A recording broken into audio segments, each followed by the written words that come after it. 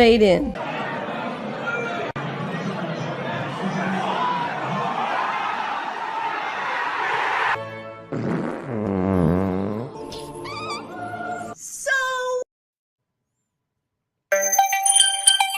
Assemble the accused! Bear witness to their trials! The time of the Inquisition is now at hand. Putting pop culture to the rack, the Inquisition calls to account the events of the week, rooting out heresy wherever it is found. I am Grand Inquisitor Doomcock, the future ruler of Earth, and joining me for tonight's torture is Nerdrotic Channel's Grand Inquisitor, Gary Beekler. Gary, it is good to see you tonight, my friend. It is good to see you, my friend. I know one of your entrances comes out somewhere in Texas, and it was frozen shut. So it was. I couldn't get back down to the center of the earth. The elevator was frozen. It was just. It's just a nightmare, dude. It was a nightmare. But I'm here. I'm well. Grateful. Very, very grateful because a lot of my fellow Texans have had a terrible, terrible time with all sorts of frozen pipes, burst pipes, undrinkable water, no power, homes crushed by falling limbs, trees. It's just been a disaster, but I'm really glad to be here to talk about other disasters like what they've done to Gina Carano and hilariously what Gina Carano is doing to them. Oh, you wanted the Force to be female, huh? Well, I guess it was. This isn't going to go down the way you think it is. Isn't that what Luke Skywalker said in The Last Jedi? I don't know. I only saw it once, and I don't ever want to see it again. Or Jake Skywalker, sorry. Jake Skywalker. Yeah, Jake Soywoker, yeah. All I got to say to Kathleen Kennedy and all those people at Disney is fade out, bitches. Fade out. Oh, it's better to burn out than to fade away. So Kathleen Kennedy stepped in. I mean, it's one thing after another, dude. Since the return of Luke Skywalker, it's Pablo Hidalgo attacking Star Wars theory. Then they hire a couple of Rossicists for a really shitty cross-publishing story that's an absolute failure. I was in a bookstore today. I didn't see one thing about it. Oh, no. Yeah. How could that be? I thought it was. I thought the High Republic was the chosen one. Well, it was going to bring all sorts of light and joy and SJW, snowflakery to the great masses. I guess the great masses missed the memo. They did. They absolutely did. So after that abysmal failure, then of course they fired Gina Carano. 4 days later, Kathleen Kennedy, wise on the Oscars YouTube channel, which I am so glad I know there's an Oscars YouTube channel, because the ratios that you saw, in the immortal words of Karen Carpenter, we've only just begun. Oh, I am going to go back to that site on Oscars night and have a lot of fun. Then, she decides to put up a video touting and praising the accomplishments of women who animate hair and calling them scientists. 4 days after she fired, it gets not confirmed, but kind of confirmed by what I suspect are Jon Favreau's people, that leak that said, that gave a little behind. We had a Hollywood Reporter article come out, kind of give some details that, this was way over Jon Favreau's head. This was management, board members or executives, at Lucasfilm. I'm thinking it's executive. And it was Kathleen Kennedy. And then, of course, today, the interview with Ben Shapiro was made public. It's not a mortal blow. Nothing's going to be a mortal blow to Star Wars. I think that's already been dealt when you hired Kathleen Kennedy. And I'll say the same thing as I say for Star Trek. The worst thing anybody can do to Star Trek is have Alex Kurtzman make more of it. So Kathleen Kennedy producing more Star Wars is the most damage you can do to the brand. As long as she continues to work there, things are going to be like this. The Mandalorian was an anomaly.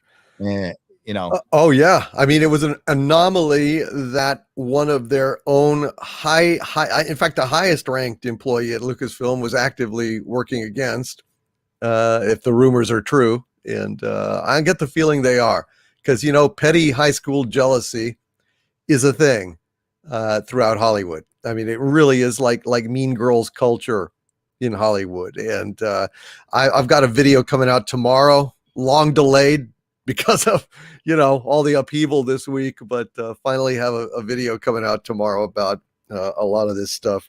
But I got to say, I'm just stunned that Jon Favreau, Dave Filoni, finally turning the ship around and gets torpedoed by a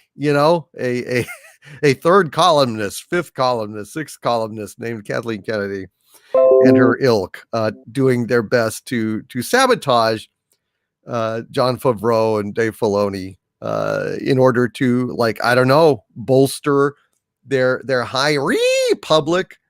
You know, they perceive, they're trying to blame anybody for the failure, and they're saying, well, you know, we had our high republic about to launch and it was going to be great, but then they sucked all of the oxygen out of the room with this Luke Skywalker thing. Well, that can't stand. Well, you know what? I don't know if the Mandalorian will stand. I really don't at this point. I don't know if it's going to survive this. I think, honestly, I mean, I asked this last week, you know, every day I'm getting more and more pessimistic about the possibility that anything salvageable can be recovered from this wreckage. Honestly, too much disappointment, too much perverting of the original mission statement of George Lucas to have a fun space opera show. I mean, what is fun about this? What is fun about seeing your beloved characters abused for years, getting your hopes up again, only to have it dashed by having the most popular character on The Mandalorian fired for shit that had nothing to do with the actual show? I just, how do fans go on anymore? How do you give a shit anymore? I don't know. I really don't. I don't know either. And this is a great example. I mean, believe it or not, there are criticisms of us. I know. I can't believe it either. No, it's fine. Weird. And one of the criticism leveled at I'll say me, is that we're the problem. Like, we're the problem in this, that the fact that we point out the bullshit, we cut through it, that we have brought this to fandom, and that is categorically false. We are simply reacting to what has happened. I would love to sit here and be reviewing a great episode of a Star Wars TV show. That's what I would like to be doing. That's what I would do. But I started noticing all of this intersectional feminism, these very partisan politics, the extremely anti-male, and you know, people love to conflate that and confuse that, or, you know, disingenuously conflate it with being anti-female. No, I'm all for egalitarian. I've always said that. We have just wanted Star Wars to be for everyone, and not just who you agree with. And now, you know, Lucasfilm has made it clear that it's not. And it's going to be very difficult no matter what Jon Favreau does, who may be an innocent party. But again, I've been hard on these guys, her co-stars, and a couple have come out kind of in their defense. And that shows you the atmosphere of fear that there is at Disney when the very established Jon Favreau doesn't say anything. Bill Burr, one of the whose whole brand is outspoken, is afraid to mention her by name, is afraid to mention that she was actually fired. He couldn't say the word, and afraid to mention the company. And Carl Weathers puts up a tweet that is, you know, listen, it's kind of in defense, but it's basically saying, hey, can we all just get along and still watch The Mandalorian? Now, I'm guessing, this is pure speculation, that he's on her side. I would imagine so. And Carl Weathers doesn't need fucking Disney. Carl Weathers is an established, like, legendary actor. He can go anywhere he wants and get a job. He's got everybody's respect, always had it. And for the record, I was pissed when Apollo died in Rocky IV. I wasn't happy about it at the time. To see these men who, I mean, especially one of them, again, has a brand of I'm the outspoken one. I'm the anti-PC one. I'm the one who call it the bullshit. Will check himself. That is the atmosphere Disney has provided to their employees. And wow, come a long way. Remember Me Too Time's Up? Remember Believe All Women? And now we're putting them through fucking 40-person Zoom room struggle sessions. What a bunch of fucking hypocrites, man. I mean, it's just, we don't do this, you know, it's just, yeah. And it was disappointing. I mean, Bill Burr did kind of defend her. Am I disappointed? Yeah, I am. I'll be honest with you. A little disappointed. I don't think he gives a fuck, but you know, that's the kind of, I thought he was one of the champions out there who would call this shit out. I would say if Dave Chappelle was her co-star, he would call it out. Ricky Gervais would call it out. But all I hear is silence. All I hear is crickets. And I understand people need to protect their jobs, but you know what? There's a lot of people who've lost their jobs over the last year. And you know, there's a point where you need to stand up for what's right. This is, you know, somebody had brought up that this is a political issue. And just because she, I don't know, it was interviewing with Ben Shapiro. I don't know. It's not this is a moral issue. This is a right and wrong issue. Disney is wrong, is dead wrong on this one. And this isn't about agreeing with Gina Carano. You don't have to agree with her. Nobody's asked you to do that. I don't think she's even asked you to do that. But this is about setting a precedent that Disney just set, a very unique precedent by not just firing her publicly, not to her face. That's pretty typical for Hollywood because they're filled with a bunch of spineless cowards. It's the rolling the bus over her. The word, which you notice I use a lot in my videos now. I'm going to wear that word out because I'm going to try to use it against them because Disney's the one who's abhorrent. This is abhorrent behavior, publicly firing a single individual because you're scared to death of her. That's all it is, dude. God. Yeah, no, that's a good point. They really are. And she herself said they would rue the day that they fired her. I think the ruining has begun. I don't know. I have a feeling they can't like all this. They cannot be happy with all this. And it's just going to get worse. Hashtag cancel Disney Plus. Because let me tell you, God damn it. It's just too much. It's just too much. It came at exactly the wrong time for them, just when they were rebounding. You're working against your own savior.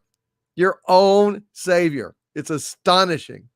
Astonishing. How can they be happy about this? What were they thinking? That's what I still want to know. What in God's name was the calculus behind this? I can't even fathom it. Yeah, it was cowardice. I mean, just straight up cowardice. It's path of least resistance. They have drank the Kool-Aid. They're drowning in it right now.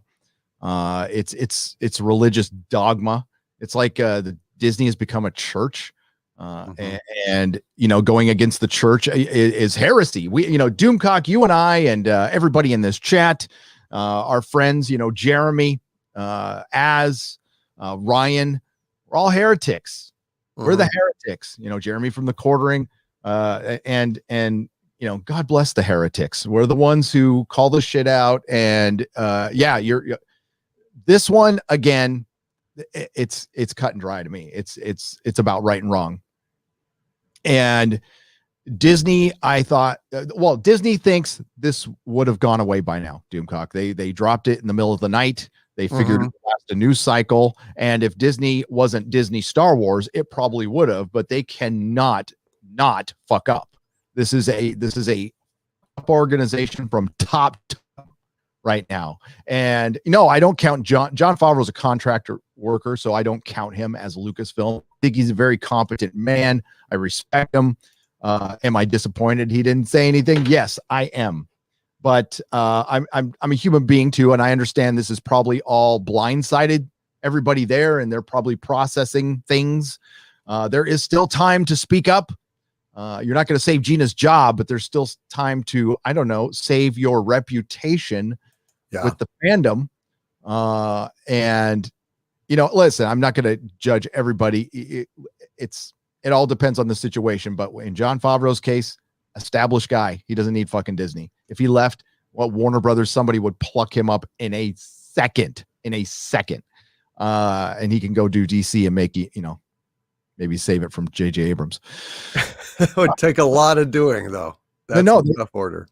But to answer your question, Doomcock, they think they are in the right. Kathleen Kennedy is petty, is an extremely petty person. The way they went about this was classless, vindictive, mean, and ugly. Just ugly, how this went down. And I really have a lot of respect. We're going to go over, I've got a few clips. We're not going to go over the whole thing, but I got a few clips of Gina's interview that we're going to go over. I have so much respect for her now for going out there. You could tell she was shaken, throughout this interview. You can hear her voice crack a little bit. She's a human being. And imagine having not one, but multiple billion-dollar corporations and the entire mainstream media and access media bearing down on you. That's not a position anybody would want to be in. And that is horrific what these people are doing. And it's funny, just off the heels of the Britney Spears documentary, where it really exposed how people like drug her through the mud, this girl through the mud. And this is the same access media. These are the same fucking people who are doing that. They smell blood in the water. That's what they do. And listen, again, you do not have to agree with what she said or her analogies or anything. That's immaterial now. She shouldn't have been fired for this. There's people working there. Now, if Gina was the only one saying this, if it was a peaceful thing and she was the only one out there saying this, that would be a different story, I think. But, that we can't even entertain that because Gina was the lone voice on the other side with, I lost count of how many people have said stuff much. I'm not even going to say what Gina didn't say anything bad to me personally, but but Pedro did. Pablo Hidalgo went after a fan. That's crossing the line for me. You could talk shit about a president all you want. I don't care. That doesn't affect how I feel about you. It's when you start talking about the people who voted for the president, who are your fans, by the way. So some of these people are your fans, and going after the fans and individuals and disparaging them and generalizing them. That's where the problem lies. That's what Disney Star Wars has introduced into the fandom, and that's what we react to. And it's not okay right now. People, I remember at the end of Fall of Skywalker, people are like, okay, we're done now. I'm like, who's done with what? I don't know if I take life day by day. Mm-hmm. And I'm not done talking yet. I don't know about you, but I don't think you are either. I'm not done. I'm not done. I don't think everything's peaceful right now. I think right now we're getting steamrolled. And Gina, it was what they did to Gina was just another scalp to them. That's all. To them is the blue check marks on Twitter, this minority that Disney capitulates to and runs shit right now. We need to take the power back, the people with common sense. And then we could talk about good stuff if they start making it. Be great. Yeah, would be nice, but I'm just very pessimistic at this juncture. They have really, really just rained on the parade, deflated fans. It's just undone all the good work that was done. They had a way out. They had a way back. That way, I'm not convinced exists anymore. And now all we've got is shit like WandaVision, which frankly is starting to leave me kind of cold. And I'm just, boy, this corporation doesn't seem to want to survive. No, it doesn't. And I was watching a Ryan Cannell video, and he put up a graph for searches. And the Google, I mean, you put those up too for Star Trek Discovery and interest, right? So everything was kind of down, and then WandaVision popped up with the Pietro cameo, and then the Gina Carano thing hit. Now she's the most searched thing, and she's the #1 star on IMDb. This has all blown up in Disney Star Wars. Hey, will it blow over? Yes. Are people going to go back and watch Disney Star Wars stuff? Yes, absolutely. when I say cancel Disney Plus, it's just to vote with your wallet. It was to get it to trend. For one, I think it would still be trending. Gina Carano, we love Gina Carano, should have been trending for 3 days straight. People are still talking about it, but Twitter manipulates that shit. Whatever, who cares? Yeah. But no, things are not. I think a lot of people Marvel it's still under Disney, but it's separate from Star Wars. But I think it's affected WandaVision. It's affected my interest. And not that anybody on that show did anything to me personally, but I did cancel my Disney Plus. It ran out on the 19th. I was able to watch WandaVision one more time, and I thought the episode, well, we'll talk about the episode, but I thought it wasn't very good. I didn't think it was very good, honestly. But let's first we're going to welcome some people, then we're going to go to our first soundbite from Gina. Good. Yeah, but let's see who's here, man. We got there's Tom from Midnight's Edge. We got Chris Persia, the Canadian Wrench, Alex James, Alphan35, Lucas Carpenter, Mark Griffin, Rob Atlas, the Cheese Factor, yes. Scott Ree, Bionic Belly Button, Hail, Invisible Ward, Isabel Brokow, Mick Bright, Renamed Playa, Ages Flow. Who else do we have? There's Eric K and his wrench, and Lord Thoth, Wendy Vega, Charles Burnett, and Vigilante Williamson. Hail, everybody, and welcome to the Inquisition. It's good to see you. All right. So I think I've got timestamps for 1, 2, 3, 4, 5 clips. These are, and I'm sure most of you have seen the interview. It's really good. She is really like genuine, just something you don't see in Hollywood. And that's probably why she wasn't cut out for Disney Plus. She's saddled with unfortunate honesty and integrity. It's really too bad. Otherwise she would have probably worked out great at Lucasfilm. Yeah, let's go. Yep. There we go. Now the first clip. Oh, whoops. I didn't want to share that, but hey, hi chat. Say hi chat. Now the first clip is just asking basically where did she start seeing things go wrong? What the hell? God dang it, I'm such a boomer.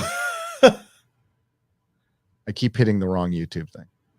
Oh dear. I talk and share at the same time. I can't do two things. There we go. Can't talk, can't share. There we go. And how quickly was it apparent to you that politics was going to be a problem, either in the production of the show or on the set or in any way? The interesting thing I think about this whole political thing in me is I'm not like you. I've never been really interested in politics. And then as soon as I started seeing what was happening, I guess in 2020, I started looking up like, well, maybe the adults don't have it under control, and maybe I'm an adult now, and maybe I have a responsibility to pay attention. And I guess when we first started having problems was it had to have been on the pronoun usage. I think was the first problem. Maybe before that, well, because I was really upset about the shutdowns. I know what it's like to be working and then not to work. And then, I know the depression that comes with not working, because my job has been on and off its entire life. You got a job and then you sit out a year, and you got a job and you sit out, and not having a job and not having purposes, it's devastating. You go through a depression. It's not consistent. Mm-hmm. And I think I do good with consistency. Can you take us through sort of the controversy over the transgender pronoun, because that was the first time you started really trending on Twitter for politics? I ended up putting beep bop boop in my Twitter bio, and 100%.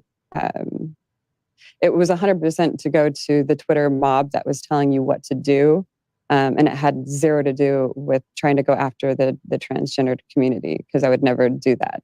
I'm just me personally. I'm not trying to target anybody or go out after anybody. And so as soon as I saw people started taking that wrong, I put right after that, I was like, no, beep bop boop was like me just saying, I literally said to my friend, I was like, let's put something in my bio just to show like I can put whatever I want in my bio, just like they put like whatever they want in their bio, like Trash Panda and all this stuff. And like, so I just put these noises in my bio, and then there was this crazy meltdown. And the conversation should have really ended there, because that's what she said back then when it happened, right, Doomcock? And she's been labeled anti-transgender ever since. Yeah, well, that's the thing. You've got to realize that what they say and reality are two different things. Mm-hmm. No matter what she does, what she says, how much she clarifies her statement, these people are hell-bent on taking it the wrong way, slandering her, slamming her, throwing fuel on the fire, trying to get her fired for God knows what reason, probably because she's an actual woman, a heterosexual woman, beloved by not only women, but heterosexual men, probably gay men too, probably everyone. But they can't stand that. They cannot stand that. They have no love for anything except their twisted little agenda.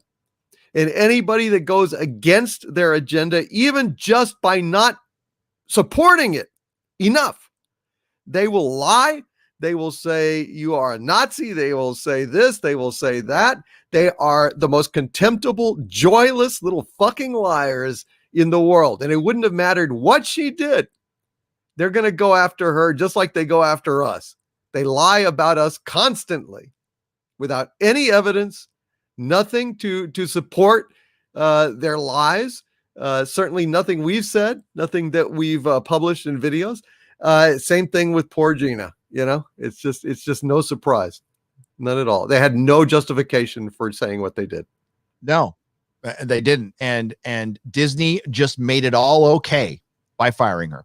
That they made all of those lies and then repeating it. Now, again, this isn't something she scripted up. This is something she said from day one.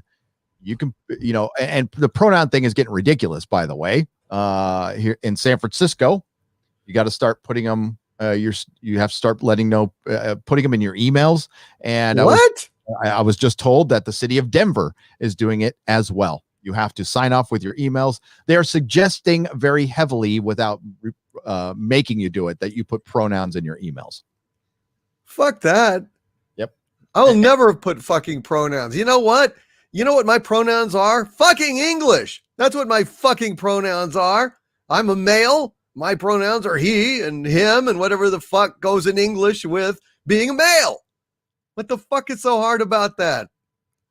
As long as your name's there, I think we're good. Bullshit. I will never fucking do that. Promise you. I was having a conversation with Mrs. Nerdrotic, who, is, she's in the hair industry, right? Lots of friends in that community, and the individuals in that quote unquote community don't like this. They don't like being used like this, and they understand what's going to come out of it. It's going to be a lot of resentment. It's already started. And maybe that's the end goal from these freaks on Twitter. And I mean, specifically blue checkmark freaks. And that's it. Because, they've gained a lot of ground, and you would think that, and this is more often the case than not with the individuals out there, the ones in the alphabet community have been through a lot of shit, and they would be a little more empathetic, and they wouldn't want other people to go through that. And that is, again, mostly the case. But this is counterintuitive. Whatever cause you're about, if it's about cruelty, then fuck that cause. Period. If it's about using it and weaponizing it and attacking people, then your cause is political. That's all it is. It's not a moral one then. And that's what, and this needs to be called out. It's I hate to use a prison analogy, but prisons were segregated by race. So if a race of people in a prison, if somebody in that race of people was acting up and acting the fool and causing a lot of trouble, what was called tank captains, or each group had a lead, yes, would get together and say, you need to put your guy in check before we do. So you need to put your guy in check before we do. And that's kind of, if you want to play this and this is what happens when you play tribal shit, because it's fucking ridiculous. We're not tribes, we're individuals.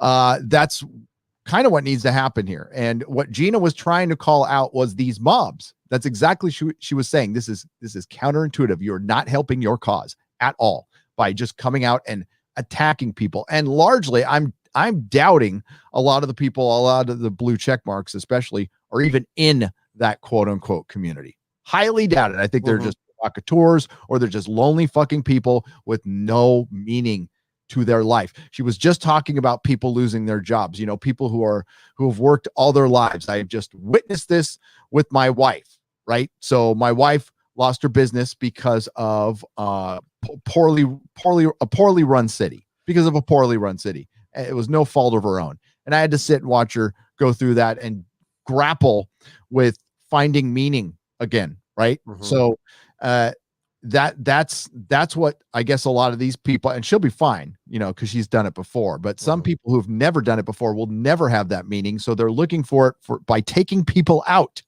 They get their little dopamine hit, and then they're off to the next person. And that next person is going to be Chris Pratt. I calling it right now. I think everybody knows that next person, they want Chris Pratt more. They wanted Gina Carano more. They got her. So Chris Pratt is next. The guy hasn't done anything. No, of course not. Well, you know what? Chris Pratt should be so lucky. I got to say, all you little joyless canceled turds out there, how canceled is Gina Carano when she's on with Ben Shapiro on a massive video, massive deal with Daily Wire, gonna do her own movie. Shit, cancel me. Cancel me along those lines. Shit, big fucking deal. But let me tell you, Chris Pratt is awesome. Chris Pratt is a cool, funny guy. He's my Star-Lord. And you know what? You go fuck yourselves. This is all it's done is elevate Gina Carano. You have struck her down, and she has become more powerful than you could possibly imagine. You stupid, ineffectual snowflake fucking pieces of shit. I think it's hilarious. All it's done is inspire me to get in their fucking faces more, mock them more, laugh at them more. Go fuck yourselves. You cannot cancel shit. You can't cancel anything from somebody that doesn't give a shit about you, doesn't give a shit about your stupid opinions, doesn't give a shit about your slanders, doesn't give a shit about your fucking pronouns, doesn't give a shit about anything you care about.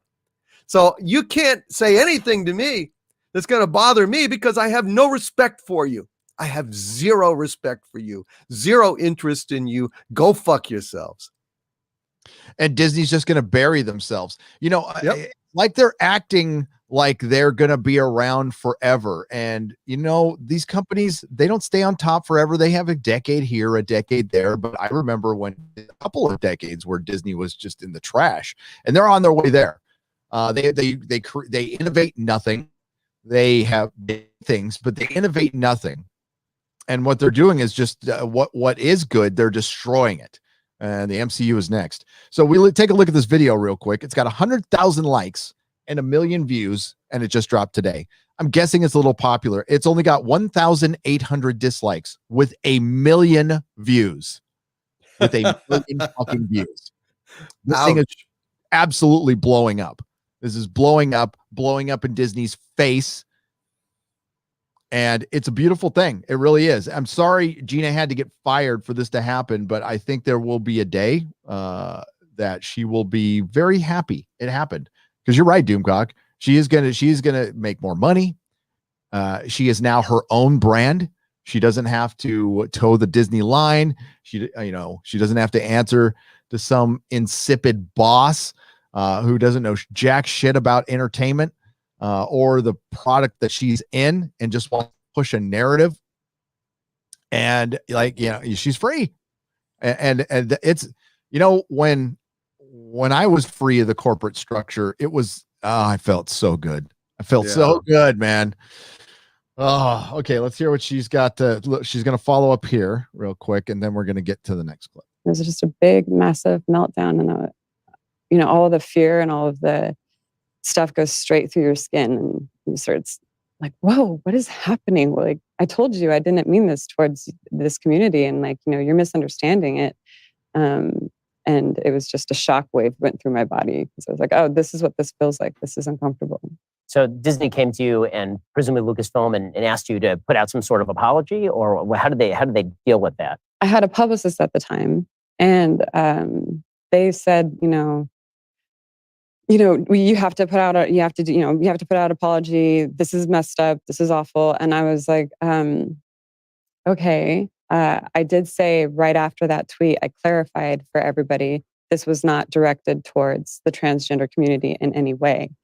And I've also been watching celebrities apologize left and right, and it's very ingenuine. And I said, can you just give me a moment because I'm kind of feeling emotional right now, and can I just do my own research? And so,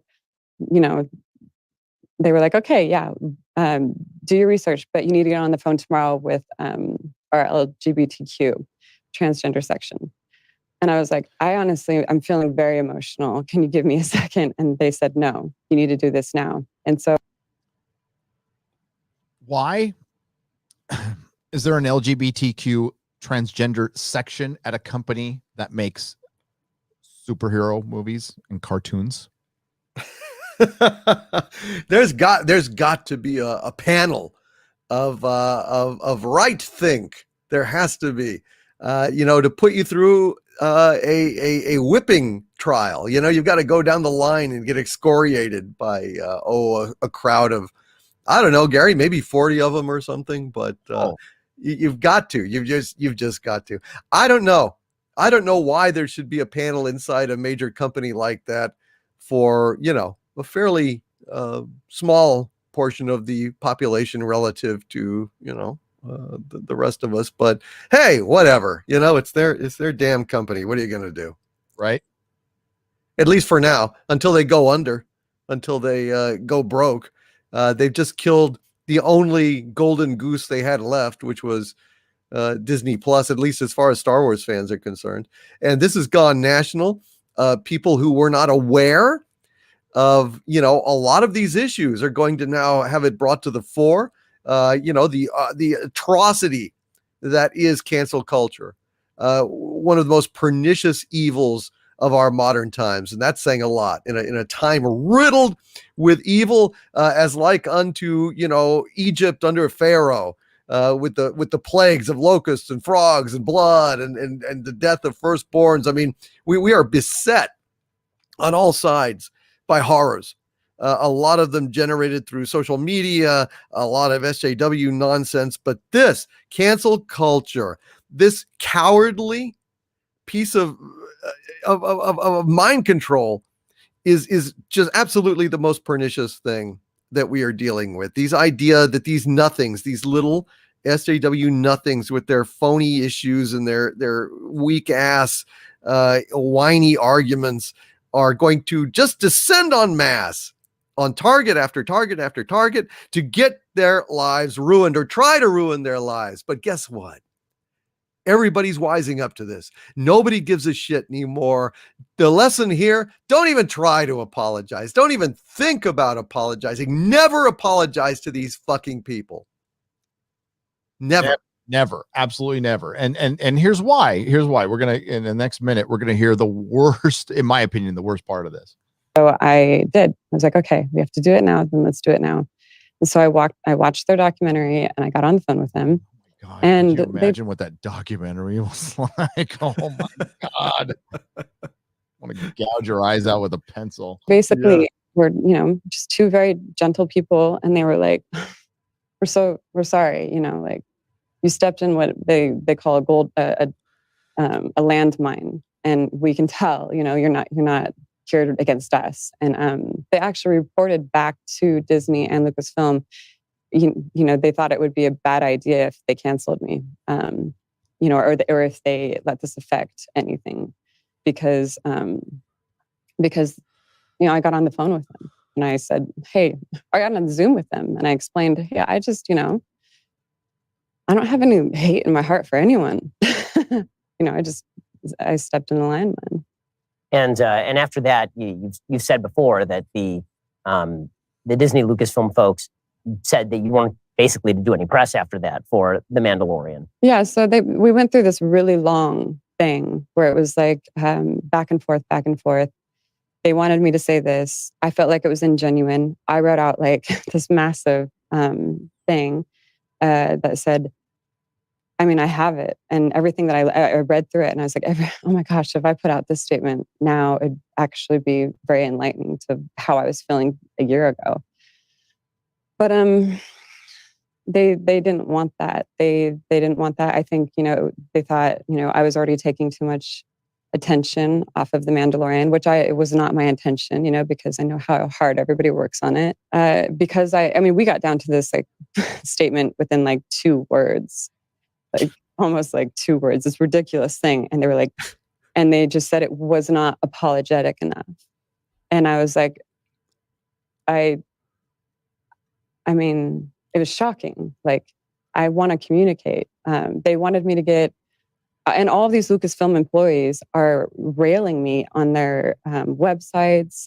One of them, a creative director, had a GoFundMe, and in the GoFundMe bio, it was like, this is because our ignorant actress, and like it was like so they wanted me to get on the phone with like 40 of their LGBTQ community, not on the phone, on Zoom. And I felt like you're all these people, all your employees are slandering the hell out of me right now. You think I want to get on a video where they can then film it, and I felt very kind of insecure about that. So what I offered them was, the restaurants at the time had, started opening back up. And I was like, let me take, 4 or 5 of them out to dinner, and it'd be a person to person. You can look me in my eyes, I can look you in your eyes, and let's have a genuine conversation. And I think it's also a bit abusive that you want me to talk to 40 people. And a bit abusive. That's abusive. That is a hostile work environment. That is horrific. That is vindictive. I don't have enough fucking adjectives to describe how terrible that is. And Disney, I hope, is embarrassed, beyond embarrassed, shameful. It's shameful. And what you're going to, okay, we need to find all of our alphabet members. And well, how do you know that? Do you verify it? Do you make them do a sexual act or something? How do you know that? You're going on their word. Then they get to go on their fucking Zoom call, and I'm betting, Doomcock, they all had maybe 4 or 5 minutes each to speak, and Gina would have to sit there quiet. This is beyond. It's a struggle session. Many other people have said this before. That's exactly what this is. That's what the CCP used to do to their citizens who used to get out of line. They used to put dunce caps on their head, put them in a dress, and have the township or whatever humiliate them until they got into line. Absolutely. Oh, yeah. Put them through the ringer, Gary. Put them through the ringer. Go ahead and make them feel awful. Have the 2, each one of them gets their 2-minute hate on Gina Carano. Wouldn't that be special? And they can talk about how they were hurt and how, she was insensitive with her beep bop boop, and how she really hasn't contributed enough, to the struggle, etc. and so on. And, maybe she needs to become gay now and prove it. Yeah. That's essentially it. It's counterintuitive to your cause. I know there's individuals out there who probably cringe at this, and I'm sorry, but this is Hollywood's embracement of your cause. They're using it, they're weaponizing it to hurt people, and not just fire them, hurt them. They want. Gina said she was crying in bed. There's probably people at Disney very happy to hear that. Yeah, I would have never said that. Don't empower them. Don't give aid and comfort to the enemy. Never let them see you sweat. Never let them see you cry. Screw them. But you know what? That's the thing, Gary. This is a very authentic woman. Yep. This is a woman that is fighting for us to have the right to live an authentic life without fear. Fear of being canceled, fear of being intimidated, fear of being slandered, lied about. It's a very important cause that she is championing right now. And she probably never meant to do that. She's not being necessarily strategic about it. I get the feeling that she is just an extremely authentic lady who lives her life in the moment, is not thinking a lot about the political implications of the things that she says. All the better for her. She is not that phony. She is a free spirit. And we should all be free. We should all be free to speak our minds and not worry about a bunch of subhuman pod people, scumbags descending on us whenever we have a slip of the fucking lip. Because let me tell you, everybody makes mistakes. Everybody says something that, in an unguarded moment might be misconstrued, might be weaponized against them. But how can you live a life that is guarded? How can you live every moment guarded to watch against unguarded moments? You see what I'm saying? How awful that is. How you cannot live an authentic life free of fear if you cannot occasionally have an unguarded moment, say something maybe that was off color, maybe that you didn't even mean in the way that it was interpreted, but still be deluged and besieged by a bunch of joyless, soul-sucking fucks that just want to drag you down to their own sad, twisted little nothing level. And this is why all art from Hollywood, and I'm damn near all, sucks now. Yeah. Because people are living like that. They're writing like that. They're creating like that. They're like, okay, how do I make this script that as inoffensive as possible? I love, and I'm sure you do too. I love being free to fuck up, because then I learn that. And, sometimes fuck ups can turn out to be really good things too. So, and you're not free to write, oh my God, I can't, that's why we can't, Hollywood cannot produce anything with a complexly written character, a female character now. They are all strong, or they're men, for Christ's sake, at this point, or they're just infallible, and it's boring as shit. It's boring as shit. So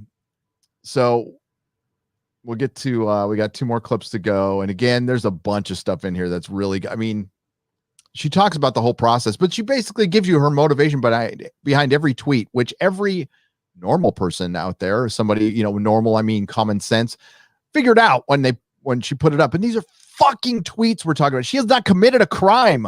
I mean, I don't know this for a fact, but I'm betting you there are people currently working at Disney right now who have done far, far worse.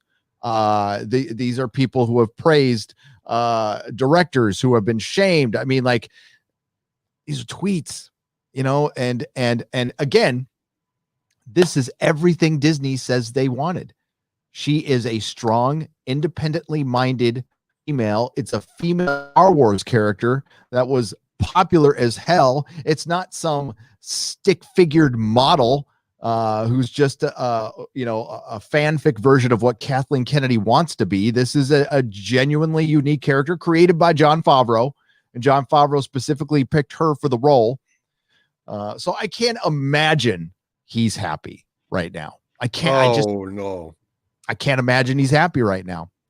And this is I think it's gonna have repercussions, but we'll find out. Maybe nothing happens. And we'll talk about that after this, about where Star Wars goes from here, what happens to some of the fandom. I have my theories. So here we go. This one is good. Yeah, this is the part where, again, I agree. I wouldn't have said crying in bed, but this shows how authentic she is. Exactly. I don't fault her for it. Workout regimen like now? Well, for the last week, it was a little bit of crying in bed. I mean, I do want people to know that, this has not been easy. And I think, I'm a human being. I have so much to learn and grow. And I am deeply understanding. It's like the curtains got pulled. And I'm seeing so much. And so that's been a very large realization. So I do think when this does happen to people, it's like, being canceled might become trendy one day. But don't think that when it happens to you, it's going to be easy, because it's not. It's going to be maybe possibly one of the hardest things that you've ever been through. But I think, each day that goes by, you kind of stand up and you find your legs again, and you stop feeling sorry for yourself, and you show up. You show up to an awesome opportunity with people who want you to sit at their table, I think it was Nina Simone that said something along the lines of, you need to understand when love is no longer being served at the table. So you need to understand when to leave. And okay, I'm not going to shove myself down anybody's throats. We disagreed. It didn't go well. 2020 was a very emotional year for a lot of people. Okay, I'll get up and find another table, and hopefully invite more people to that table, because I'm about love and real, true diversity. What was it like to move from MMA? All right. And yeah, I mean, Star Wars fans, there's a bunch of you out there that Disney doesn't want you at the table anymore. They just flat out don't want you. And listen, I know Star Wars fans just want to enjoy Star Wars. I know a lot of you guys a lot of you came back at Luke Skywalker. You came back. You wanted to give him another chance. That comes from a good place. So I'm never going to judge you for it. I was never about calling for a boycott of any kind. That's a personal decision. I do say vote with your wallet. I personally was done with Star Wars. And what I mean done is like, I used to collect it. I used to collect all the comics, all the toys, everything, just as much. These walls back here, just as much as I was into Doctor Who, I was into Star Wars. Uh-huh. I loved this shit. And I stopped dead after The Last Jedi. I was just fucking done. Never going back.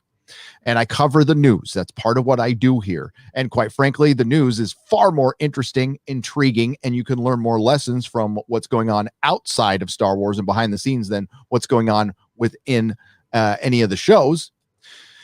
But they did one thing right. And quite frankly, it's been a disaster from the get-go. And if you really look at it objectively, there's some average Star Wars out there. That's about it. But they had some good moments, and they had some, Baby Yoda, but their most popular actual human character, they have fired now. So here's what Gina has been, and a lot of what Gina's been saying, I know, is a lot of stuff you have been saying in the chats, on Twitter, we have been saying for years now. But it is different when it comes from somebody who was actually there. So let me get to the right spot here. Let's just start here. Why are you whispering? Oh, that was a good one. That is certainly all caps, and we would go early on a Sunday morning, because the idea was that if we were ever spotted publicly together, then these people would be canceled, and they knew this. And isn't that insane? Like, somebody new to the political world. I mean, I'm sitting there thinking, like, I'm like listening to a lot of you guys, and I'm like, you guys were making the most sense to me. That was all. Like, you guys seemed intelligent, well spoken. You're speaking some truth. You're calling out like hard truths. And that's why I was like, okay, that's why I kind of have found myself on this side, I guess. And but like I would go down and like to a barbecue on the beach in California, and all these people are like, "Hey, we agree with you. It's messed up, isn't it?" And I'm like, "This is your house. Why are you whispering?" That is certainly the attitude in Hollywood. That's insane to me. It is overwhelming in Hollywood, and the number of people who are in positions of real power in Hollywood who agree with us on politics is not insignificant. There are a significant number of people in power, but they also understand that their career is on the line, and they're deeply afraid that their number is going to get pulled next. And you see it week in and week out. I mean, the same week that they canceled you, they went after Chris Harrison on The Bachelor for the great sin of suggesting that a female contestant ought to be given grace after she went to an Old South costume party 3 years ago. And he ended up being suspended. He made an apology, which you should never do, never apologize to the mob. And he ended up being suspended from the show, essentially for the rest of the season. He may never get his job back. This is the thing that people in Hollywood are deeply afraid of.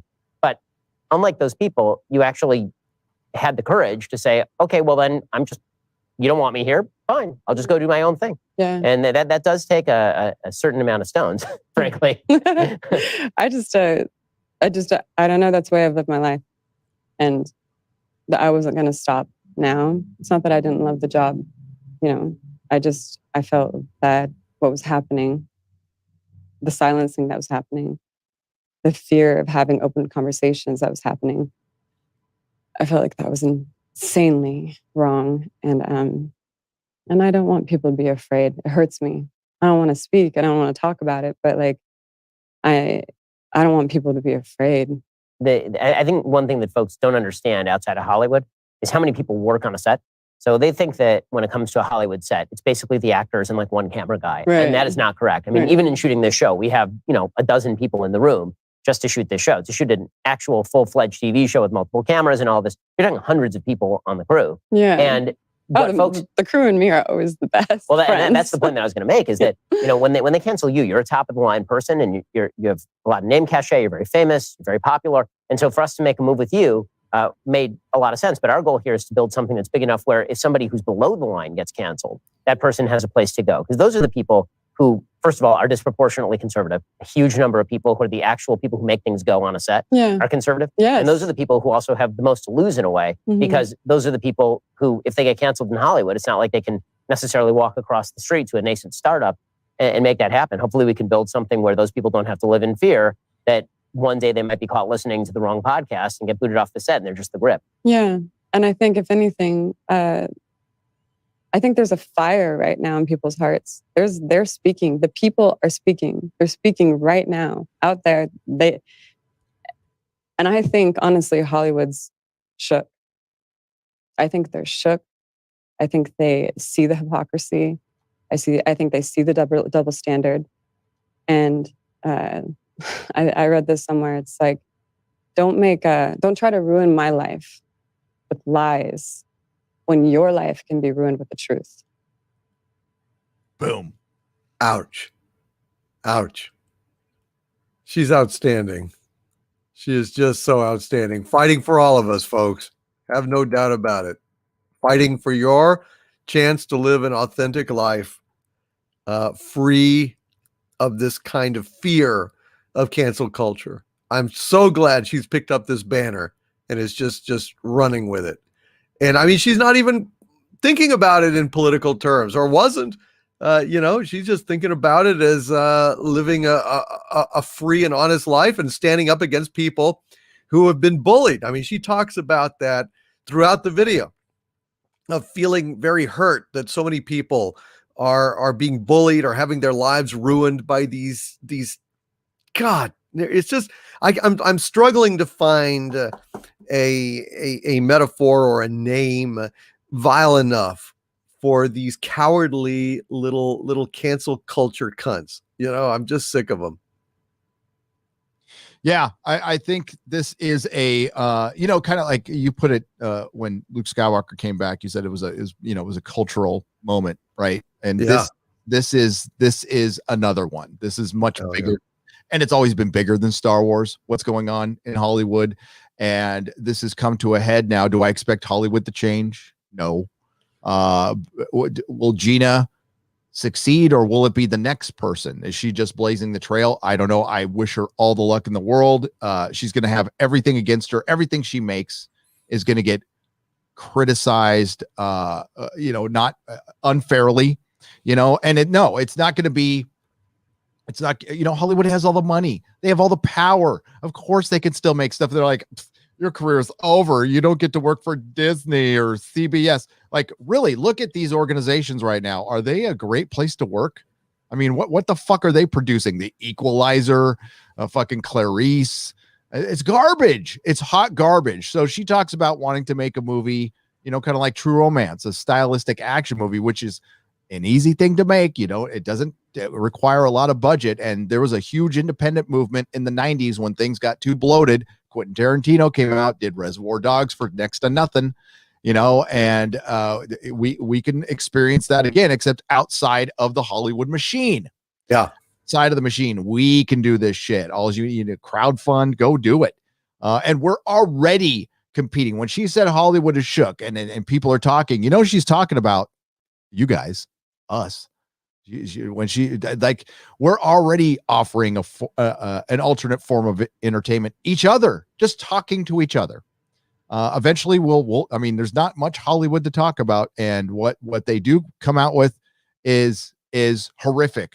Believe me, I've got some, thanks to Lady Greymaster, I've got some very, very bad Lord of the Rings news for you coming soon. Oh God. Yeah, it's just you got Peter Jackson stuff. You're okay, and you got the books. Just don't worry about Amazon. But what she's doing is, she probably could have waited, and she would have probably been offered some other role. I'm guessing. I had a conversation with Jeremy. I can't talk about the details, but we both, Jeremy brought up that, I bet you the sharks are swimming around her right now. And I totally agree. Like I mean, Hollywood's filled with them. There's actually a movie called Swimming with Sharks. Yes. With Kevin Spacey. Yes. That's educational about Hollywood, but yeah, they're probably circling. And, if she just sticks to her guns and sticks to her brand, don't go anywhere. In my opinion, I would stick to like doing your own thing, try it. If it works out, it doesn't. But I think it's brilliant what she's doing. And they use that term stunning and brave, like fucking repeating Hollywood talking points over and over again to the choir is not brave. It's the easiest fucking thing you can do. What Gina is doing, again, she has more balls, metaphorically speaking, of course, than most people in Hollywood, than anybody right now. Anybody. She has rocked Hollywood. She has exposed Hollywood. She has exposed Lucasfilm. And she'll end up, really, she should be at some point proud of herself for what she did. I know a lot of people have her back. And hey, she took the risk of following some of us on Twitter, which, I'm sure she got shit for that. I'm sure she did, but let me tell you something. I love this new idea of diverse people making movies, outside the Hollywood system, more indie movies, more crowdfunding. Because let me tell you something, fans are passionate, and you never get a good film unless there's passion involved. Just straight up. I mean, it's as necessary as a great script. You've also got to have the passion. And I tell you, these individual filmmakers that put themselves on the line, make a great movie because it's so hard, because it's such a daunting challenge. That almost guarantees that if they go all the way through with it, it's a work of love. It's a labor of love, of passion. And so I'm much more interested in seeing something like that than I am in another soulless blockbuster or, piece of garbage remake from Disney. Like Cruella, for example. I mean, Jesus Christ, give it a break on this whole Dalmatians thing. Please. I don't even know how many fucking Dalmatian movies there are. I can't even count that fucking high. I don't know, but it's a lot, and I'm sick to death of it. Are there 101 Dalmatian movies? Yeah, I would not be surprised. Douglas A. Burton for $14.99 says there's no such thing as a successful original woke IP. That's why they only hijack existing IPs on a superficial level. Can't we organize to start producing new IPs that we protect? Yes, organize is a key word there, because that is how the SJWs and the NPCs infiltrated entertainment, comic books, video games, absolutely everything. They organized. And they were able to use our comfort against us because they don't actually buy this shit. They don't actually care about this shit. There's so many provocateurs out there. I love how they accuse us of this. Listen, I read comic books. Doomcock reads comic books. I collect comic books. I have actually been a nerd for 4+ fucking decades. And so have many of you. We actually, like this stuff and memorize it and would talk. I've talked like this about entertainment my entire life. And my God, I found an outlet for it. It's brilliant. And thanks to you guys. But there's a lot of provocateurs who don't give a shit about this stuff. They just want to burn it down and move the fuck on. So yeah, we need to organize. Oh, we do. Look, the reason why they can do all of this destruction and cultural vandalism to our beloved properties, the things that we love, our cultural myths, is because they don't give a shit about it.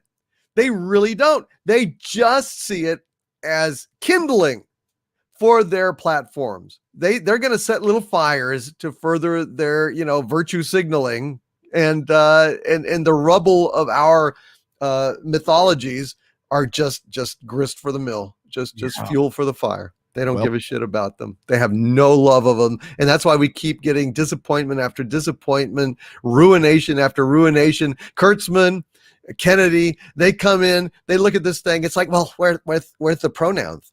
Where's the virtue signaling? Well, we're going to improve this. And then they go ahead and run it into the fucking ground because they have no love for it, no understanding of it. They think it's a fucking platform instead of a narrative. And that is what we have to keep fighting against. Cancel culture, platforming of our fiction, our culture. This has just got to fucking stop, or we're going to put a fucking stop to it one way or the other. Indeed. And thank you, Douglas A. Burton, for the $14.99. Valiant Renegade for $100. I started. Thank you, my friend. That is a lot of money. We appreciate it. I appreciate the generosity. I started my YouTube 1 minute ago, 68 subs. Watch this Gina interview, 1 a.m. Saturday. Posted a vid the next morning. Got trolled by a mentally defective with a novel of posts, and I am a nobody. These people are nuts. Thank you both for getting me into the fight. I'm here because of you and grateful. Thank you, Valiant Renegade, and well done. Yes, infest YouTube with common sense. Infect YouTube with common sense. Get on here. I know a lot of creators have been around a while going, oh, it's terrible. You know what? If you're smart, you can get on here, and then there'll be other places you can go from here after that. Odyssey is a place that's looking like it could be a legit competitor. If YouTube doesn't take it out, we never know. But that being said, get on here. Yeah, it's a great hobby. It's fun. Well, a lot of us are locked down. Get a microphone. Get a good one. Got to get a good one. I would go microphone before camera. Just my opinion. Yeah. But thank you, Valiant, and welcome to the party, man. Welcome to the party. There we go. All right. So we're gonna answer some questions from the audience on this. And I thought the interview was great, personally. Brilliant because she came off authentic, voice cracking, probably said stuff that was regrettable, but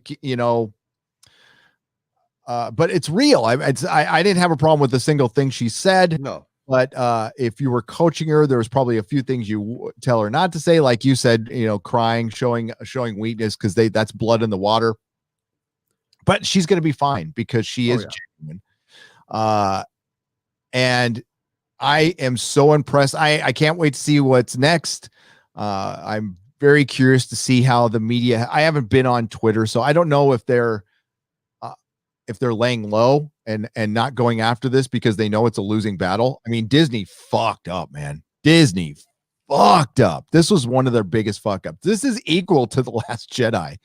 I just said in my video, it's like it's all the failure without the bad movie. I mean, that's what it is. Kathleen Kennedy is a joke at this point. No, she completely just screwed the pooch. Yeah, I mean it's just like you're coming. It's like she struck Star Wars a blow straight to the head, knocked it on the ground, left it for dead. Then here comes Jon Favreau giving life support, CPR, breathing the kiss of life back into Star Wars. It kind of sputters and sits up, and she comes and drives her club into its head again, and then moves on. Yeah. And that's basically, is that what you want, Disney? Is that really what you want? Are you happy? Are you content with what's going on? I really want to know. I want to know. Joel is John Favreau, and Kathleen Kennedy is Abby Smash. Fucking head in. Thanks to you guys, I started watching Star Trek for the first time in release order. I'm currently on TOS Season 1, Episode 8. Oh, wow. That's excellent. That's great, man. Watching Star Trek for the first time. Lucky guy. Thank you, Justice for Gina, for £5. Frank Sarko for $25. Star Trek Picard, The Search for Relevance, Season 2 sees Deanna, the unsympathetic empath, Troy, talk to Horta, played by Amy Schumer, down from eating an entire Ben & Jerry's factory. Stunning and brave. Stunning and brave. Yeah, we're going to talk about Marina Sirtis in just a moment. I included her in my Gina video because I think it's a great example of the fucking hypocrisy in Hollywood. We just had a Star Trek actress, Marina Sirtis, come out.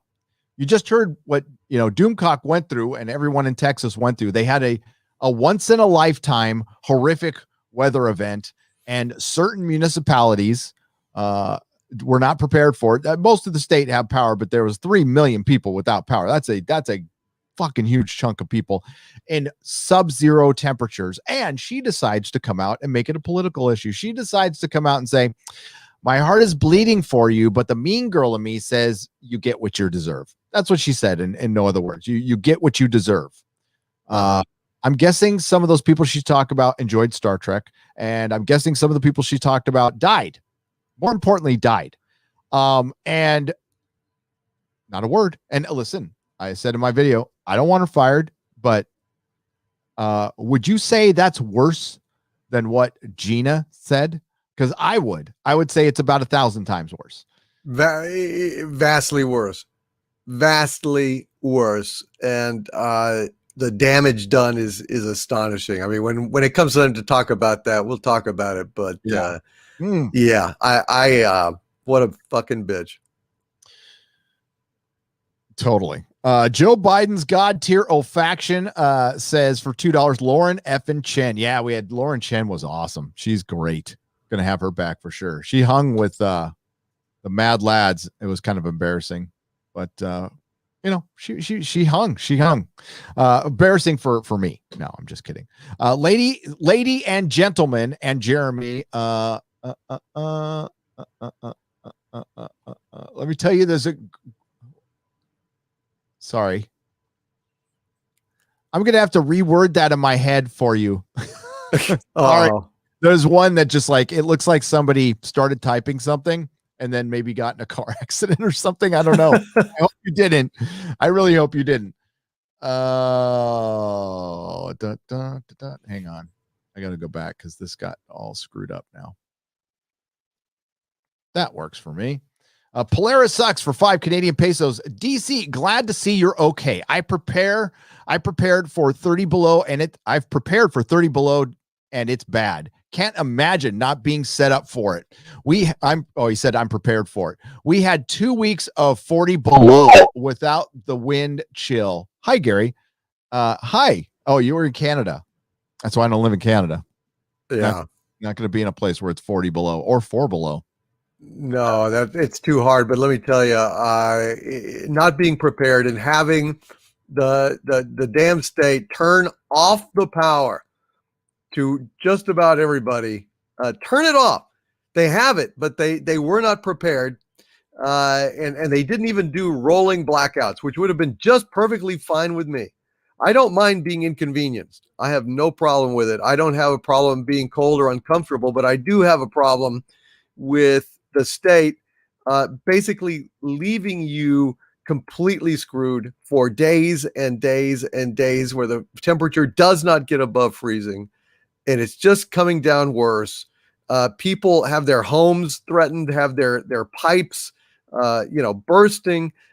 People are getting injured, getting hypothermia, all because they can't be bothered to go ahead and do the proper rolling blackouts. So let the house warm up a little bit before you turn it off again, so as to keep things from freezing. It's just a disgrace.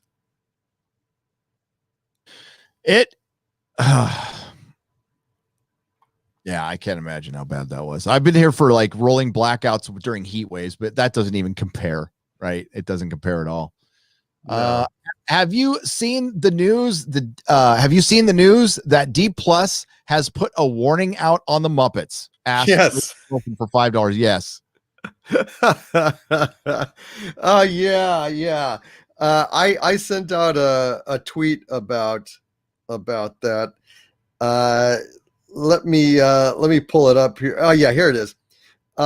This is what I said. They were saying so now the Muppets are offensive, and I tweeted out, everything is offensive when you're a fragile, sniveling little weasel who needs to find a safe space before you can even feel safe enough to fart. So yeah, all the professional victims out there can find something offensive in the ingredients label for a can of fucking peas. You joyless pieces of shit.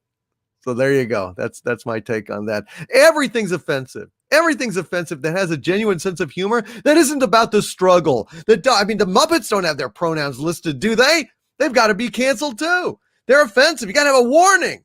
Lack of pronoun warning. Screw this. I hate this shit. It's really getting completely out of fucking control. And we need to complain. I know that it's easy to be lulled into complacence, but we need to get louder, angrier, and more vehement in our objection to this shit every fucking time we see it. Yes. And it's like I've said, this isn't going to end soon, folks. I mean, I think there was just, towards the end of the Disney trilogy, there was, this is over. And I'm like, like we made progress at the end of 2019. What I mean is common sense made progress. It looked like Hollywood might have been like, ooh, we've kind of gone over the line here a little bit. And now that we're past the election and stuff, it's because of what happened last summer. They feel like it's a return of 2016. And, this is more important than just bringing Star Wars back. Okay. Star Wars, can it be saved? Not while Kathleen Kennedy's there. No, it's just not. Like Favreau will be able to get away with making a likable show that I will not care at all about. Not going to cover it. I'll cover news around it, but I'm not going to review it. I'm not going to bother reviewing. I mean, like Mandalorian reviews, they weren't getting that much traction. It wasn't until like a big reveal or some guest star, but the actual show that's supposed to be about a Mandalorian it's all gimmick based. It's all gimmick based. And that was the best thing they've done. There's nothing else I would even consider covering. Not the comic books, not the cartoons, nothing. There's nothing that interests me. And it's because, well, for one, the actual product has not been good. It sucked. It sucked. And now we have leadership attacking fans, and then they've fired their one good thing. They had one good thing going. They had one chance. It was inexplicable how they got this fucking chance. But Luke Skywalker coming back did it. And unless they actually de-age the actual Mark Hamill and resurrect Gary Kurtz and George Lucas, it goes back to his prime, it ain't ever coming back. Nothing's ever coming back. No, I mean, and even if the quality comes back, I mean, it's the same thing I was talking about, Gary. How are you going to convince fans to give it another look when they have been so grievously insulted and alienated? I mean, it's going to take that much more to say. I mean, you could say, hey, George Lucas is back and he's consulting and we're doing things the right way now. But how many people are still going to be angry and never come back? I don't know the answer to that, but I think it's going to be a lot. Yep. The Wilfield report. This is a donation through Streamlabs for $10. Also, I don't mean to get too political, but the same people who are cheering that Gina got fired are the same people celebrating the death of Rush Limbaugh. Like him or not, Celebrating the cancellation or death of someone is despicable. Hail Gina and Rush. You don't have to agree with. I wasn't a Rush Limbaugh fan. I didn't listen to him. And like, I don't want the guy. No, celebrating death is despicable. It's inhuman. It's inhuman, especially somebody who died of cancer. I don't care who you are. I have great empathy for you going through that, because I watched my dad go through it, and it's a horrible way to go. And I believe in karma. And if you're the kind of person who roots on somebody dying of that, I mean, I think it kind of heightens the chance of you actually getting it. And you just don't want to, the fact that we have to say that out loud now tells you how bad things are. It's just, yeah. And the fact that I'm not surprised by it at all is disgusting. The Will-Filled report for $5 more. I've been subscribed to the Daily Wire since last year and was going to cancel my subscription as I didn't use it that much, but now I'm keeping it.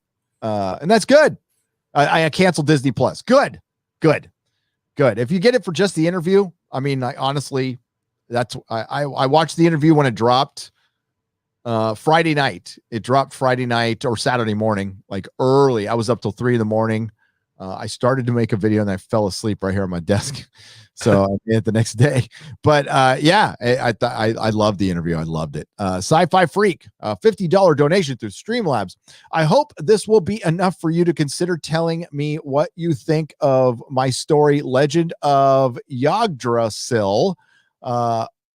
Yggdrasil Bow. Once I can pronounce it, maybe. Sorry. It's my own YouTube channel, Sci-Fi Freak, and audio book format. I'll check it out, Sci-Fi Freak. I will. I love that. I think that's a good way to go.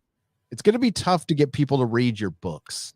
I know it's an easier thing to do because you don't have to get an artist and you don't have to collaborate with anybody. You could just write a book, but that's the toughest sell out there. There's a lot you need to like have a hook, and I think having an audio book is it. I think that's it. Moss Disney Studios, you will never find a more wretched hive of scum and villainy. We must be furious.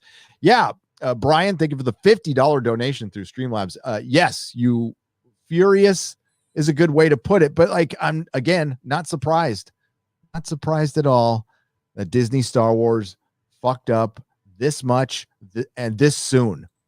And again, there's a lot of people out there who were done after The Last Jedi, and there was some anger in the fandom, right? With people who went back. There was, we went through this with The Last Jedi. We put up with a lot of shit, and you all went back and you saved Kathleen Kennedy's job. I don't think it was just people from the Fandom Menace. I don't know if there's enough. There's a huge number of people in the Fandom Menace as far as individuals who use that hashtag.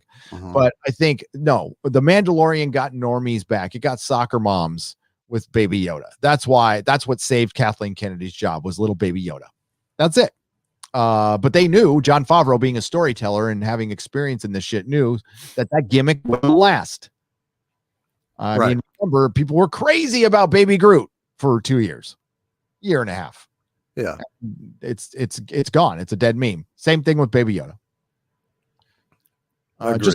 Just saw a news report telling Disney is trying to cancel the Muppet Show, putting cultural warnings on the episode. Yeah, that is. And thank you, Brian Natifer, for the $4.99 super chat. I appreciate it. Well, I know none of us will easily forget the spectacle of Kermit in blackface. That was such a distasteful moment, and the swastika on Miss Piggy was a low light in the series. It probably deserves to be canceled, don't you think? I think so. And I apologize. I'm having a little bit of a rough time because YouTube's back end, back end has been destroyed. There's YouTube's structure. I mean, its overall structure has gone to shit over the last year.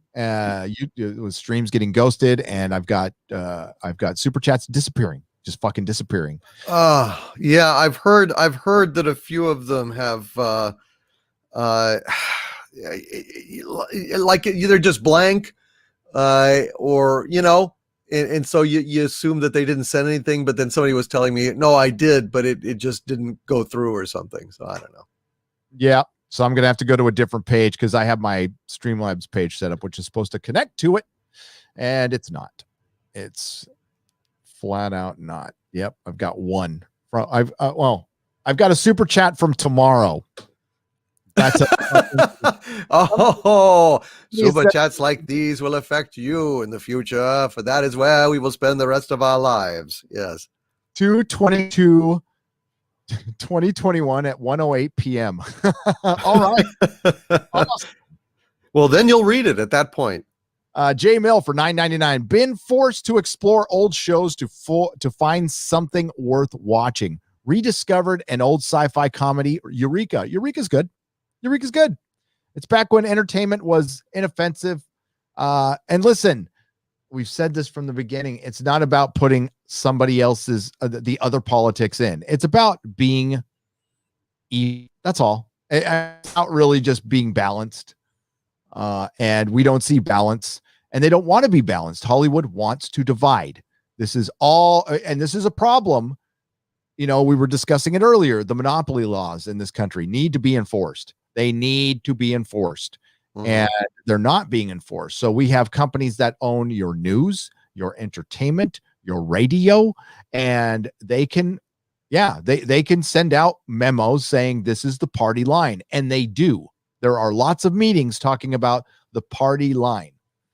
I tell you, and this is how they can't compete against us, because there's thousands of us live streaming right now. And I think our meetings last about 30 seconds, which is just turning it on and trying to figure stuff out. And people don't care about polished and sleek anymore. They don't. They just want to interact. They want to interact, and they want to be told the truth.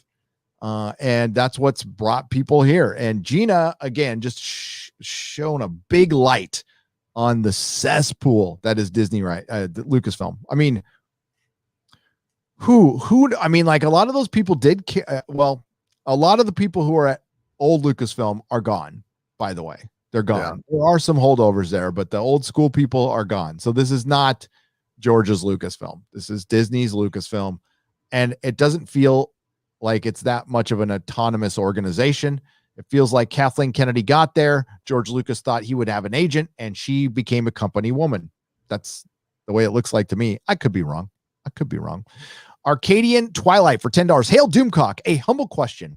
What would you recommend to fans that had been black-pilled by all the reboot woke shenanigans? They can't, it just jumped on me. And they can't get good conscience subscribe to Amazon, Netflix, or Disney Plus. Oh, man. Well, I don't know. I would guess going online and trying to locate secondhand sources of materials that you want to look at and buying them. I'm a big proponent of physical media. Back when they had thrift stores open and bookstores and stuff, go wander there, look for used things. I mean, that's a good way to do it if you can. Yeah, I mean, there's still stuff out there. Listen, there's Cobra Kai. It's on Netflix. There's ways to watch it where you're not like that's true. Law. Cobra Kai is fantastic. I saw a movie that came out last year. It wasn't released in theaters, called Love and Monsters. And it's not the greatest movie ever made. It's about a 7.5 out of 10. It's a kind of a monster rom-com. And it's got, like a nerdy kid going to look for his girlfriend across an apocalyptic landscape that is filled with monsters. And he has to, and he's been terrible at killing them. He was like the weakest of his encampment. And it's a really good, fun movie. Again, it's not high art, but I watched it Christmas Day with my family and I loved it. It was nice. It was like just a regular movie. And it maybe because I was, I'm a starving man in the desert, and that Ritz cracker was the greatest thing I ever tasted. But that you can get on Amazon for like $3. You rent it, and it's good. It's just a good movie. Right. Solid movie. Another podcaster is saying behind the scenes, Kathleen Kennedy is pondering quitting. No, she's not. I don't see it, but maybe the wagons are finally circling her. Toddzilla for $5. My opinion, she really enjoys being the most powerful woman in Hollywood, which she is right now. She is. I mean, she's the most incompetent, powerful woman in Hollywood.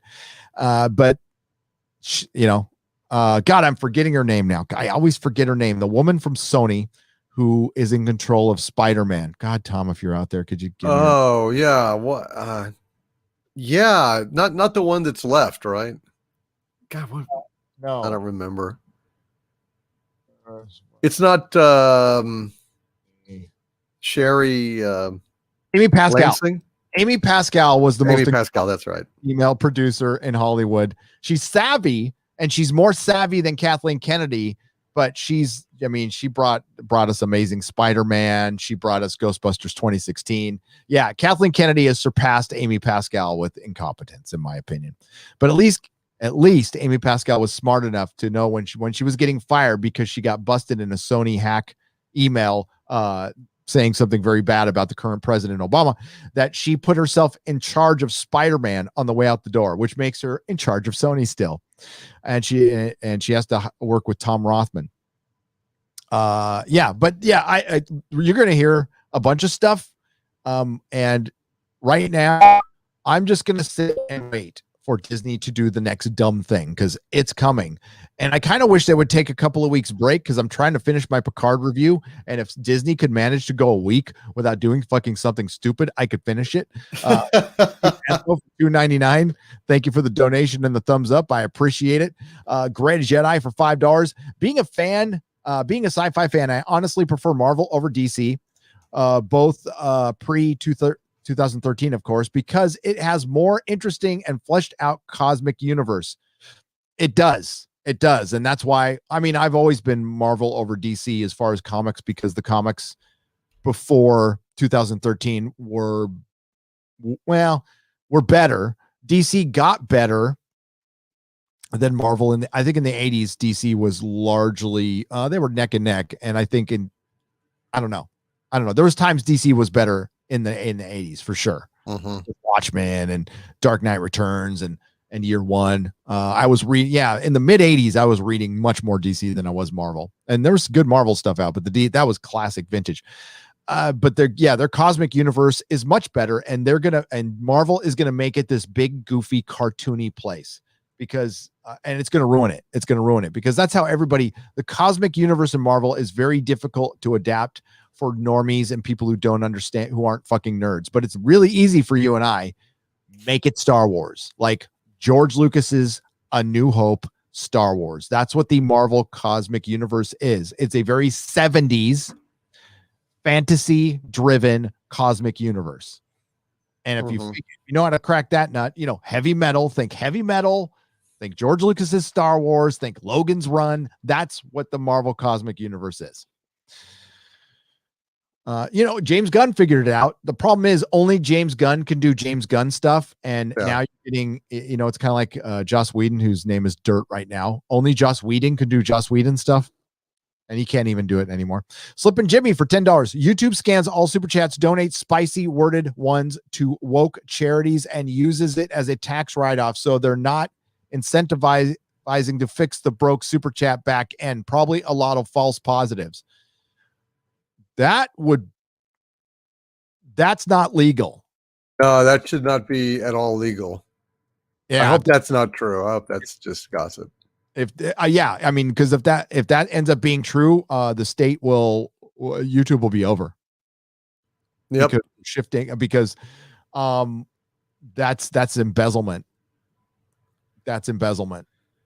There is an agreement that I signed up for, and I read that the super chats are, 70% are supposed to go to me, and they can't divert or anything.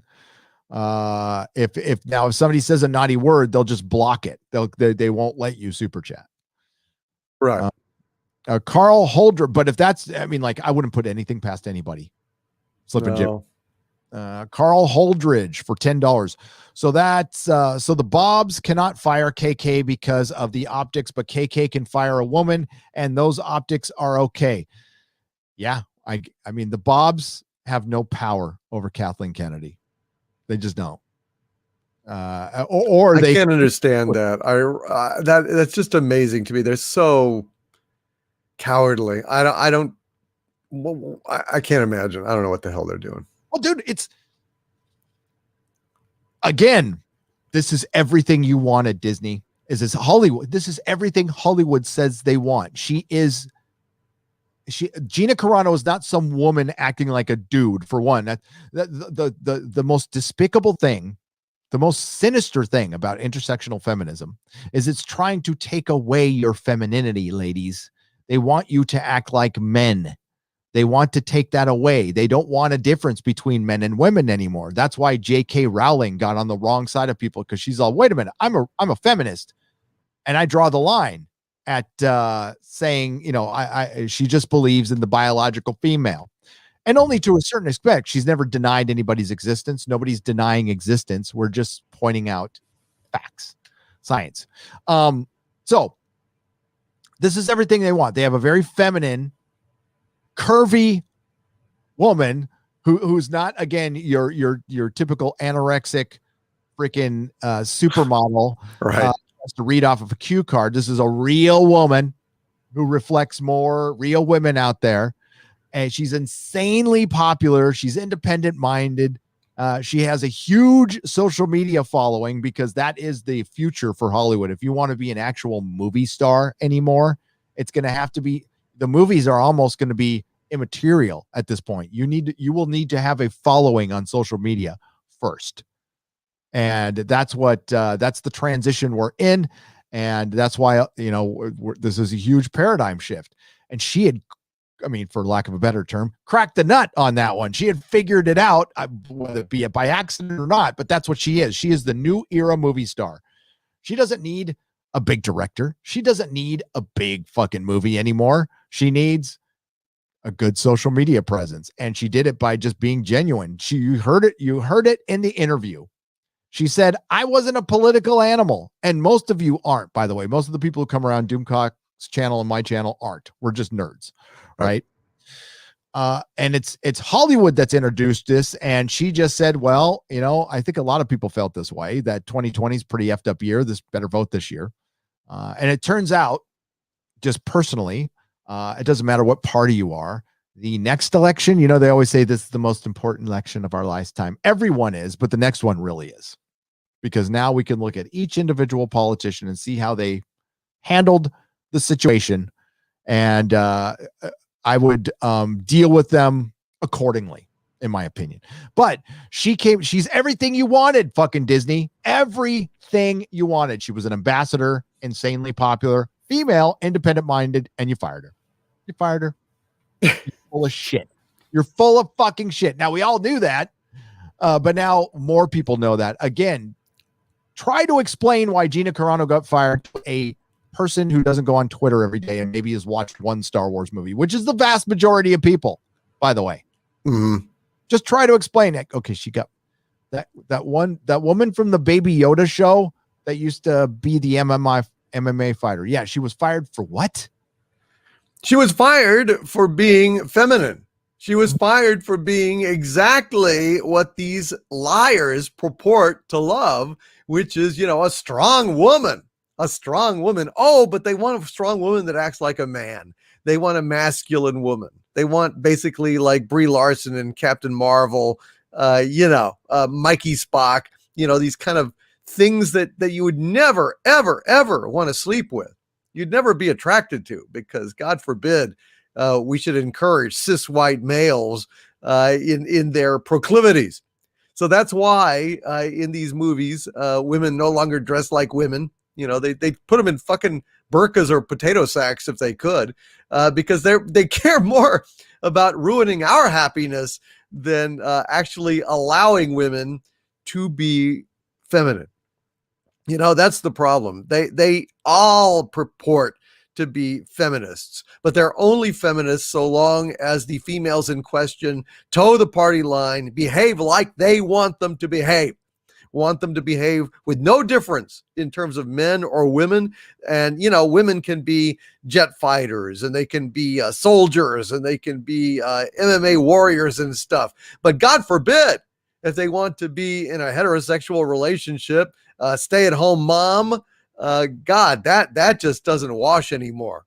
And so Gina Carano was a beautiful, very feminine, but also extremely strong woman who did not concurrently insult men, did not alienate men, did not provoke men, was perfectly good with men and women and all human beings, all human souls, without distinction. And God knows if these SJW snowflakes are about anything, it's about drawing distinctions. It's about drawing fucking lines between ethnic groups, religious groups, sexes, sexual preferences. They want every division inserted rigorously into society, which I thought was the whole point of classical liberalism, was to erase that kind of nonsense, erase that kind of racism and sexism that comes from dividing society. Basically, these SJWs are a bunch of goddamn segregationists. That's what they are. And they're allegedly segregating for the good of the people in question, but really all it does is just promote more racism and sexism, the same old bigotry, just with a different face on it. Yeah. It really is. It really is. They're training everybody to see nothing but color, nothing but sex, nothing but sexual preference all the time. Because you've got to toe the party line. You've got to go ahead and have it rubbed in your face around every fucking corner. And what is that doing? That is just pissing people off, dividing people, and making the problem infinitely worse than it was 10 years ago, even 10 years ago. Well said, brother. Well said. And I'm just sick of it, Gary, man. It's just the hypocrisy. It just makes you dizzy. It does. I mean, it's like the hate just changed sides. I mean, it's still there. It just changed sides. And if you're using people or words to weaponize them for cruelty, to take people out, yeah, that's not the right side of history. Sorry to breaking fucking news. You're the baddie. You're the baddie. And the only thing I still say the majority are out there, are against this, obviously, but they're too busy. They're out there. They're the working man and woman. They don't have time to fuck around on Twitter and get in some little fight. They're not, they maybe only watch one TV show or two. So they don't notice, or they, of course you feel something's off. You always feel something's off. For example, if you're a fan of The Witcher, I've been kind of hung up on this one lately because I just finished all the books. Something felt off about it. Like it was good. You liked Henry Cavill, right? The two ladies, it might not have been especially if you didn't play the game. If you guys played the game, I can understand why you hated it. I got it, but I didn't read the books or play the game. So I'm like, I like Henry Cavill as the Witcher. I think he's really fucking good. And the thing is, he and the Bard are the one good things in it. Yennefer was okay, but now that I've read the books, that they adapted a bunch of short stories, and all the changes they made were to make men look bad. Period. End of story. Every single change they made they made narrative changes they did not need to make the men look bad. I'm going to make a video on this. I'm going to go over an entire episode and compare it to the book and show you there's narrative changes you make for time or that might work better visually. And then there's straight up, we're trying to make a character look more sympathetic because she's a woman. And we're adding a few more female to make up for the white male in there. I mean, and they come out and say this shit. I mean, it's not like I'm seeing ghosts. It's not like I'm making this shit up. And, I'm okay with having just as many men and women on the screen together. You can have a female lead. I don't care. I don't care what they look like. I just want an interesting character. Right. But now, like you said, they're making us see this world, or they're trying to make us. I refuse to, absolutely refuse to see the world the way they do. I've spent my, lifetime as a parent, my parental lifetime, teaching my kids not to see people like this. And my parents, thankfully, taught me to not see people like this. Mm-hmm. And now we're fighting against institutions and organizations, which I'm going to have to pull my kid out of at this point. My kid's out of public school, like done. Not in this state. Just no way. The crap we're hearing now is so divisive, and now it's seeped through fucking everything. So we have to call it out. I mean, it's important. What Gina's doing is important, is actually important. You hear this? This is a very important film. This is a very important TV show. It's a very special episode of Blossom. No, fucking what Gina's actually doing is important. She's keeping other people from being canceled. If she saves one person from being canceled, she did her job. Agreed. Yeah. Well said. And I'm just, and we're speaking our mind, and I'm not going to get all self-involved and think I'm not important. Like, I'm an idiot with a microphone. That's all I am. But if it's just to pass on that it's okay to speak your mind. Do not ever be afraid to speak. Don't fear consequences. And if you're working in a place that's forcing you to make I'd start looking for other work, or I would try to work your way up to management to change it immediately. But I think all corporations are going that way. I mean, for Christ's sake. Sorry, Father Christopher Miller. Coca-Cola put out a thing, say, be less white. I mean, like, how does that help anything? What? Be less white? Be less white. A fucking Coca-Cola. Okay. Like, that's it. That is the most commercial, basic bitch thing out there. I mean, it's the most corporate, bland, just average thing out there. And they are out there. I think you're not the rebels. And if Coca-Cola is out there saying it, I mean, like, we have achieved normalcy. Kind of like when the Heart of Gold was done, flying through space with the infinite improbability drive, and you landed when you have achieved normality. That's where we're at. Now we're past it. Now we're going directly down a very insane road that Gina was warning about in her TikTok post, which was we're labeling people, we're generalizing. Hate is hate, evil is evil, and we're not going to like where this is going. David Vogel for $50. Keep speaking truth with courage. We will show our support where it hurts the woke corporate shill mob the most, with our attention, our work, and our wallets. David Vogel, thank you. Thank you for the $50. Without respect, we reject. Yep. So the question that, a lot of people have to ask, and I think we should ask ourselves honestly, is, I'm not a Star Wars fan. I'm going to cover the news. I will cover Star Wars news. I will take things day by day. Don't see myself reviewing Boba Fett. I just doesn't like, I think it's going to be a lot like The Mandalorian, which was very difficult to review because as far as substance, there wasn't a lot there to cover. No, it really was like very, very slight. I had to laugh today when I finished watching WandaVision, and son of a bitch, it showed it still had 7 minutes left at the end. 7 minutes out of the 30-minute show. And the credits started rolling with 7 minutes out of that running time left. And I was just, it's like, man, this is kind of a ripoff.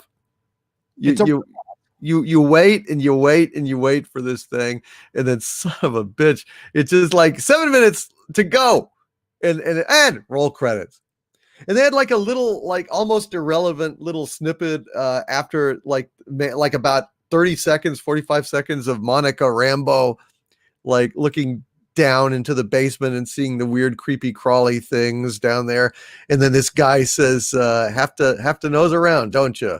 And it's like, okay. And then it goes back to its rest of its credits. A poverty of content in that show. This is data-driven analysis. Bob Chapek came out and said it. And, in this last episode of WandaVision, I kind of figured it out. So what they have done is they have actually run some kind of fucking program, algorithm, done a marketing study, and they figured out how to entice hardcore fans, keep normies in without giving you anything. So most of what I'm serious, WandaVision's, I'm going to do a video on this a lot, and it depends on the ending, but like as far as these first few episodes, everything in this show is projection from comic book fans being excited about Easter eggs. Agatha Harkness, we all knew she was Agatha Harkness. We all fucking knew. By the way, this isn't really the Agatha Harkness from the comic books. All right. Well, we'll see. Franklin Richards' nanny. She was a mentor to Scarlet Witch.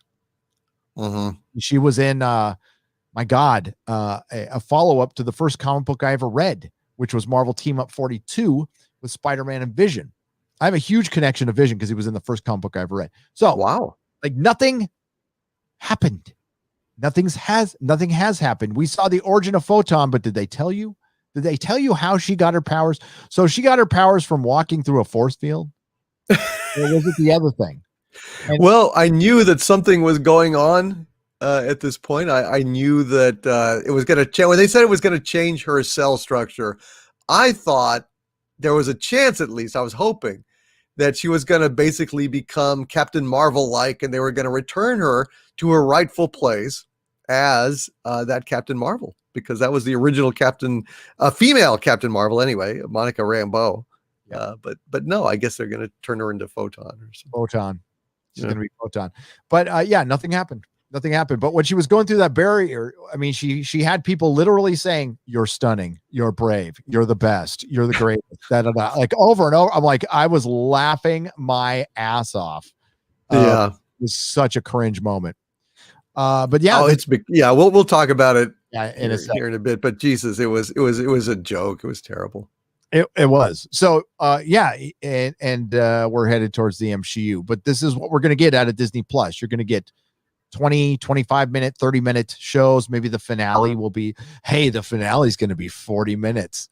We're awesome. We're Disney Plus. They had a lot of time to figure this out. They have been working on this streaming service for years.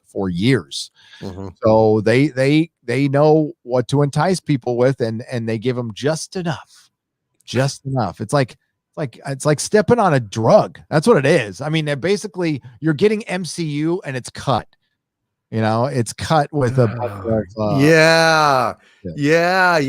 It's like laced with baking soda. Yep. It's not the pure stuff. Just enough to maybe keep you coming back. But honest to God, I don't know if I would be watching this anymore if I wasn't doing reviews and doing the Inquisition. It's not like something that I say, oh, I wake up and I say, oh, there's going to be a new WandaVision today. Honestly, I don't even know when it comes on. I have no idea. It's just like around the time of the weekend, Saturday or Sunday, I'll think, oh yeah, that's right. I got the Inquisition coming up. I got to talk about this. So I'll give it a look, but I'm way past excitement on this stuff. I'm really just kind of, okay, whatever.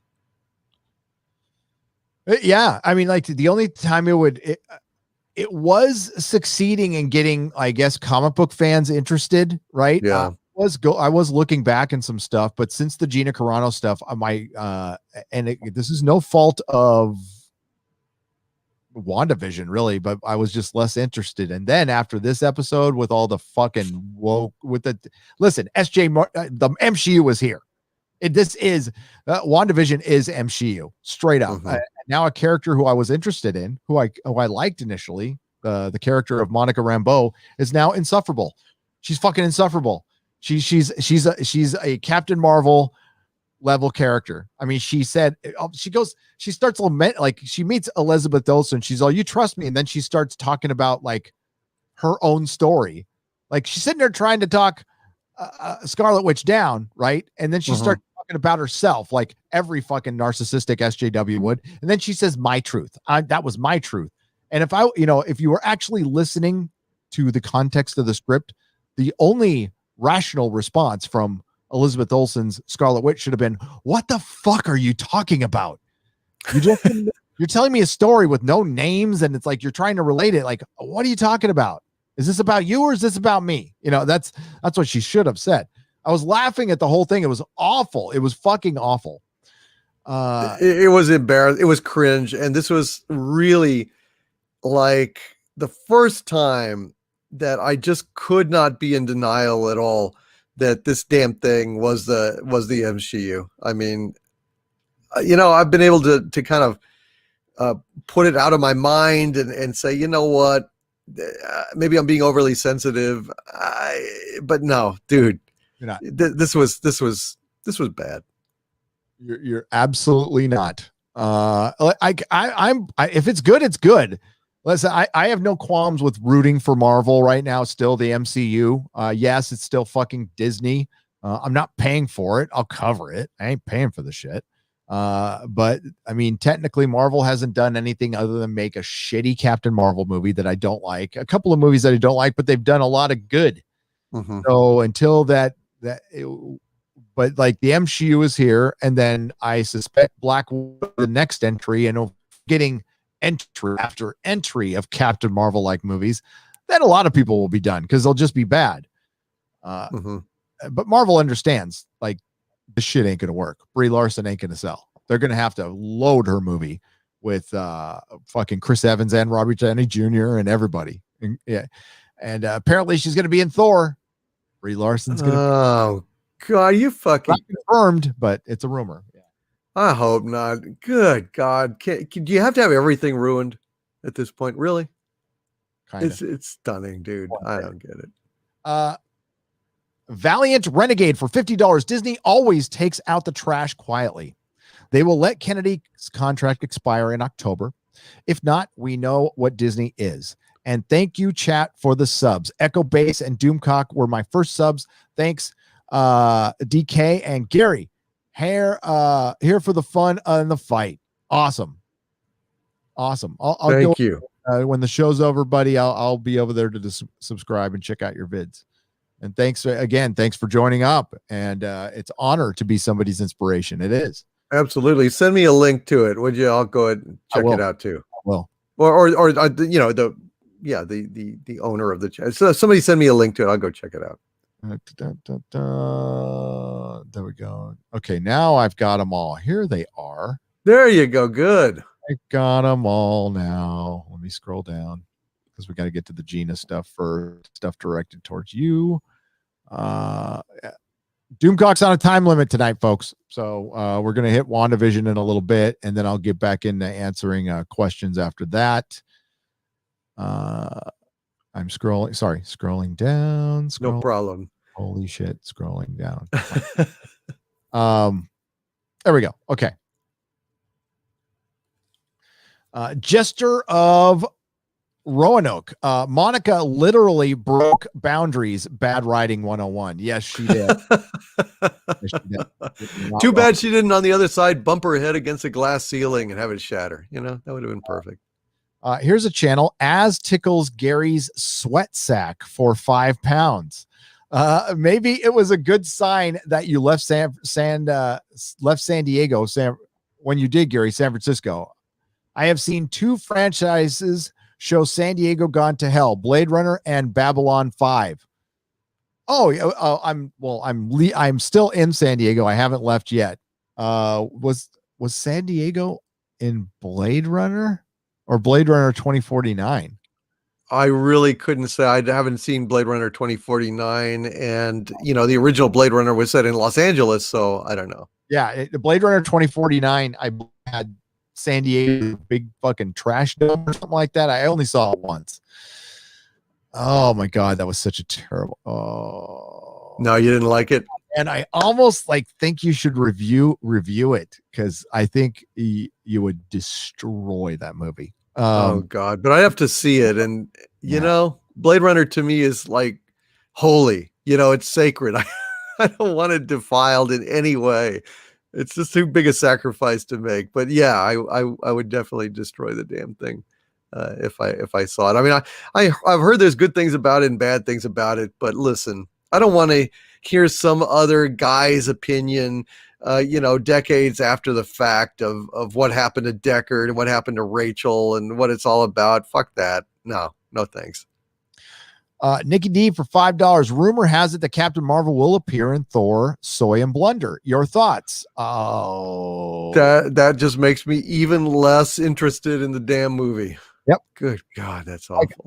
I am fine with the Guardians as long as Thor isn't in the Guardians movie. If the Guardians are in this one, I saw for Karen Gillan's going to be there, and I like Karen Gillan's Nebula. Yeah. I actually think that's one of the better characters. I think she's great.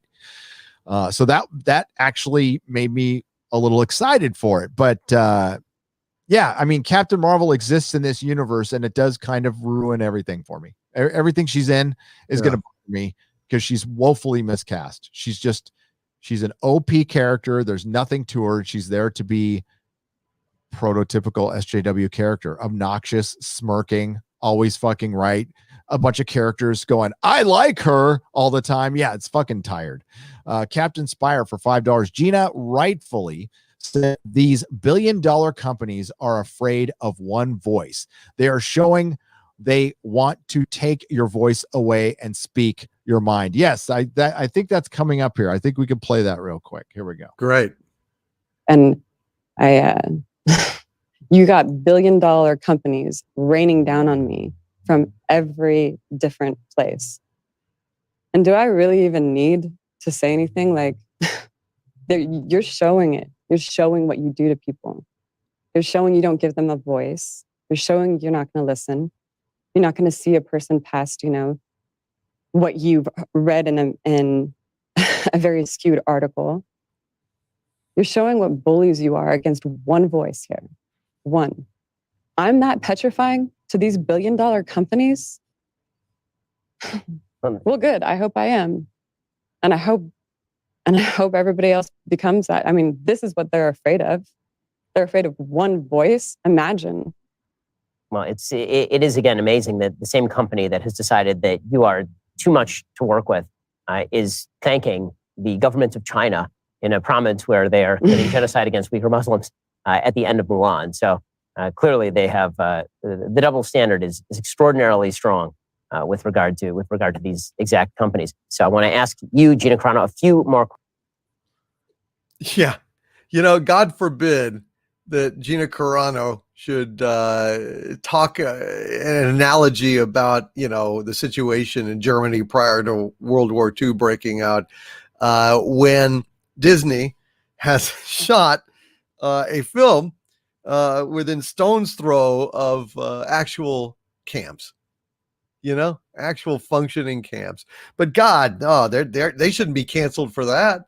I mean, they shouldn't take any flack for that. God forbid. The hypocrisy is so thick that you absolutely would choke on it if you dared to inhale it. You can't make this shit up. I mean, unbelievable. That's a fucking movie. How stupid that is. But I didn't see it, so I can't say. I didn't watch it. I don't care. Mr. Q for $10. Hail, DC and Gary. I finally started my own channel on pop culture news and whatever I find interesting. One of my first videos was my Texan response to Marina Sirtis. Heads up, it ain't PG. Well, good for you, sir. And I wouldn't make it PG because she was, I would use the C word on her for saying what she said. Again, I don't want her fired, and I don't think she wouldn't be fired. She wouldn't be fired. This should be a scandal, and it's not. Well, yeah. When we get to that, man, I'll say what I'm thinking. But yeah, we're about to get, and it's directly related to Gina. If you flip the script, if Gina says what Marina Sirtis says, you think this was bad. It would have been worse. Yeah. This watershed moment. It's a watershed moment. That's Jaeger bomb. That's exactly the term I was looking for. Jaeger bomb 2, because his Jaeger bomb channel got bombed by YouTube for $5. Oh, this is a watershed moment, and we've been waiting. Is this the watershed moment we've been waiting for? I hope this is the spark that will light the fire that will burn down the SJW Emperor to the ground. I'll put it this way. if the Mandalorian does end up getting fucked up because this like people stop, like, a significant amount of people stop watching and it hurts Boba Fett, then I think Disney would probably get rid of her at that point. Because like then you fucked up the golden goose twice, multiple times. Remember, she was given the golden goose, instructions to the golden goose, and she still fucked it up. But then they got this other inexplicable chance where a lot of people going back to Star Wars saved her fucking job. But if people abandon Star Wars like they did for Solo, then yes, I think she's done. I think she's done. I'm getting more information about it, but look, so what? You know, it's like the barn is burned down and they're trying to close the door to keep the cows in. I mean, it's done, dude. It's done. It's too late. Oh yeah, I mean, like I think so. Like I said, they can bring back everybody. I don't care. Star Wars is dead to me, and I am just here to talk about its news. That's all. That's all. Yeah. I got plenty to review. I can review other shit all day long. All day long. Did it finally? No, it didn't. You son of a bitch. Why aren't you doing this? That's so weird. Okay. Stephanie. Oh, no, sorry. Zontar for 2 Canadian pesos. Last day of my vacation. I want to go to I don't want to go back. Sorry, Zontar. Sorry. But you have to. Got to pay those bills, feed those kids, feed the dogs, whatever you got to do. But just enjoy the moments off. Stephanie Littlepage for $10. Greetings, Gary and Doomcock. Lucasfilm had the royal chewing out coming, and Gina was right to deliver it. She doesn't have to take their garbage, and I certainly wouldn't. Thank you, Stephanie, for $10. Yeah, there's a point at your job where, I mean, if anybody's giving you that kind of shit, if they're making you sit through 40, I mean, like, just tell them to fuck the way out the door. Boy, that they just wanted her to go through a public humiliation. They just wanted her to go ahead, bend the knee, go ahead and get flogged 40 lashes, one from each of these little joyless SJW fucks. I'm glad she basically didn't do that. That's humiliation. It's ridiculous. They just wanted to hurt her. Put her in her place. Sparks 1524. What's up, Gary and Hale? Doomcock. The cancel culture Daleks are still among us, but I don't think Gina Carano should be cast as the 14th Doctor. She'll slay them. No, she shouldn't. No. I don't know how many times I got to. The Doctor's fucking male. The Doctor's male. The Doctor's male. The Doctor's male will not work as a female. You even get the best fucking female actress in there, still ain't gonna work. It's not gonna work. Male, and it's okay. It's okay. I don't live in this like wibbly wobbly swashy where lines are blurred. I don't live in blurred lines territory. I do. There's definitive things with me. No, that's true. It's kind of like Jordan Peterson had a very interesting thing he said the other day that I was listening to an old interview with him. And he said, somebody attacked me and they said, most of the people that listen to your stuff are male. And then he said, and I immediately started reflexively having this knee-jerk reaction of, but most of the YouTube audience, demographically is male, and it's no wonder that a lot of my videos mostly get watched by men and stuff. But then I stopped myself, he said, and I thought, wait a minute, what am I doing? What the hell is wrong with speaking primarily to men? Why is that a crime? And that's true. Why is it that men should no longer have anything that belongs to them? Why is it that, we have to have James Bond taken away from us? Like we're naughty children and he's a toy. It's like there should be no aspect of civilization left that is masculine, inherently masculine. They really hate men that much. They want to take masculinity away or give it to women like Brie Larson. Yeah.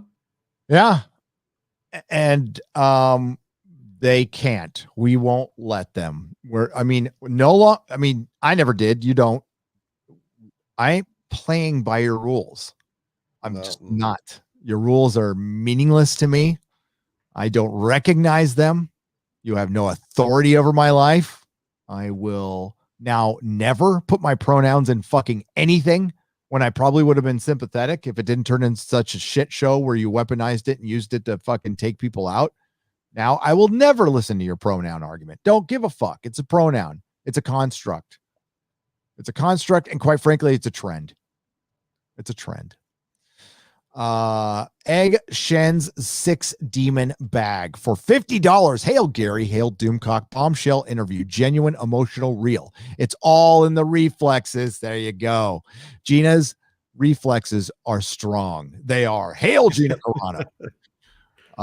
And then we got a $50 donation with no question from Charles Burnett. Thank you, Charles. I appreciate it. That is brilliant.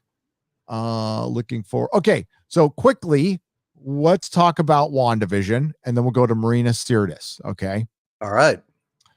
And then I'll jump back to your guys' super chats, but we got to get Doomcock again. Has gone through a lot, has been away from home, from the base for a little while, and needs to catch up on some work and stuff, which is completely understandable.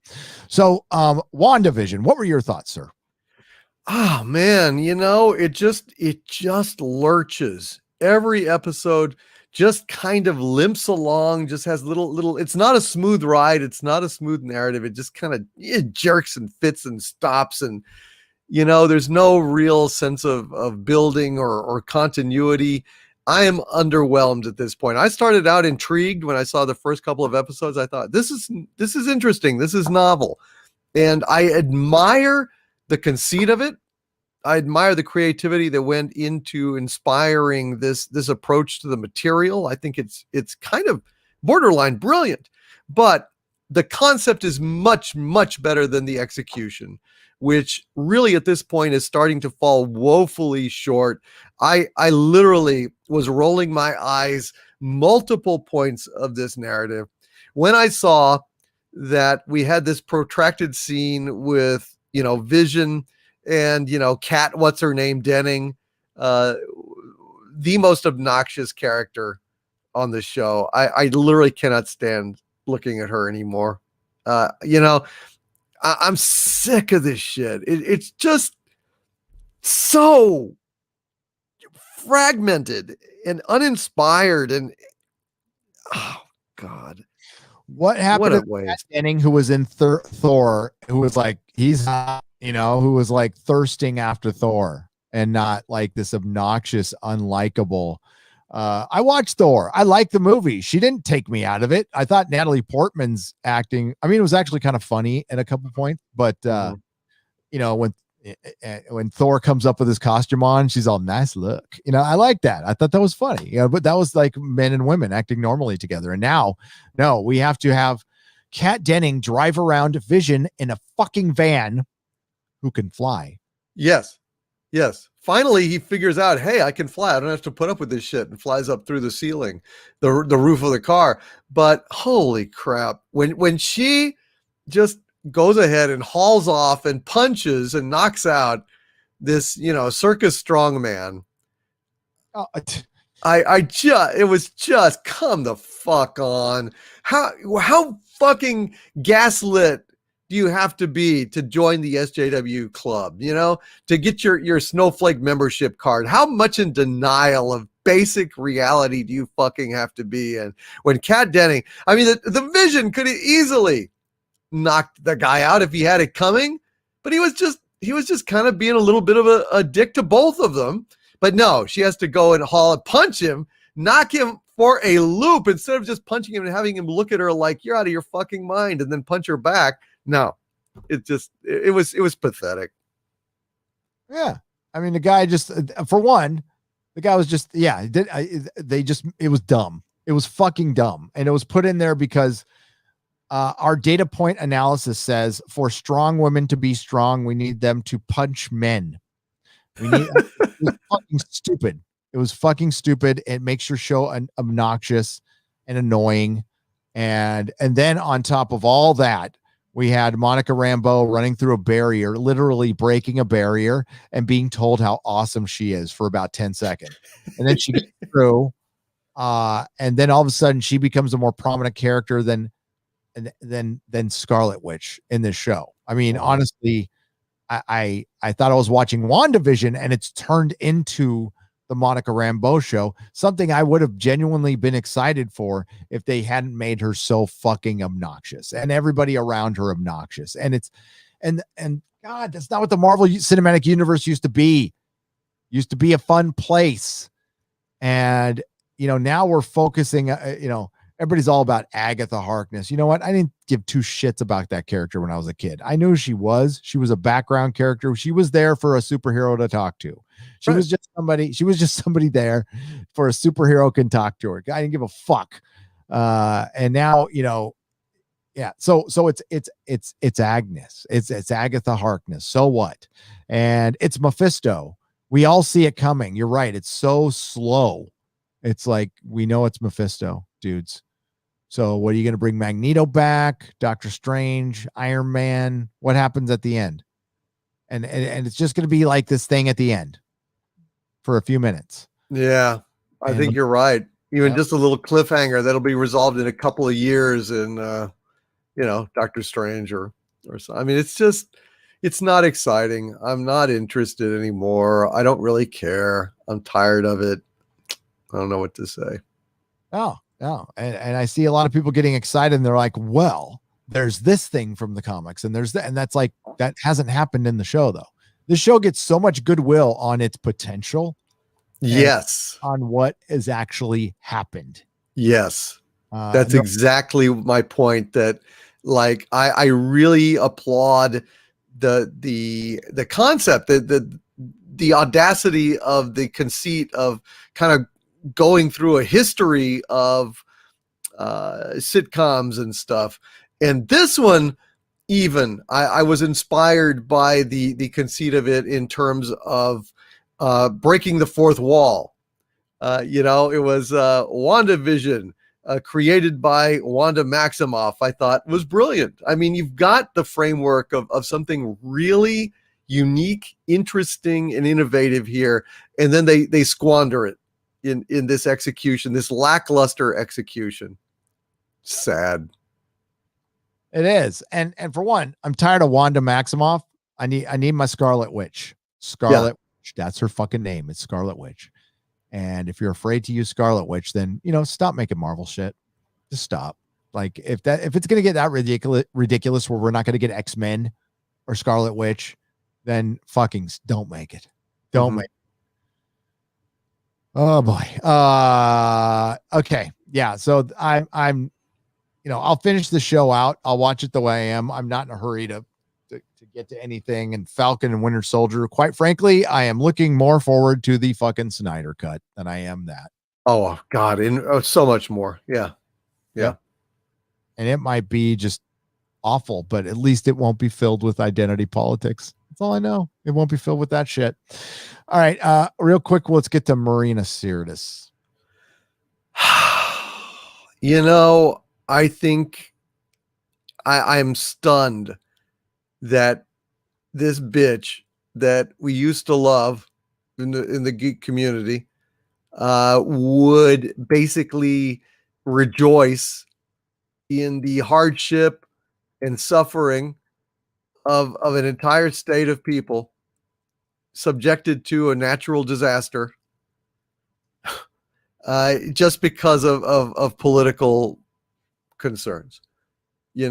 I mean, I'm going to make a video about this probably for my members, so I can say exactly what I want to and in the language I want to, and not even monetize it. Just have it out. But I holy shit, it's very, very difficult for me to articulate this in any kind of rational way. What a horrible, horrible fucking person to say something like that. And it really leaves me and other Star Trek fans in a real quandary, because at this point, these idiots have basically made it so that the next generation is getting really almost damn near impossible to watch anymore. Because look at what we've got. We've got Patrick Stewart with his apology tour for Jean-Luc Picard, absolutely destroying the character of Jean-Luc Picard, such that when I look back on episodes of The Next Generation, I see Picard there where I used to be excited, interested, happy. All I can do is see that doddering old turd going around and apologizing for the Federation and apologizing for my colonial maleness and everything else. It makes me puke. And then you turn next down the list. You've got Jonathan Frakes, who is, in my book, basically a traitor to Star Trek for collaborating with the enemy, getting in bed with these turds over at, Star Trek Discovery and, Sucret Hideout, Alex Kurtzman crew, the Wrecking Crew, destroying Star Trek. He collaborated. He participated. He's got to know that it's shit, and he took it for money. Okay, so we've got that. So now when I look at Riker, I see a goddamn traitor to Star Trek. And then now, whenever I look at Troy, I have to remember what a horrible fucking person she is. And that comment. And it's like, so how the fuck do I enjoy Star Trek The Next Generation anymore? I mean, I can generally divorce characters from the stupid shit that the actors say. And I generally speaking, I will not allow that to taint my enjoyment of the project in question. But by God, you've got Jean-Luc Picard corrupted. You've seen the corruption of that character. You've got Jonathan Frakes on there basically being a goddamn cheerleader for the destruction of Star Trek over at Secret Hideout. And you got this stupid bitch mouthing off about, a natural disaster and saying, it's mean, but you deserve what you get. So everywhere I look, I'm fucking Wesley Crusher, for God's sakes. I can't look at that little turd without thinking about After Trek and his like sad, failed little promotional ass kissing tour after every episode of Star Trek, that gets way less than we do, by the way, way less views than we do. So everywhere I look, how am I supposed to enjoy The Next Generation anymore? I don't know. You tell me. No, I don't know how you do it either. I'm sorry, but there's just too much now. Yeah. If it's just one or two and again, I don't care what the politics are, but this is fucking dumb. This is dumb. This was happens when adult pretenders go off script. They're just dumb, vapid, fucking narcissistic human beings. So she used this as an opportunity to bring attention to herself and attention to some guy. Don't get me wrong. My heart bleeds for what Texans are going through right now, but the mean girl in me says you get the government you deserve, and they have voted one way across the board for the last 20 years. That's, for one, it's not necessarily true. It doesn't matter. And there's different governments within different cities. And what about the people on the other side who are there? And it's stupid, dude, because let me tell you something. Texas is like at least 40% now Democratic. It's on its way to becoming a purple state, frankly, at this point. And it's just so asinine to, regardless of what side of the political divide you're on, to rejoice in the suffering of people in a natural disaster. You go fuck yourself. Yeah, Martina. Fucking listen, and she's just a partisan fucking honk, and she probably doesn't even believe in half the politics. She probably doesn't know shit about politics. She reads scripts, she pretends for a living, and honestly, I call them adult pretenders because they pretend they're adults when they're off the script. These are infants, simpletons. That's all I got to say. It's a fucking dumb thing to say. Don't want her fired, but wow. But I can't look at her anymore. No. I can't look at, okay, she's fired from my personal dojo. You know, I mean, I don't want to reach out and ruin her life, but as far as I'm concerned, she's fucking dead to me. I mean, I don't want to see her anymore. Yeah, she's just a hateful person, and she's the empath. She's also, I mean, for one, I don't know why. We just saw Madonna, tweet out something ridiculous like calling out the patriarchy. She's almost worth $1 billion, and she's calling out the patriarchy.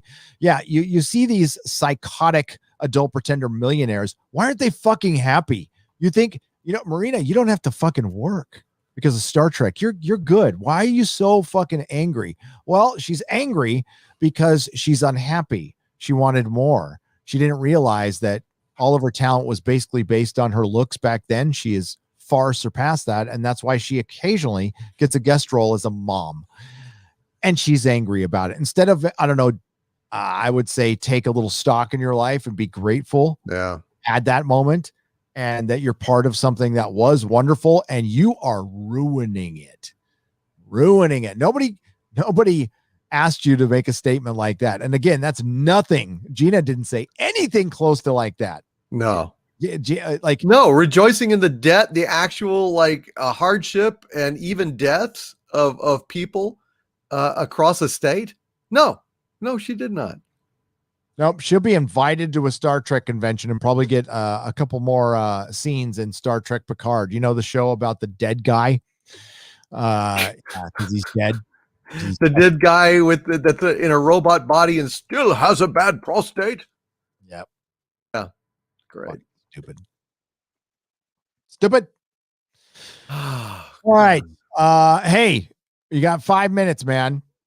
Do you want to just bow out? You want to no, let's see if there's any more super chats or anything, man. There's a lot. So we'll get to here. We'll get to some. Are there any to me or you? Yeah, I'm gonna questions to me. Let's just see. I'll stick around.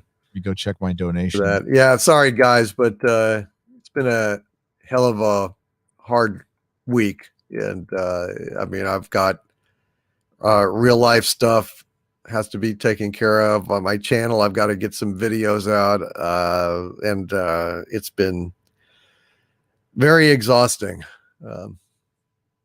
So I'm going to have to bail and get some stuff done and get to sleep. We got Vebit wants us to shout out. I'll do it. It says, "Hail Nerdrotic and Doomcock. Slowly becoming a fan. Can I get you to shout out my YouTube and Rumble channel, Webcast? # we love Gina Carano." Sure, go check out Webcast. Thank you for the $5. I appreciate it. Hail Webcast. Yeah, I don't care how much, if you become a fan slowly or quick, it's perfectly fine. Crazy Cat Guy, a donation to the coffee fund. Get yourself a big cup of Pete's. I will, buddy. Thank you very much. Let's see here. There's an easy way to do this. Here we go. Oh boy. Segregationists found that it was easier to sell bigotry to stupid zealots and have them divide the groups up themselves. The Doomcock. God dang it.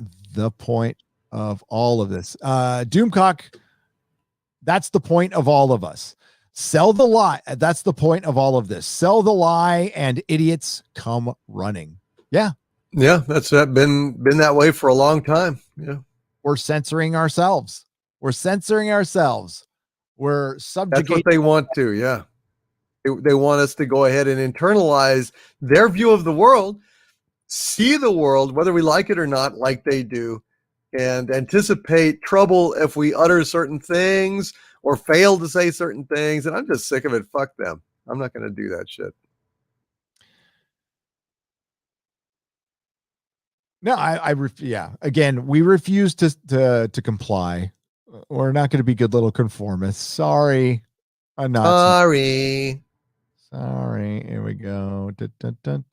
Looking for anything directly. Oh, that's way to do this. Okay. That one.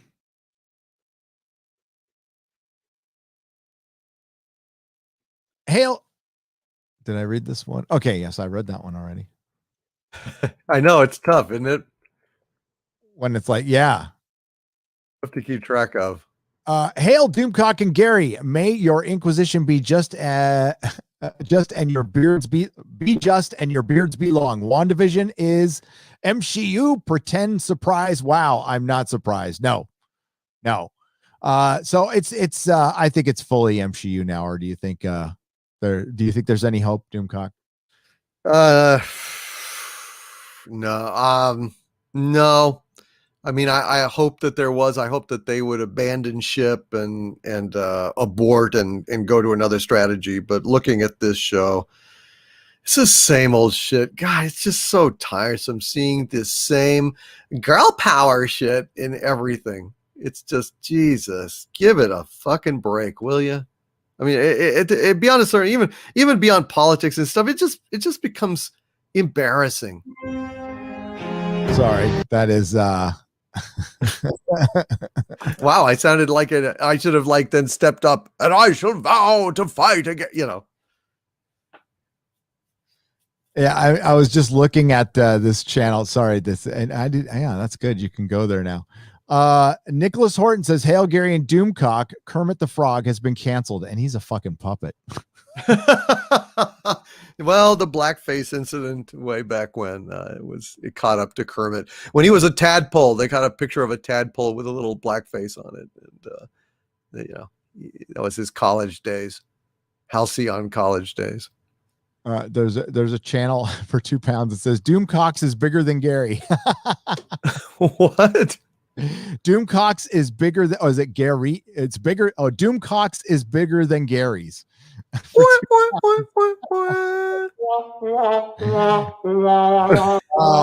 are both of your guys' ideal role for Gina? Oh, Gina. If you want to remake something, Xena, but I would say I wouldn't want to. Yeah, remaking things is not. I don't know.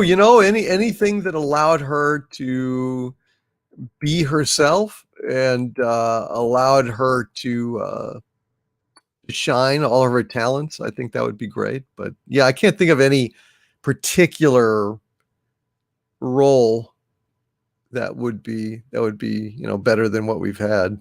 Yeah. Draco Argentius, thank you for the $10. I appreciate you, brother. It was good talking to you in the member stream. Do something original. I'm done. I want to, I always talk about the movie Bright. It was a Will Smith movie.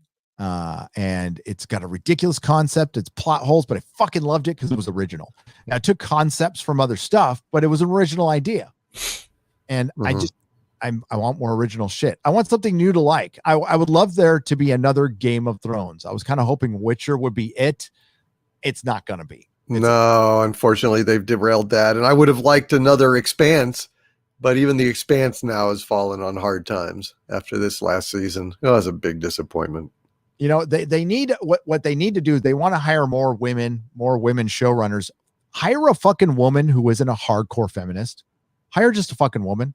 Hire a woman who's like, I'm going to take this Witcher and I'm going to adapt it as well as I can. Yeah. And it would fidelity to the source material. Yes. Because Laura Hishridge, who was heavily praised, and I was praising her too, her decisions are going to derail the show. Her decisions of adapt, and she's just adapting a book. It's all fucking there for you. And the books are good, really fucking good. I love the lore in these books, and there's plenty of female characters. You don't need to amp it up, but she's doing it because she's playing the fucking feminist thing, and she's going to do in her own show. Yep. Not realizing that Henry Cavill's the only reason any milkshakes are coming to the fucking yard. And yeah, Corey B, I'm glad you bought your Gina Carano action figure early too, because it's going nuts. They'll eventually probably come down again. Oh, it always does. It always does. She'll probably just start her own line of shit. Then you don't have to buy any Star Wars poppycock. Exactly. Yeah.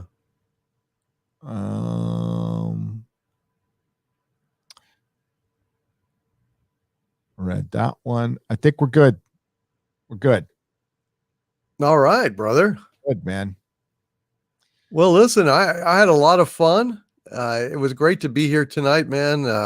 it was, believe me, I'm so grateful to be able to be here, because I had no idea if I would, if I'd even have power or internet this past week to, I was looking at, maybe this is the first Inquisition I would have to miss, but thank God I could be here with you guys.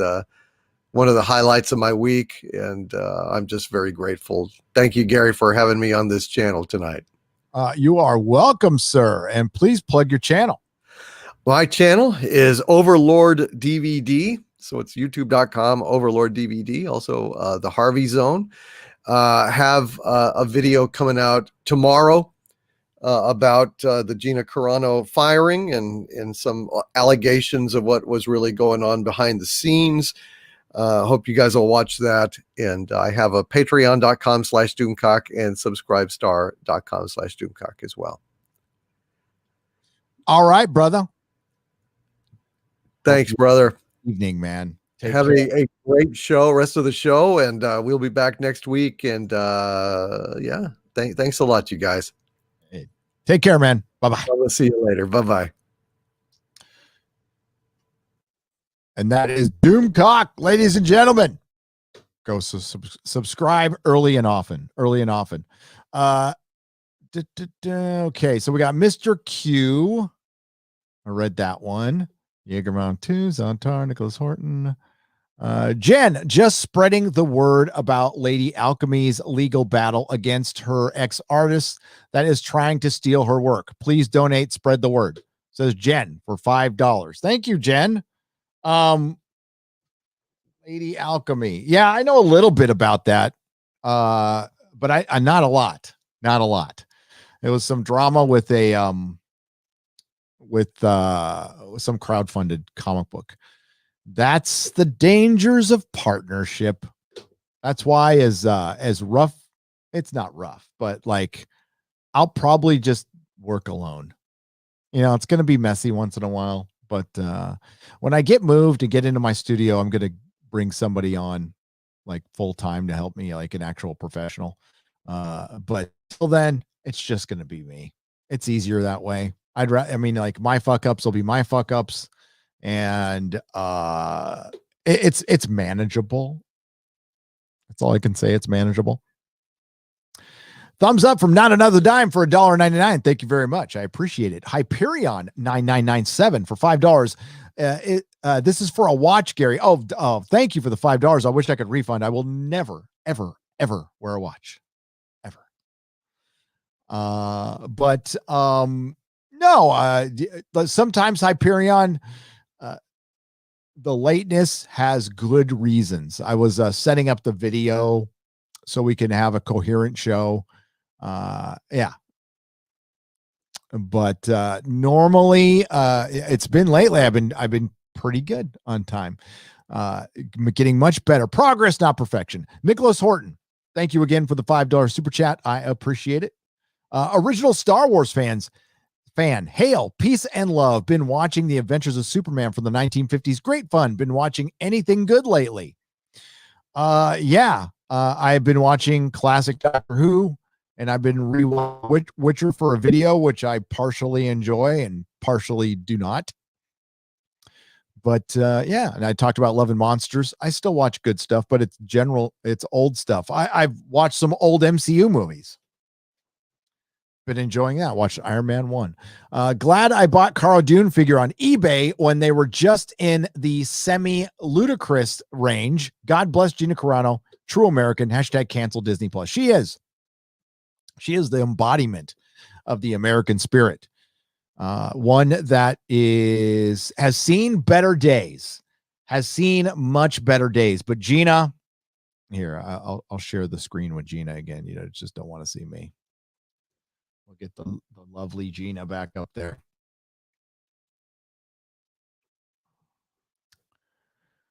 It's been quite a fucking week, man. It has been insane. Again, we go down this. Disney's fuck ups, they not only continue, they escalate. So they attack a fan, they hire 2 fracking racists and then back them up online. And they're impossible to fire, by the way. There's no way they can fire these women. They're stuck there. And Christina Ariel, you know, her IMDb says she was on Critical Role. She was on one fucking episode of a web series. Like, she's a cosplayer. She's a model. She's not even an actress. She's a host. She's not even a fucking YouTuber. Which anybody can be, by the way. And I don't talk. People look down on us, and that's fine. I look down on me all you want. I fucking love this job, and I wouldn't trade it for shit. For shit. This is great. I'm having so much fucking fun. And I'm having fun with you guys. Now, as far as entertainment being fun, I want that. I want that badly. I want a decent Lord of the Rings show. You know, I want a Batman TV show. Nobody wants fucking Batwoman. Who wants Batwoman?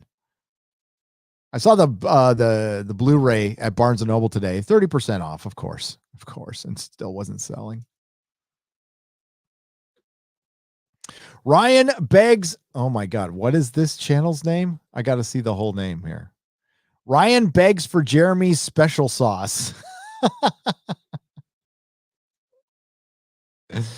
Oh my. Do you both disagree on if Deckard was a human? No. Doomcock is vehemently that Deckard is a replicant.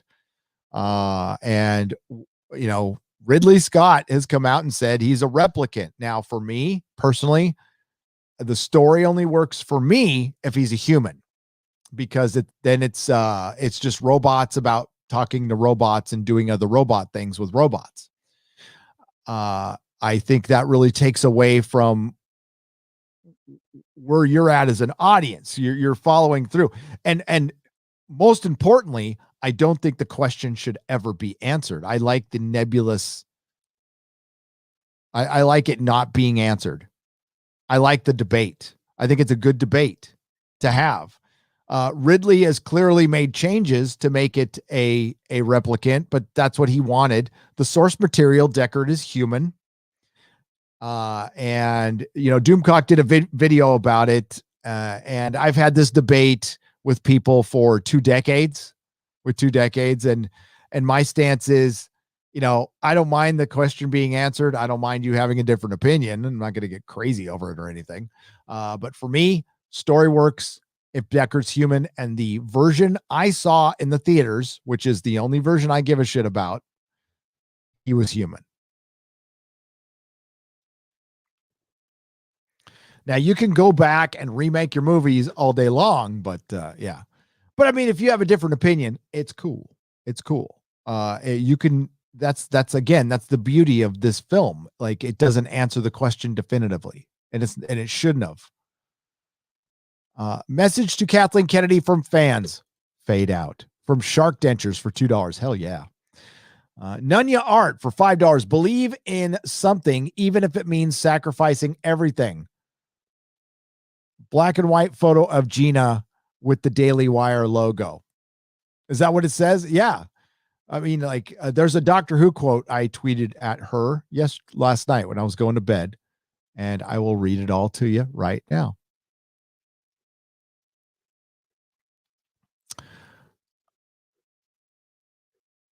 If I can find it. There it is. There it is. It's actually from the Ninth Doctor talking to Jackie. He says, it's not fun. It's not smart. It's just standing up and making a decision because nobody else will. That's what she's doing. Is she being smart? No. But sometimes it's better to be right than smart. And sometimes it's just better, because being smart would be playing the game a little longer, right? But she's just not about that. She doesn't want to waste her time. I completely identify with that. I don't want to play these fucking pretentious games. There was a time when I was younger, and when I was in Hollywood, I really wanted to work there. And that shine rubbed off real quick.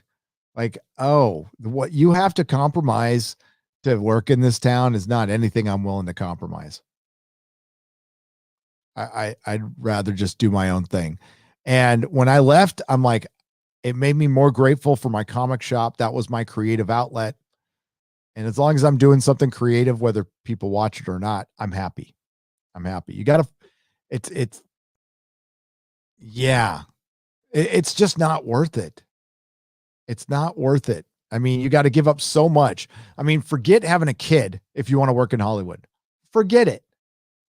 You're either going to have to be an established star with a nanny, or you're going to be a middle-class star with a nanny. And I saw, you know what I noticed when I worked at Technicolor? A lot of adults in their prime who are single. They're single or they're divorced.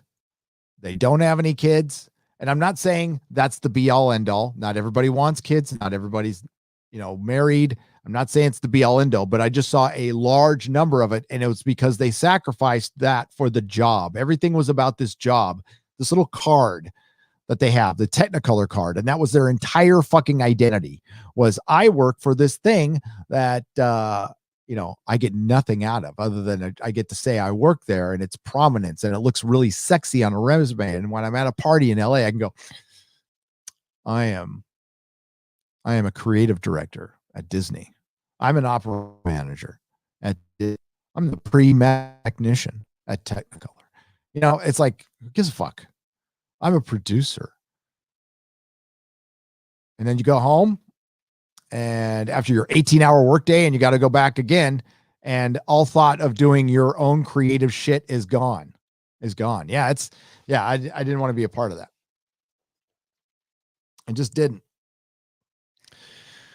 And again, I don't want to sound like one of those fucking parents who thinks I'm better than somebody because I have kids and you don't. No, that's not the case. Some people don't have kids if you don't want kids. Okay. And no parent is better than you. That's just not true. Fundamentally false. The only reason, we have kids is my philosophy is I want to live life to the fullest. And I think that experiencing being a parent is part of that. That's just for my life.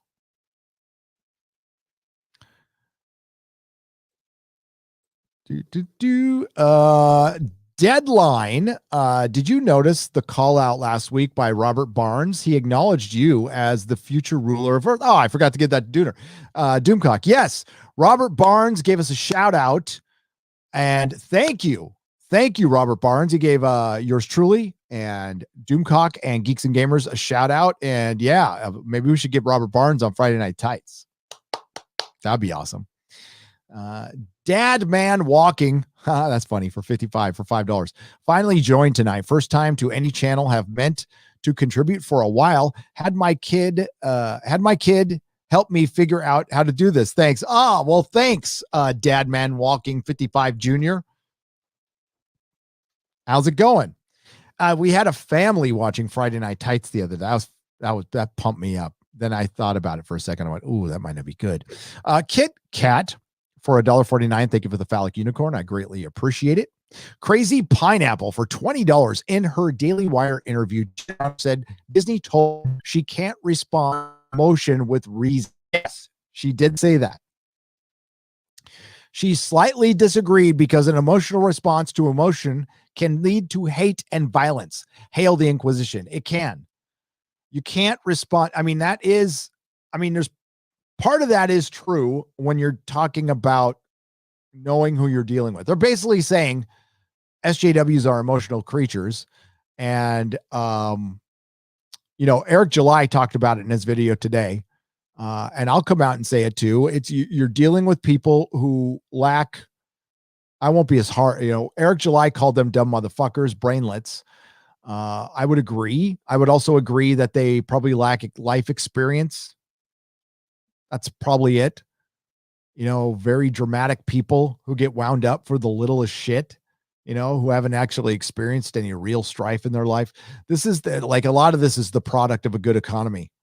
People are too fucking comfortable, maybe. I don't know. I know not everybody out there is, but some people are. Who's got time to sit on fucking Twitter all day? You know what? There's a lot of people out there who love this fucking lockdown, who fucking love it and never want it to end. And never want it to end. Me, I do. And I sit in an office for most part of the day. I don't go outside very much, but I want to. And, some people actually want to go to work. Most people do. They want to be allowed to work. They don't want their government checks. They want to go earn their own fucking money. That's what Gina was talking about with the mask stuff. She was showing sympathy for people who have lost their livelihoods forever. Well, at least that particular livelihood. Most entrepreneurs will go an entrepreneur again.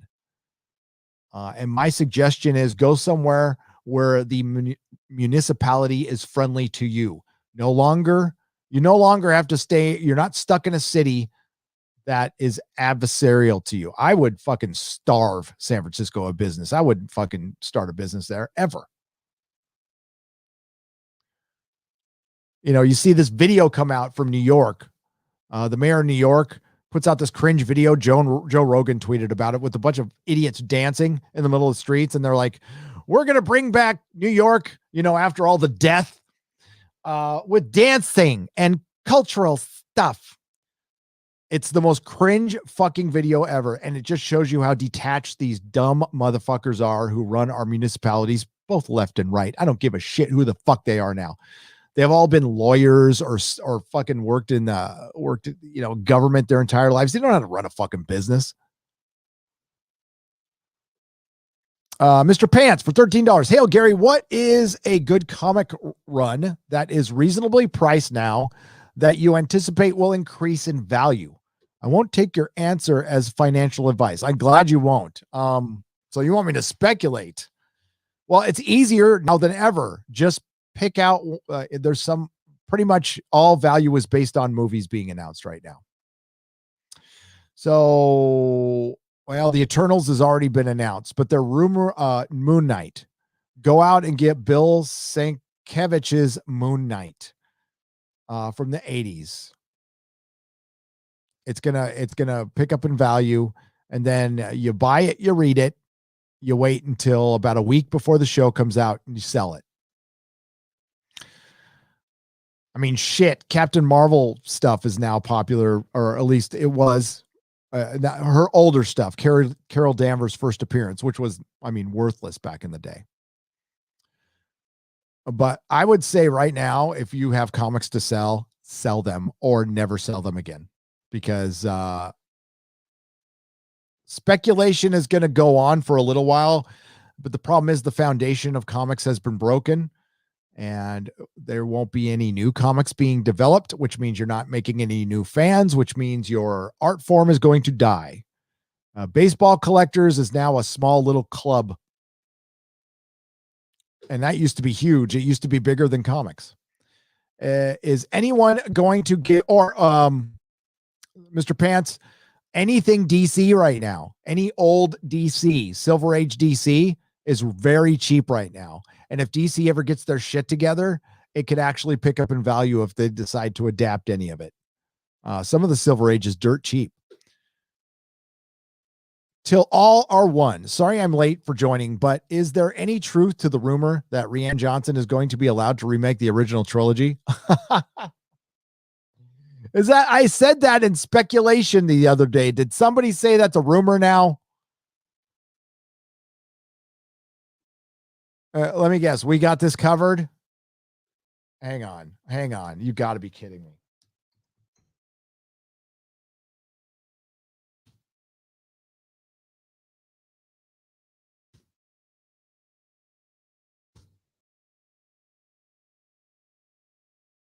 Okay, good. I don't think that's an official. Yeah. I was speculating on that, and that was from Lady Gravemaster, actually, because she speculated on it first. I wouldn't care. Come back and remake the original trilogy. I give no fucks. Zero. I think it would be great for content, though. It'd be great for content. My God. But no, there's no truth to it. He's not going to make a Star Wars film. He's just not. And if I'm wrong, oh my God, that will kill Star Wars dead forever. I walked through a Barnes & Noble today. Barnes & Noble used to be filled with action figures. They used to sell lots of Doctor Who action figures. They're all gone. They're all gone. Genre's fading, folks. And that was thanks to Star Wars. They glutted the market. They fucked it up. The Disney trilogy did a lot of damage to a lot of things. And now Hasbro has an action figure that actually sells, and they cancel it because they're fucking idiots.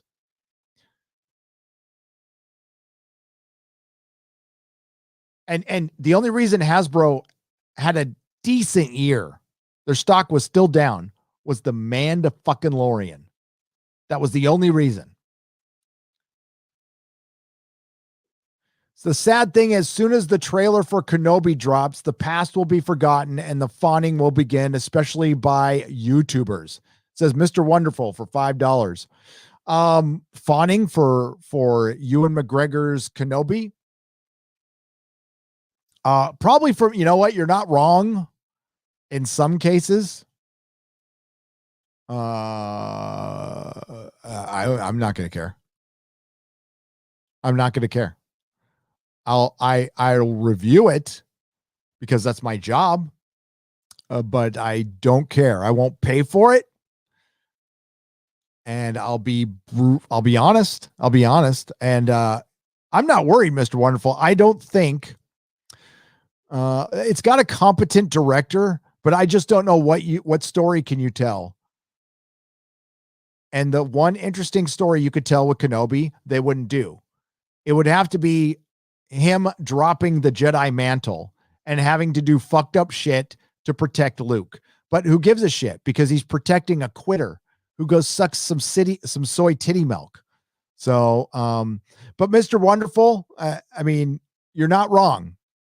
There's going to be YouTubers that are going to forget all about Gina and forget all about what happened, just like they forgot about The Last Jedi, and they're going to jump on board while Kathleen Kennedy is there. And at this point, that's insanity.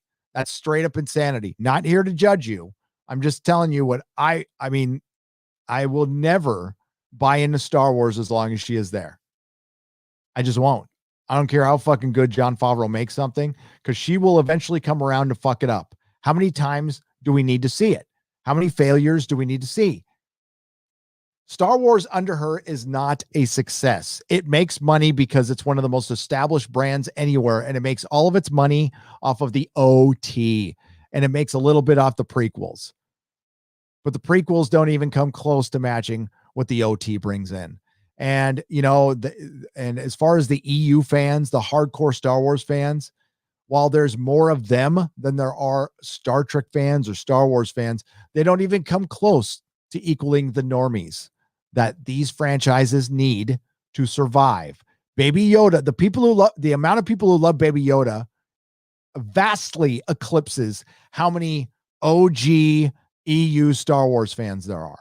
You aren't enough to drive the market. Not what they need. They want billion-dollar films. They don't want to just sell a few novels. They want to sell billion-dollar films.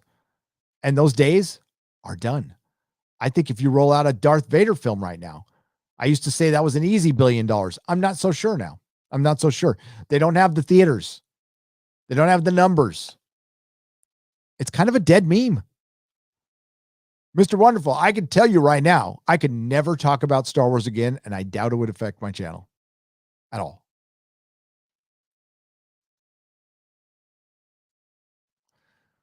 I mean, I could break down my analytics for you, and I could tell you that I get way more interaction, subscribers, and stuff when I talk about Game of Thrones, Lord of the Rings, Star Trek, Doctor Who.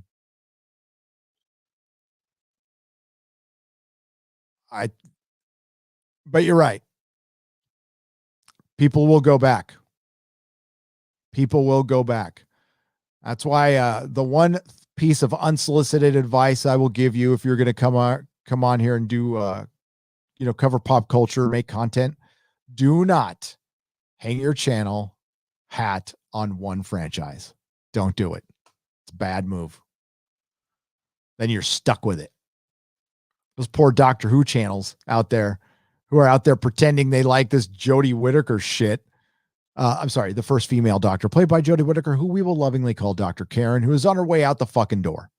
Isaac the Dragonborn for $4.99. The original Star Wars brought so many people together. Nowadays, it's all about appeasing one side. Yep, you're right. You know, the one thing I liked is, you know, the Luke Skywalker moment showed everybody how fun it could be. I think it gave a false hope. I know it gave a false hope. I know it did. And I wasn't trying to sell that here on this channel. I was basically telling you I'm done. I think it's good that people are enjoying shit. Just be ready for Disney Star Wars to remind you who they are. And they did. They did. So, I mean, like, know this. If you sign on to a Kenobi and Ahsoka and all that, your heart will get broken. But you know what? You can't go through life worrying about your heart being broken all the time. You can't. You can't. Yes, your heart's going to get broken. Shit's going to disappoint you. You got to take chances once in a while. But I don't know if Star Wars deserves another one. You've given them enough. I'd be curious what the world will be like if independent creators had the income to make an IP TV show and movie. The people make what they want. Well, Pup Shepherd for $5. If somebody with a big enough platform crowdfunds, they don't fuck it off. They don't like rip people off, and they get the right people. Maybe it's really difficult. It's really, I mean, like, look at the crowdfunding comic guys. They've got a formula down. They make enough money, but the only criticism I would have is they don't make enough content. Like, it's 2 books a year. That's not enough to drive a movement. Unless if they found a way to coordinate, maybe. I mean, you don't want to do that though. You don't, because you're individuals. You're in competition with each other. But if you timed it where you like put out books, or you're putting out consistent books, but after a while, it has to be more than just a cult of personality. I mean, that's got to get you there, and then you have to produce the content. Now, there are guys who have done this already and pulled it off. But it's going to be interesting to see how long it lasts. I mean, I could be wrong, but with the TV show, it'd be very difficult. You got to start small. That's why it's easier to do, like, honestly, comedy. All you have to do is be funny. You got to be funny and don't be a fucking sellout. And I think it's wide open for comedians who could somehow skirt the lines to maybe make their own platforms. Because people, Friday Night Tights, we talk about pop culture and shit, but I mean, it's mostly kind of I laugh my ass off at the show. I don't know about you guys, but I laugh my ass off on that show. Now, sometimes, last night, look, at the Gina shit is serious, right? And I try not to be that serious on this channel. I try to make you laugh. Like, even in my Lord of the Rings video, I'm trying to make you laugh. Like Batwoman, we're laughing at this shit. But like, this is a serious subject that needs to be talked about. There's an attitude from people out there like all this shit needs to go away. If you bad YouTubers just shut up, everything will be fine. Okay, yeah. You know what? If you ignore an infection for a while, it'll be fine until it kills you. Everything isn't fine in Hollywood. Everything isn't fine in media and entertainment. And everything isn't fine in information right now. So it's, and I talk about what I want to talk about. And it's just my opinion. And I am not the news. I am not the news. Just a guy yakking on a microphone, interacting with people. I'm curious what the world would look like too, though. I think somebody will eventually get enough money and get a good writer and make something interesting. Yeah, I think it'll happen. Absolutely. It's happened time and time again in all forms of art. Me being a huge music fan from the 80s, 90s, 2000s, as much as I was a comic book fan, I was a music snob. I was into underground shit. I didn't like anything commercial at all. It's weird because I love my comics commercial as fuck. I'm not really into indie comics that much. I'm not into stick figures whining about their girlfriend. I want superheroes. Jonathan Laird for $4.99. The Fandom Menace has enough talent. What are the odds that creatives could coalesce and absorb the audience Hollywood evidently doesn't want? I think that's happening. It's actually happening. The other thing is, we're fighting this fight, doing what we're doing. It's a long battle. This is going to last years. It's what Gina Carano's doing. I don't know if she'll reap the benefits of what she's starting. I don't know that. She's starting something that I guess people a generation from now might reap the benefits from. This isn't black pill, by the way. I got no time for black pills. You can black pill Star Wars and a thing, but life, I don't black pill. Fuck no. There's always fucking hope. There's always a chance for redemption. There's always a chance for victory.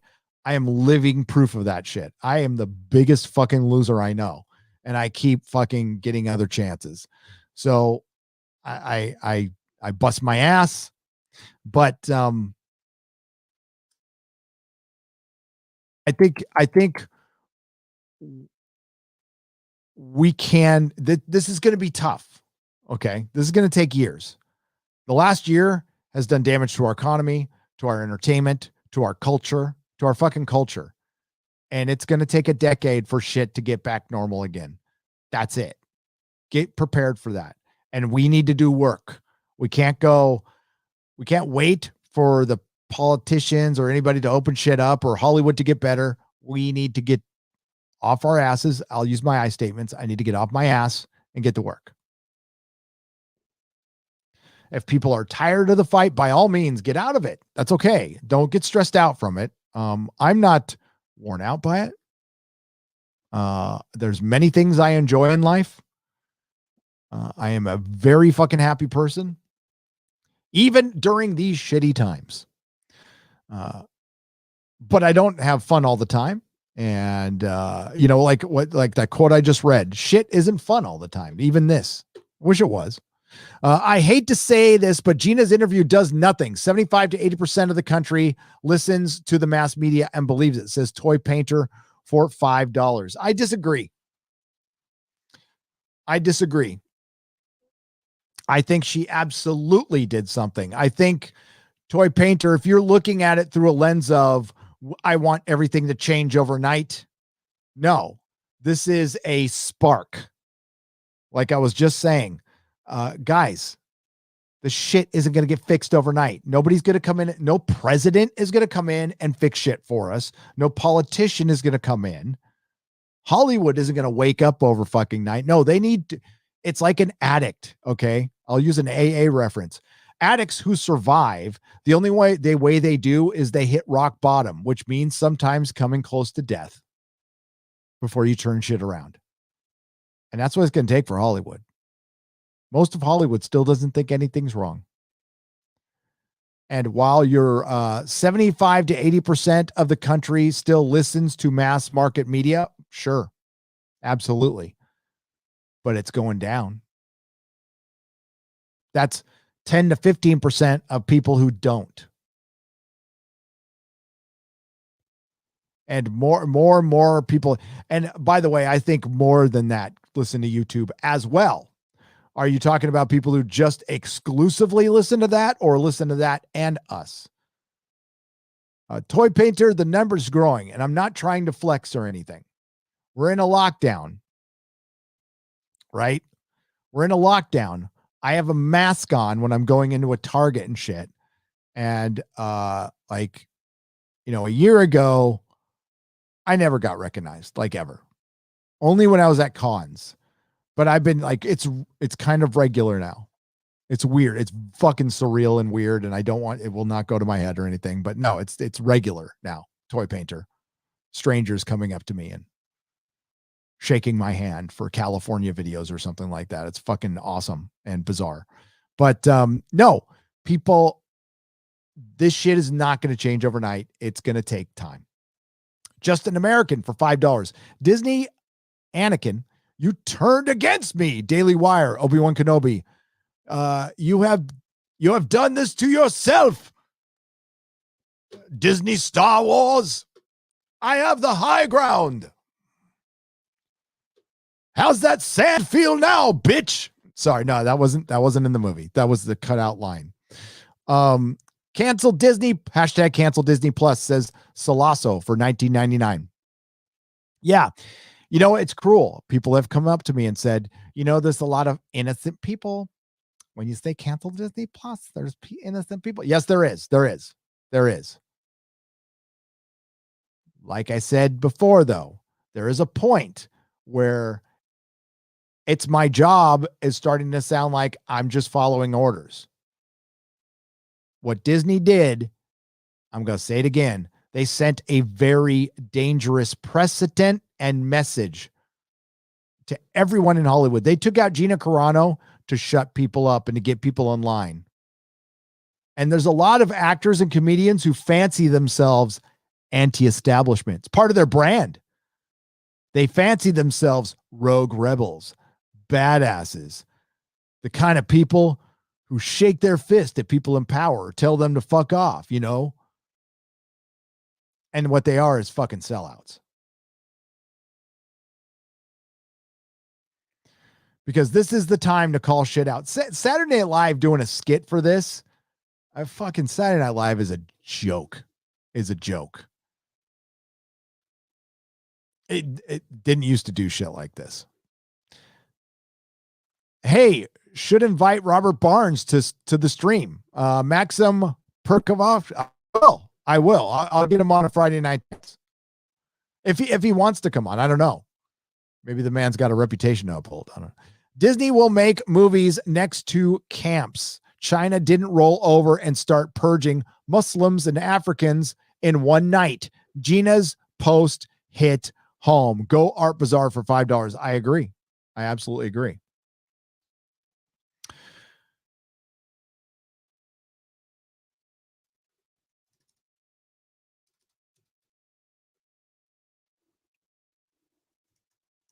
I was just checking on y'all there. I'm like reading my list here. Let me go get a couple donations here on the other side.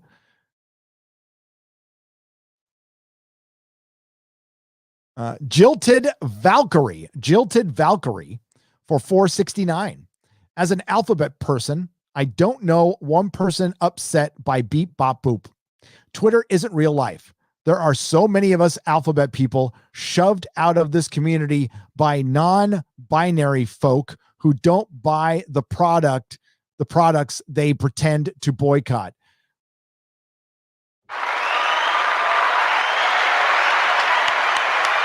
Right. Jilted Valkyrie. What's behind that name? Jilted Valkyrie.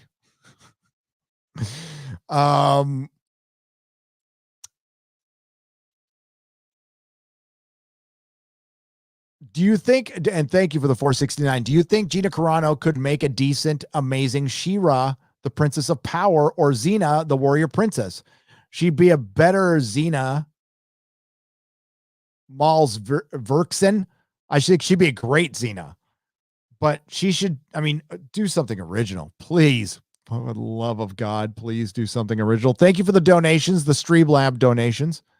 They're greatly appreciated. They circumvent the YouTube system.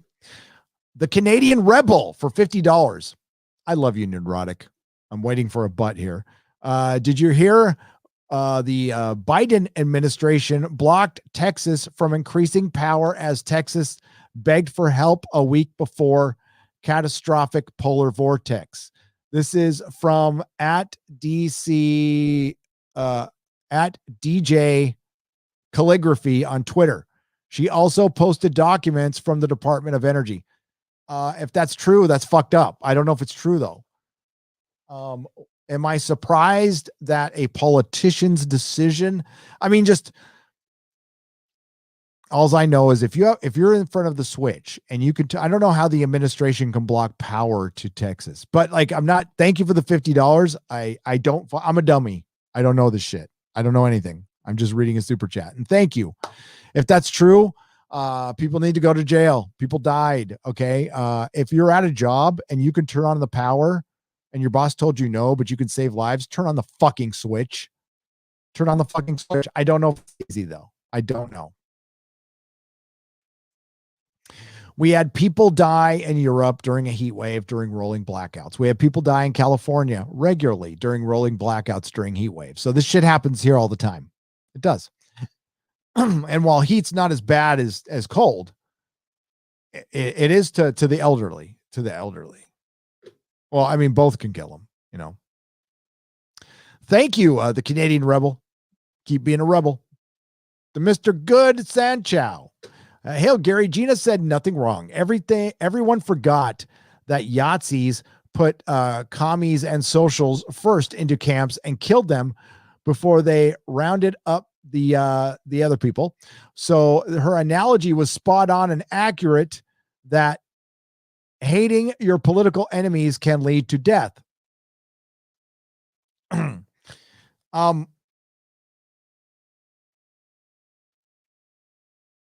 Yes, it can. The Canadian Rebel, part 2 of your super chat for $50 more. Thank you. Part 2 of my last donation. DJ Calligraphy also says that her tweet, Texas asked for temporarily lift regulation on energy output to avoid disaster. Biden's DOE refused to help due to green energy standards. I think that'll be a scandal if it's true. But again, I don't know. The reason I brought up the Texas thing is, again, it's a moral issue. It's not really, I don't care who she was against or for. She was blaming dead people for the people who lord over her, which could have been Republican or Democrat or independent, or it doesn't fucking matter. It doesn't matter. You don't take these situations and exploit them. But like I said in my video, Marina Sirtis is free to sound as dumb as she fucking wants to. I will just respond that you're a fucking, obviously a narcissistic, vapid, bad person, just a bad person with a dark soul. I hope that's not the case. Listen, do you think anybody will actually get in trouble for this? I mean, for fuck's sake, a governor in New York killed a bunch of elderly people. It should be the biggest fucking scandal on the planet right now.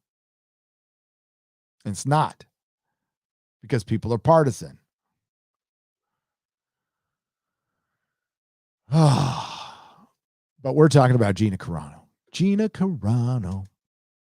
Okay, back to super chats. Thank you very much.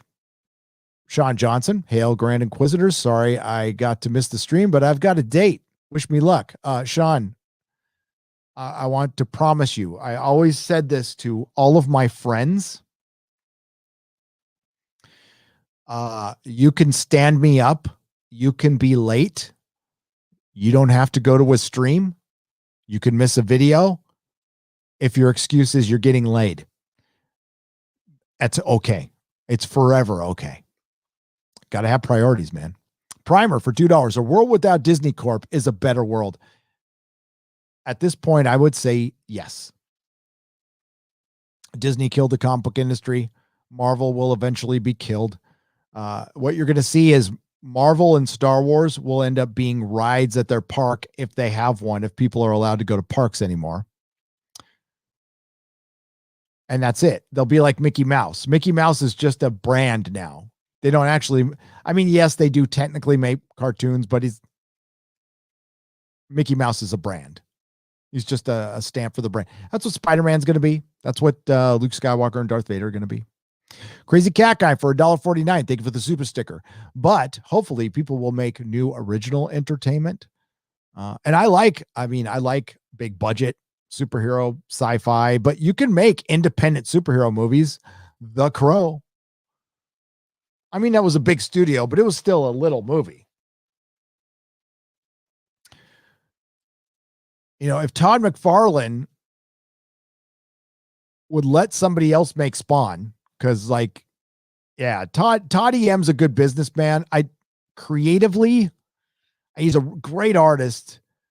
I'm not too sure about his writing and his ideas. I mean, I like, Spawn was a really interesting concept in the beginning that went just way off the rails. Gina just entered Act 3 of her own hero's journey. Yes, she did. Michael Dyche for $2. I completely agree. Ben Shapiro's Gina interview has 1.1 million views. Let's take a look what it has now.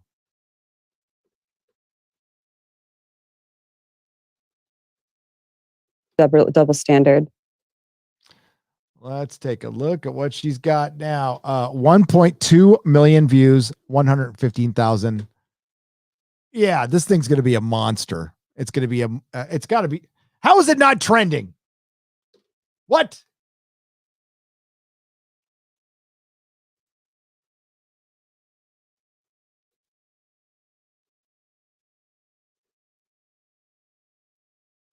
Oh, what a sham.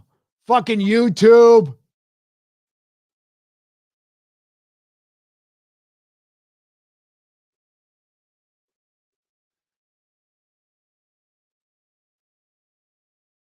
It is not trending at all.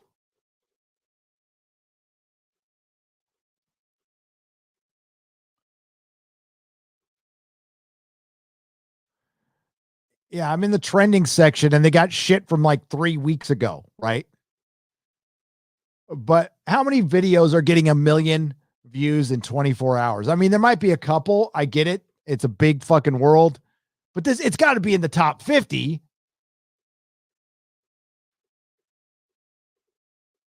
It's not trending at all. One day ago. Yeah, there's a fucking thing trending on here that's got 601,000 views, some boxing shit. 777,000 views. Jay got a crush on Tyler's sister. What the fuck is this? Funny Mike. Jay got a crush on Tyler's sister. We went shopping for Warehouse. What the fuck is that?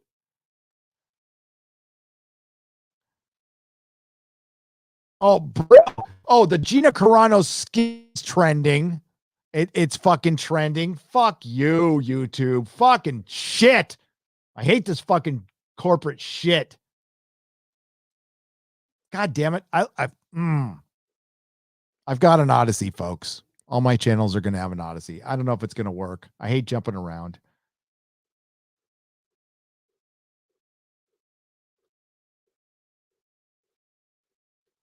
But I think, if it keeps going, that's up to you guys. I want to do something like Compound Media. But I don't want everything to be behind a paywall. No, I still want a lot of free stuff. I just want to be able to make a living. That's all. If YouTube can provide that, then right now I have a website. It's just a mirror. It backs up all my shit. I have 2 other channels too. Nerdrotic Live is where all the live streams go. And Nerdrotic Daily, I run it with Perry Chan. He's my partner on that channel. He's fucking brilliant. You can subscribe to his channel too. And of course, subscribe to all my co-hosts on Friday Night Tights, which are Geeks and Gamers and the 19 channels he has, Sports Wars, D-Day Cobra. And then, of course, Ryan Cannell, Heel versus Babyface, Comics Division, Odin's Movie Blog, Quarter Black Garrett, Tom from Midnight's Edge, and whatever guest we have. Yeah, that's bullshit. Yeah, it's not trending at all. Sorry. I thought it would be trending. Shout out to the fantastic Drunk 3PO. It says Chris Curran for $2. Yeah, I wanted to bring that up. Drunk 3PO is pivotal in this stuff, folks. So I'll just say that. I will just say that. The man is pivotal in all this stuff. So, and he's probably not ready for what's to come, but it's coming, Jay. So, you're going to hear a lot of rumors. You're going to hear a lot of stuff. I would just say, follow your gut. Follow your gut. Our boy Mike Zero's doing awfully well. I noticed he had a video with 220,000 views saying Jon Favreau quit. The Mandalorian, which he has not done, but that's okay. And listen, you go to Mike Zero, you know what you're going to get. You know what you're going to get. Jim Samples for $5. The reason they are running Disney into the ground is because they wouldn't capitulate to the Bolsheviks in the 50s, and now they seek retribution. They are the Bolsheviks now, though. I mean, Disney is the Bolsheviks. They wanted Gina to go through a struggle session, a real struggle session. Could you? Oh my God, I can't. That's hell. That's hell. A bunch of, okay, imagine 40 people on Zoom who all start their sentences with actually. Well, actually,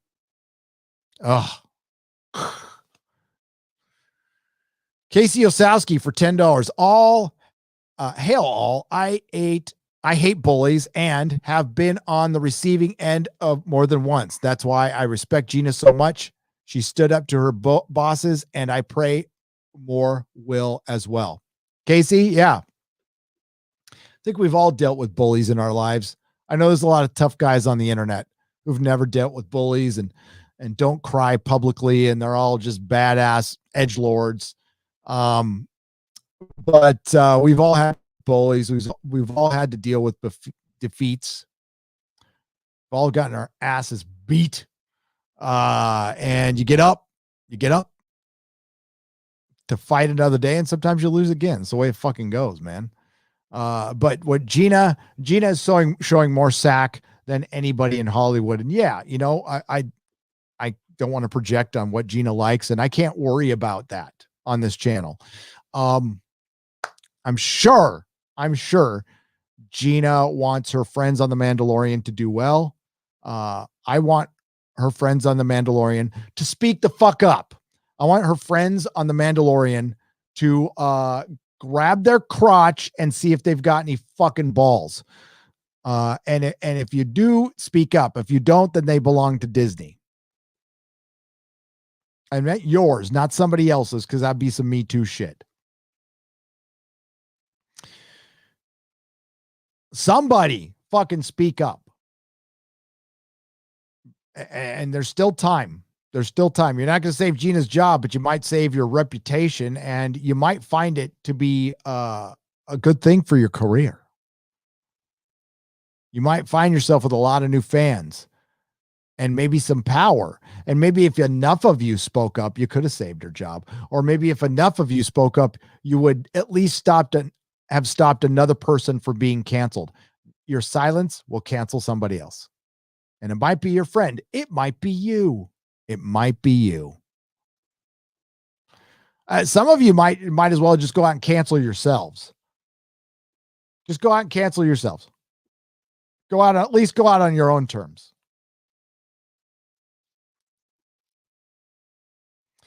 That's what I did. I mean, I just talked about everything so people couldn't come out and say, well, did you know that Nerdrotic is a felon?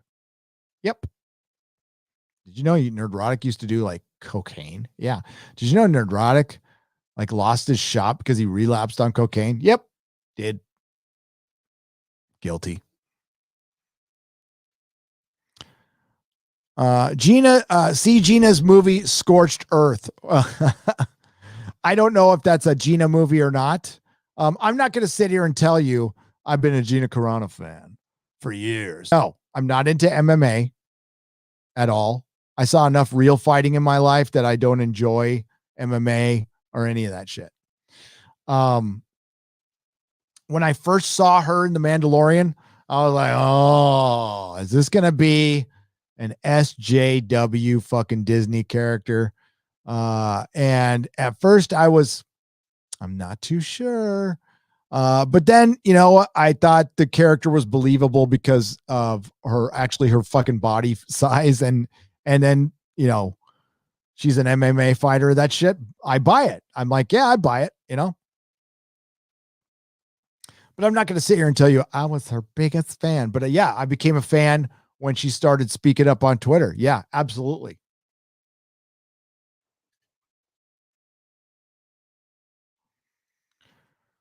Absolutely.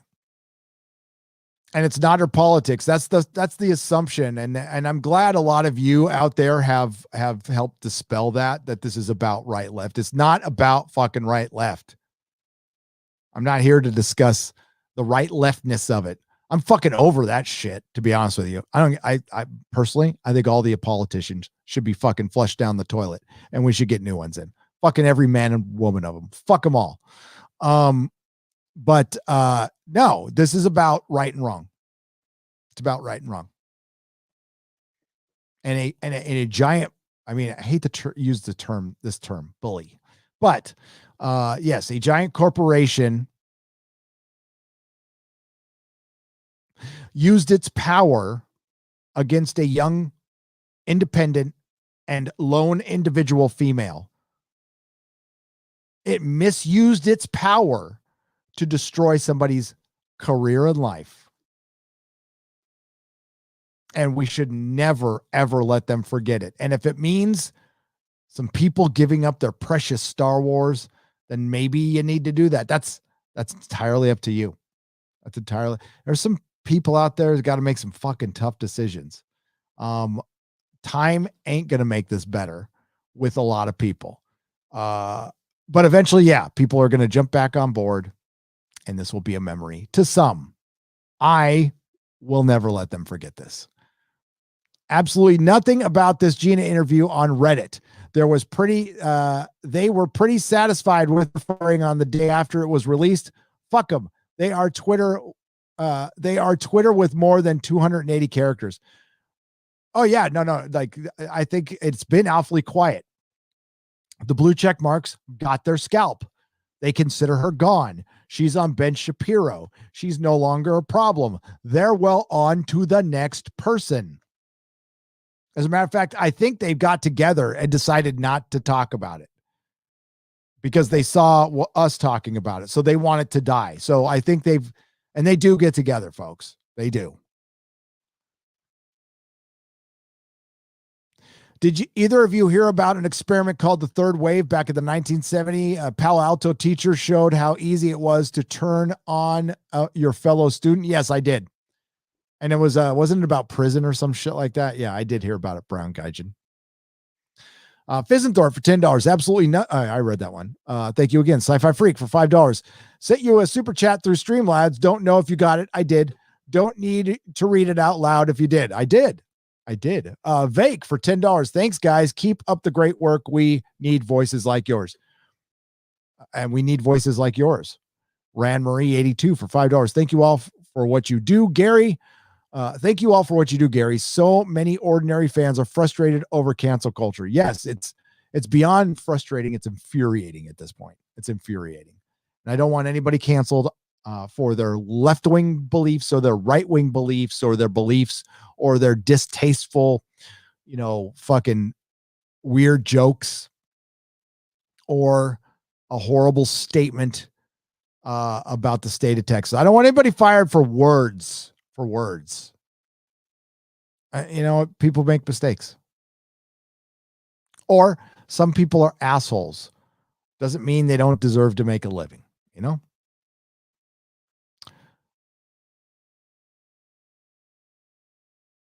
like with Marina Sirtis, I don't follow her on Twitter. I simply don't follow assholes on Twitter. And I largely stay out of it. I don't get in arguments on Twitter. I just don't.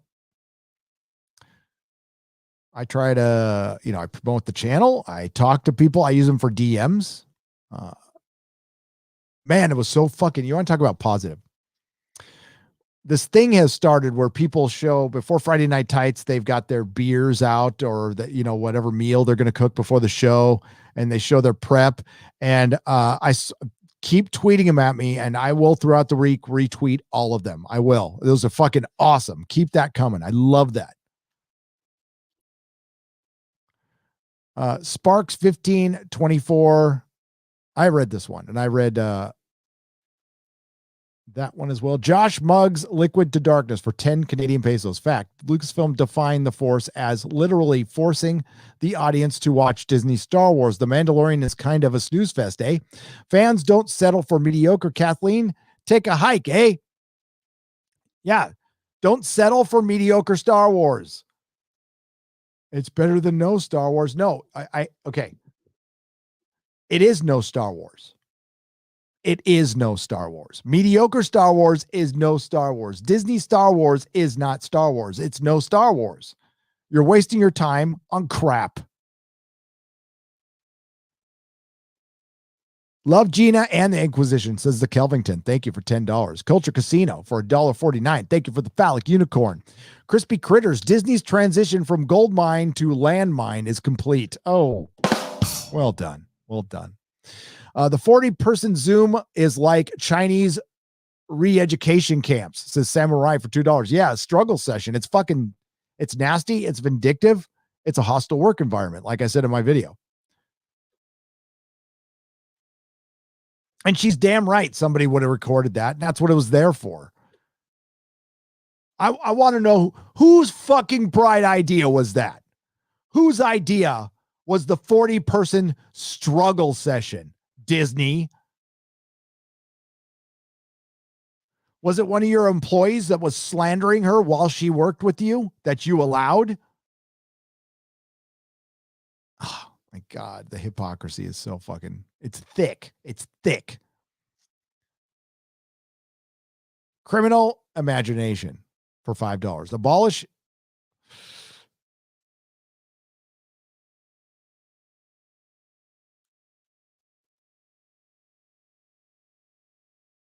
Okay. So criminal imagination is a member.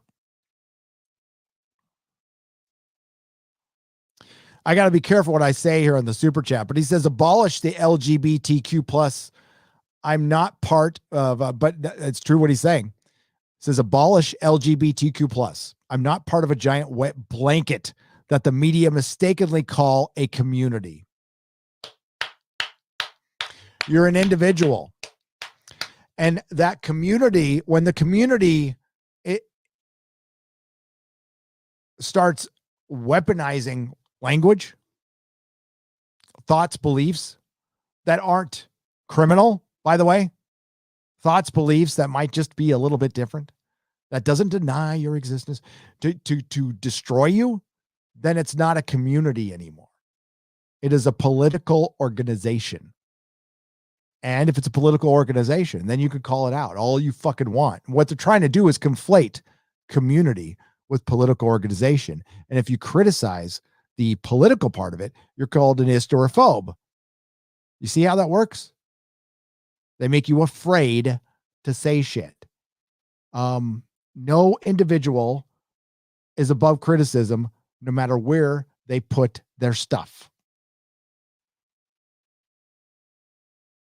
They're not afforded special treatment from me. That's what normalization is.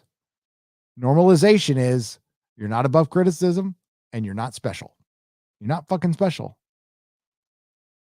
You might be to your mom, and that's great. And to your dad or your daughter or your son. That's all you need to be. But in life, you're not special. Just another sack of meat walking around. What do you think? What do you get when you promote strong women but fire them whenever they step out of line? I'll tell you what you get. You get what you fucking deserve. Oh, Flubber 11 USA for $5. They didn't want an apology. They wanted a belly crawling obedience, says Albatross for $5. You are absolutely correct. And then they would still fire her. Pray says preach. Berta Pray 5 says preach. Kapla for $2. Kapla, my friend. Kapla. You both need to stop riding the fence. Pick a side, says Red Lion 78 for $2. I get what you're saying. I know I'm a fence sitter. Red Lion 78. You know what? That's the thing.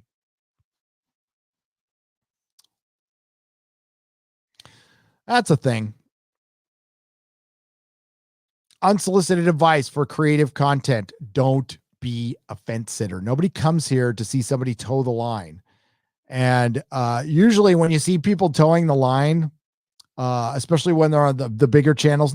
Listen, up and coming channels will toe the line because they're finding their voice and they're trying to start out. I get it. That's fine. But when you've been around for say like 10 years and you had a channel that fizzled out because you false flag people and shit, and then you make a video about like how terrible things are because of the YouTubers and because of YouTube, I promise you, look in the mirror, and look in the mirror. No big company is going to swoop down and hire you for your great broadcasting abilities, but you could still work on YouTube. All you got to do is have a fucking take. At one that's not ridiculous. One that's not just fed from, I want to be against this because I'm envious or jealous or whatever. And one that's not feeding lies about individuals. That's just friendly advice. Talk about the shit you love. Sell people on the shit you love. And really sell people on it. Do a comprehensive long form review of a movie you love or something like that. And don't even worry about, if you don't want to get involved in this stuff, just don't get involved. Don't worry about it.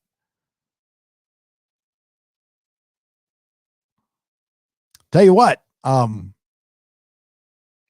think I was in YouTube's doghouse. And I got out of it. Canceled Disney Plus for canceled Disney Plus, selected other when asked why, said, I stand with Gina Carano and won't be back until Kathleen Kennedy is fired, says Fat Gandalf. Yes. I'll take it one further. They can fire Kathleen Kennedy tomorrow. I don't give a fuck. There's no way out of Star Wars. Just none. Zero. I like Carl Weathers. I thought Deborah Chow was a good director. I certainly, the Obi-Wan series intrigues me, but I am not a prequel fan. The prequels are very subpar films that people who watched when they were children liked. But it's nowhere the same thing as the original trilogy. Like I said, the original trilogy still drives 90% of Star Wars, and the prequels probably drive the other 10%. And yeah, it's a dead brand. When they were good, it was just member berries. It was just going back and doing old stuff. The star of The Mandalorian just signed up for a bigger show. So The Mandalorian was the biggest thing of 2020 entertainment wise. I can't think of anything that was bigger in genre anyway. Tiger King was the fucking number one, but I think it was the biggest thing, and the Luke Skywalker moment was the biggest thing. Well, Baby Yoda exited. Luke Skywalker was CG. You can't reproduce the real Luke Skywalker played by Mark Hamill realistically in a show. The lead actor is behind a helmet, and according to Grace Randolph, there was a problem. And I'm going to say that I believe Grace. I think she was kind of right. Her rumor was halfway through the season, there's a big change in direction. That happened. And then he took off his mask a couple times. And then there was a 2-year break. There was a 2-year fucking break. Now, Grace got something wrong. She thought the Boba Fett was just going to be called The Mandalorian Season 3. But that's a slight detail. So all the people shitting on Grace. And I'm not the biggest fan. I think some of her takes are shit. But, some of my takes are shit too. But I think she was right. I think there is a problem with Pedro. I'm betting that Gina Carano was an easier employee to deal with outside of her politics than Pedro. I bet you Pedro is a little fucking huff on the set. That's my guess. Little prima donna, little drama mama. But you know what? Gina, to her credit, in the interview came out and said her and Pedro are friends and that they can put that politics aside. And that's what normal people do. And that's nice to hear.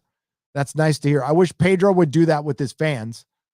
Like, you know what? I mean, Pedro's going to have his politics. I think his parents were like, I don't know, commies or something down in South America, and they had to run from a dictatorship or something. And that's good. And that's good. They came to one of the greatest countries on earth, and now they ran away from a dictatorship, and their son is fucking a top tier actor. What a fucking great country. What a brilliant fucking country. Hope he remembers that. The country he's disparaging, like, lets him pretend for a living and make a shitload of money. Roger Zimmerman says, they say Shapiro's Daily Wire, HW director and producer Jeremy Boring is a co-founder and CEO of DW. Author, director Andrew Klavan is on staff. I don't know what that means. They say Shapiro's Daily Wire, HW director and producer Jeremy Boring is co-founder and CEO of Daily Wire. Author, screenwriter Andrew Klavan is on staff. Okay. Andrew Klavan, I know.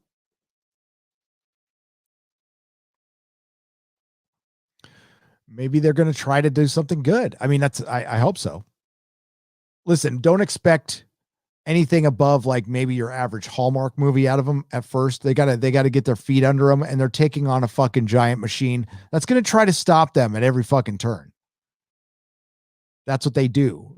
Anytime a YouTube competitor comes up, it just disappears or goes to shit for some reason.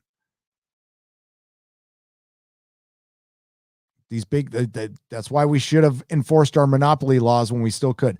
BK0271 for $2. Disney is famous for using NDAs to bully people. They are.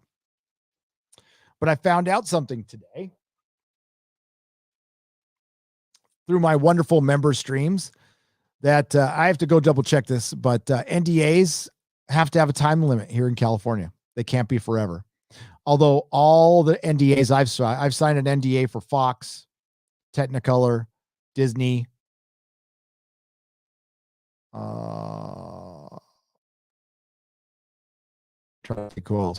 Tesla, of course,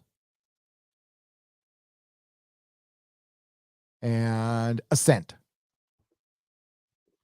Media. So that's 5 NDAs, and all of them did not have a time limit on it. So I just assumed it was forever. Oh, Hulu. Sign one for Hulu too. Well, with how contracts are done, they are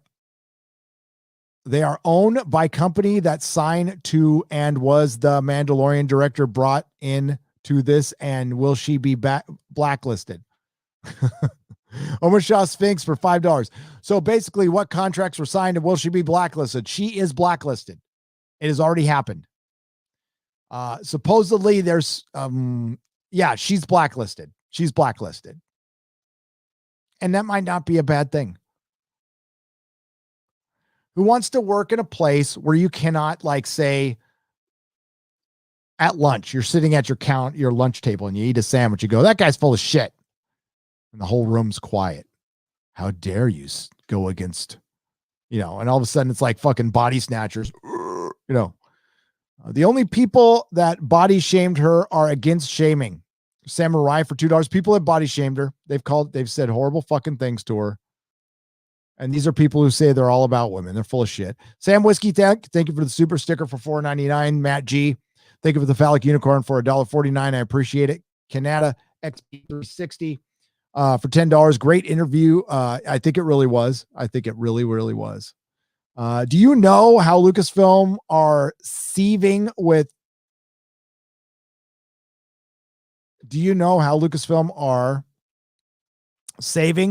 Solo, TLG, and the Rise of Skywalker, and then even more billions during COVID?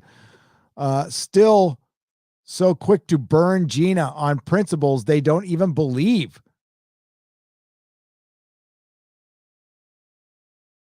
Thank you. Junes, I am 51, so I don't understand all of the acronyms in here.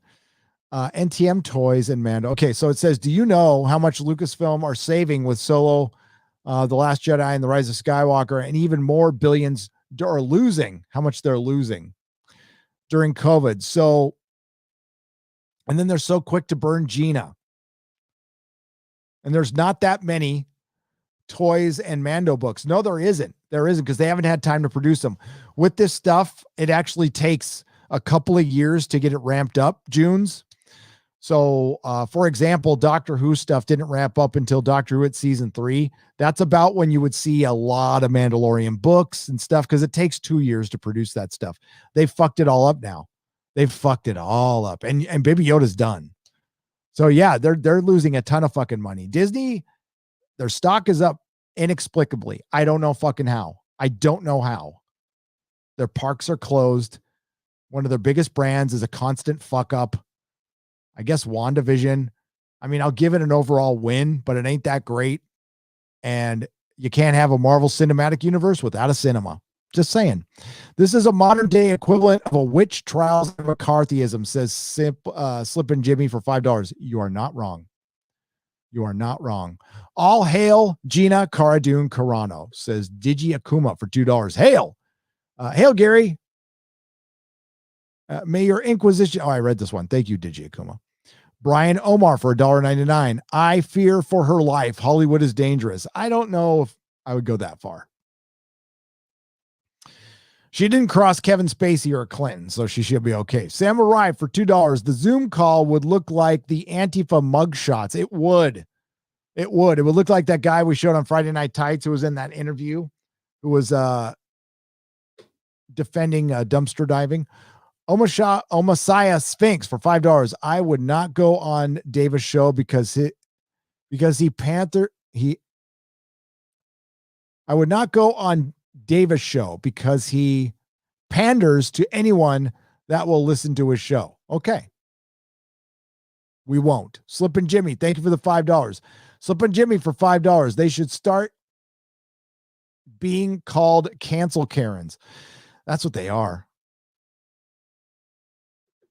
That's what they are. I love just some guy's new video, his video series on this woman who's trying to cancel him. And he's just using like an unexpected Karen and the desolation of Karen and the battle of the 5 Karens. Yeah. I think this one will be called the Phantom Karen, and then the Karens, Attack of the Karens. Leo Zakari, do not make me assume my ultimate form. I will not. I will not. I vote to call them cancel culture cunts. I like that primer. My wife really hates that word, but I do reserve it for appropriate times. Lonnie Holcomb for $2. I missed you guys. Well, we missed you too. Where'd you go? Douglas A. Burton for $14.99. There's no such thing as a successful original woke IP. I read that one earlier. Mastermind Webtoons has new IPs. Yeah, I'm not like, I know about Webtoons. I do know about Webtoons, but like I want live action stuff, but Webtoons is good. And you know what? Something could get plucked from there for sure. And didn't Webtoons just get purchased for a lot of money? Soul Fiend for £5. Hope Snyder Cut is a success. Hopefully it will show people, giving people what they want will make them money and other companies will wake up. Yeah, if Ray Fisher didn't come and fucking step on his dick beforehand and all the canceling of Whedon, even though like Whedon was probably a dick, I don't think it didn't help a positive movement. The movement wasn't all positive, and I think that will eventually hurt it. I hope it is a success. It's the only thing I'm looking forward to right now. Till all are one for $20. Screw the mouse. To quote George Carlin, I hope Disney gets a hold of some tainted cheese and dies lonely and forgotten behind the baseboards of a soiled bathroom in a poor neighborhood with his hand in Goofy's pants. I love George. Mark Smith, thank you for the $20. I have nothing to say, LOL. Just sending some money your way, bro. Thank you, Lightning 123456 for $5. I appreciate it. Mark Smith, Gina did nothing wrong for $20. No, she didn't. No, she didn't. Disney continues with live action rehashes with Cruella. God, I'm losing the ability to talk. Cruella on top of everything else. They're doing nothing. Further proof they're morally, creatively, and will soon in the future be monetarily bankrupt. You're right, Digicoma. Thank you for the $10. Seahawk Scott for $5. The crews who work on these films build them, and they don't want to put them with this nonsense. Yeah, the crews are compliant, though. They have to be. Now, Ben Shapiro said a lot of the crew, or a disproportionate amount, might be on the right. I don't know about that. It's hard to say. I've been on some crews. I'd say it's a disproportionate amount of people say they're on the left. I don't know what their heart is. I think a disproportionate amount of people in Hollywood are not very genuine and don't tell you how they really feel. It's God. It's a terrible place sometimes. Stargate 404. Gary, you know I highly respect your opinion. Your rant on Friday Night Tights has put the fire under me to kick my soda habit. Feels awful at the time, but full speed ahead. Yeah, I didn't mean to like make people feel bad about that. I'm sorry. I just, soda's fucking terrible. And when Coca-Cola comes out telling you to be less white, like Coca-Cola is the easiest fucking thing to give up in the world, and you will lose weight immediately if you give up soda. You'll drop 5 pounds in a week. Just don't drink soda. Don't drink anything with high fructose corn syrup at all. Drink water and tea. You know what? You can do bubbly water, but there's a little bit of sodium in that, so that helps you retain water. But fuck soda. Soda's the devil. Once in a while, I like a Mexican Coke because it's got cane sugar in it, but that's it. I usually drink a Mexican soda with my rolled tacos, which, goddamn, I'm so happy back in San Diego with real Mexican food. Food of the gods, Alberto.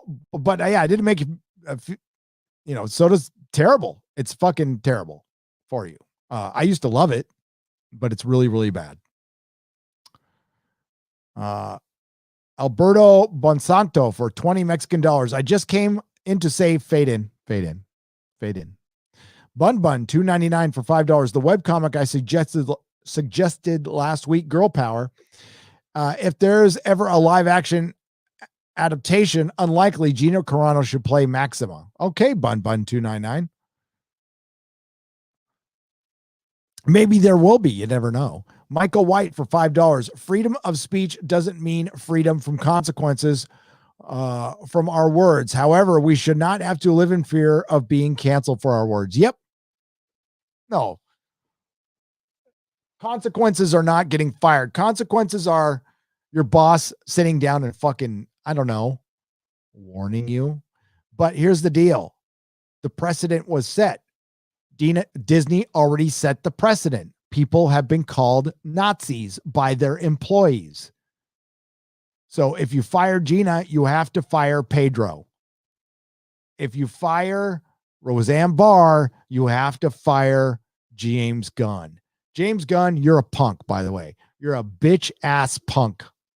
Bitch ass punk. I don't say that very often to people. I won't bring up that you're always around really young girls, and your wife is, or your girlfriend's disproportionately, I don't know, decades younger than you that I remember. I won't bring up that you make an awful lot of bad jokes about a certain subject, which I defended you, fucker. I defended you and I said you shouldn't lose your job. But then for you to pile on Gina and to like a tweet, that's a fuck you, punk. I had your back too. I was looking forward to your Suicide Squad movie, and I'll still watch it, but I still think you're a lick spittle punk. Company man from Trauma, no less. Oh, and dude, bro. Trauma. There's dirt at Trauma. There's motherfucking skeleton after skeleton after skeleton in a closet from Trauma. Trauma. Use the code Trauma. Toxic Avenger shit. Lloyd Kaufman. Oh yeah. I used to own a comic shop. Been around the industry collecting nerddom for a long time. Had a little run-in with Kaufman at Comic-Con. First time I heard Stan Lee utter the F word because he told him to fuck off because he interrupted a charity event. KK has a short memory. The Last Jedi brought so many of the fans together to fight them. She has done the same thing with Gina due to her bias and ignorance. Yeah. You will hear it nobody's going to go back and listen to fucking old Mandalorian reviews, but in my first season, I'm all, what the danger is with this. They are always about, in Hollywood, they're always about the latest thing in the bottom line. And if this thing's a success, if there was no Mandalorian, Kathleen Kennedy would be gone. She'd be gone.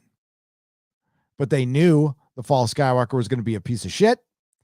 That's why they released The Mandalorian during it. Because if you think about it business-wise, it makes no fucking sense to release a Star Wars show during the end of the Skywalker saga. And the only reason they did it is they knew it was a piece of shit and they knew fans would go for The Mandalorian. And it saved her fucking job. The fans played a part in that, but they're not guilty. You're only guilty of being a fan and wanting to love somebody. And don't let anybody give you shit for that. Just know. And I'll tell you right now, Kathleen Kennedy gets fired tomorrow. Doesn't change a fucking thing. Doesn't change a fucking thing. It doesn't unmake The Last Jedi. It doesn't bring Carrie Fisher back to life. They had their one chance.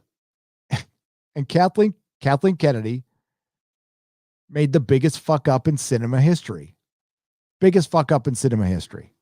Not putting Han, Luke, and Leia together on screen for 2 fucking hours for 3 movies. They wanted to spread it out because they're fucking geniuses. They'll fall in love with our new characters that will give no complexity to it all. Our paper thin characters. You fucking dumbasses. Kathleen Kennedy, you're a dumbass. I don't give a shit how fucking... It just proves dumbasses can succeed in Hollywood. That's all. And believe me, people in Hollywood know that. They know that. Been forced, the smart ones do. Like people like Seth MacFarlane are fucking smart. They're the smart ones. Been forced to explore old show. Okay, I read that one. Got to go because I need to go. All right, we can wrap this up. We can get through the rest. If I missed a few, I'll get them in the square up. I got another one coming out Monday or Tuesday. I've got 4 in the can. I'm going to spread them about 3 or 4 days apart. Nerdrotic, you guys have been preaching the truth. Question, is Mike Zero as full of crap as he seems? Brad Hollingsworth for $5. If you're new to Mike Zero, look at him as comedy. Hello, my name is Mike Zero. I am from the future. I found a USB drive. I just wanted to say that in The Last Jedi, Rey and Poe and Finn were running from the First Order, and they were running from Kylo Ren. Then they killed Snoke. So then we're going to talk about Jon Favreau is going to quit The Mandalorian. Yes, he's going to quit. I wouldn't be surprised if this happens because Gina Carano quit. And he'll make about 5 more videos like that. And bless his heart. Bless his heart. I don't want him not to exist. I hope he's probably fucking making bank right now.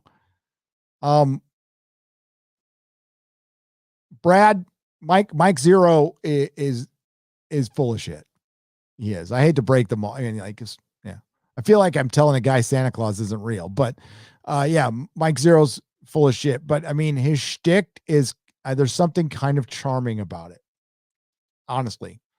So while I think he's full of shit, I want him to continue making videos and getting thousands of views and doing well. I wish him all the luck in the world. Brad, all you have to do is go back and look at his past videos and see how many were right. Now, Hayden Christensen did come back, but if you keep saying it enough, maybe it's like Beetlejuice. It just fucking happens. I don't know. But you just got to go back and look at the record. Listen, I ran with some rumors. I'm always upfront with you guys. I ran with some rumors and some didn't happen. They just flat out didn't happen. Kurtzman still runs Star Trek. He runs Star Trek.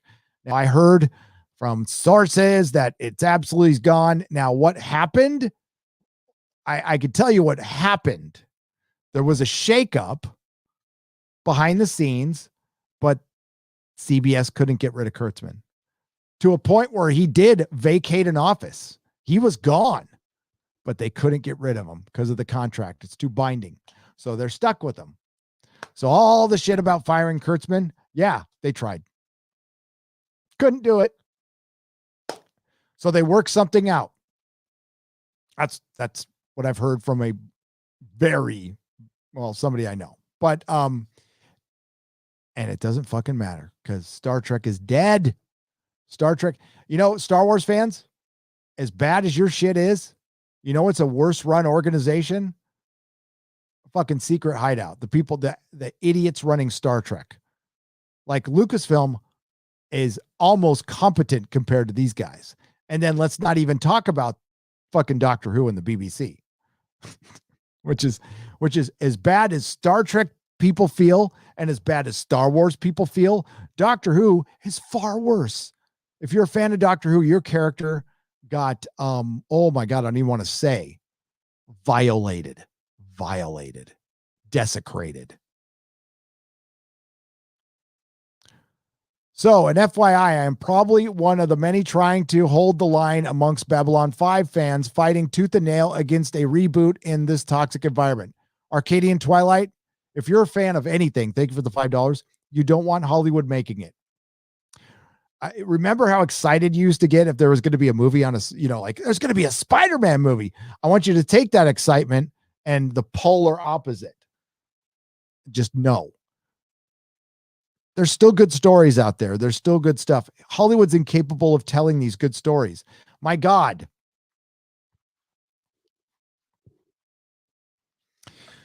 Game of Thrones, Westeros, George R. Martin created a pretty diverse world. Like there's black people in the world. It's not like Tolkien, which is mostly an English mythology based, made by a devout Catholic.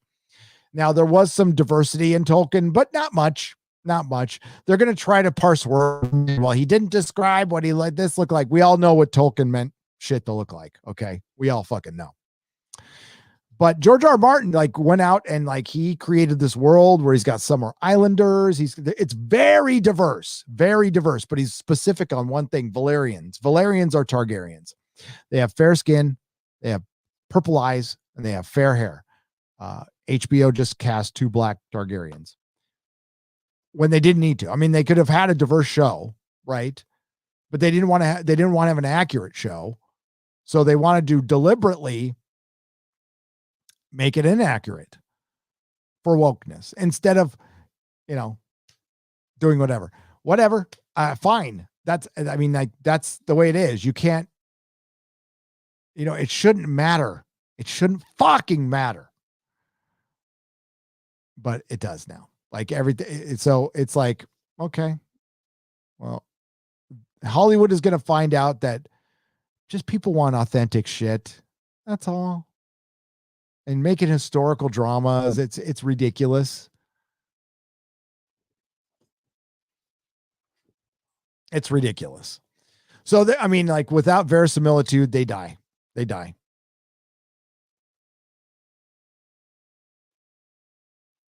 And it's not that I care that much because Game of Thrones crashed and burned so much. I could give a fuck about House of the Dragon. I really could. I was just pointing it out as an example. Jack White for $5. Cameron Paja said on the High Council that he could see Disney filing for Chapter 11 in a few years. Maybe. It depends on how long the coup lasts. That's a bold statement, Jack White. That's a bold statement. I don't know if I would say that. I could see that before they did that, they would have to sell off Marvel or Star Wars. They do that first before they go bankrupt. or they close parks down or something. Nicholas Horton for $5. Gina Carano is a true woman of power. Now that cinematic anarchist Jar Jar Abrams is now going to ruin the character of Constantine. Yeah, he's going to ruin the DC universe. It's already starting to happen. You saw the casting of Supergirl, didn't you? It's happening.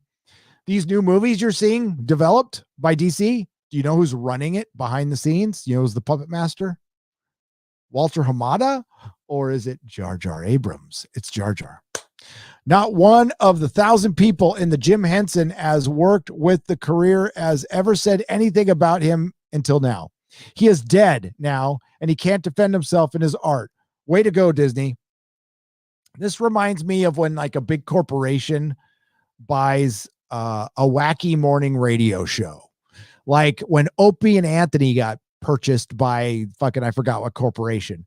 And they purchased this brand. That's this edgy morning radio show that's fucking, it's fucking crass and it's not easy.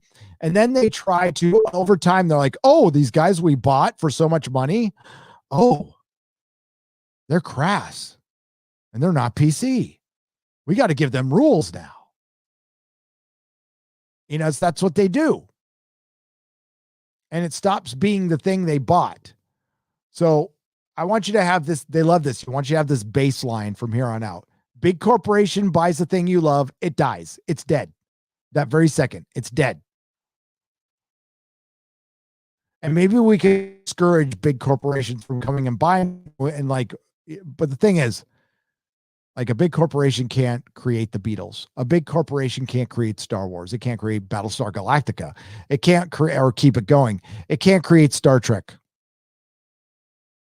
It can't create Marvel Comics. Big corporations didn't create these things. BRL, she had to do a Zoom meeting with 40 people. She didn't have to do it. She balked out of it, which is good.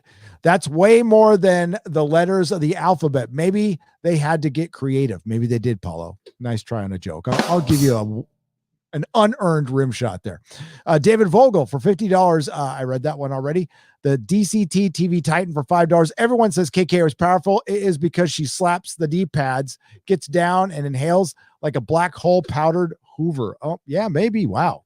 Way to get very descriptive there. It's very descriptive.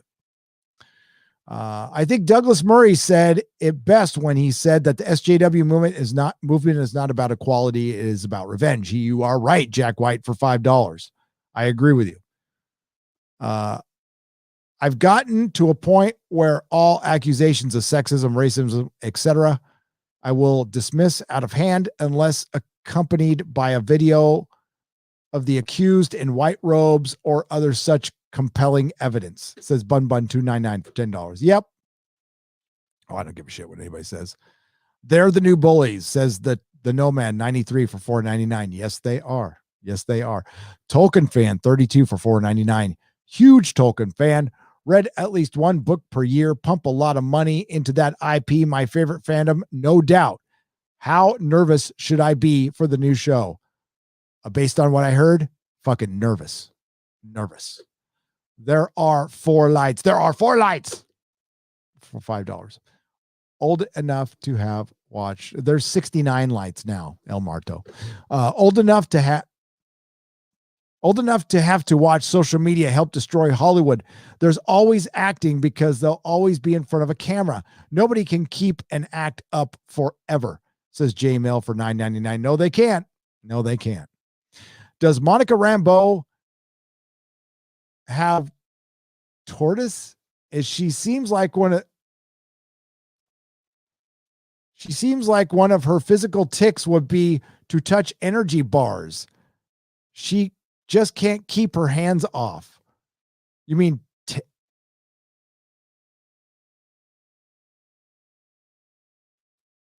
I don't know what you're saying there, Sean Elkins, for $5. Maybe I'll think of it. I'm tired. I'm towards the end here. We're at the last 2 super chats. Disney always takes out the trash quietly. Oh, I read that one. I had a thought. Could the push for gender removal be profit driven by corporations? Wouldn't they save production costs if all products except deodorant, clothes, movies, etc. were genderless? That's what they want. Yeah. They absolutely want genderless, but it's not profit driven. No, this is control driven. This is the great reset. It's fucking real, folks. And it's infesting everything.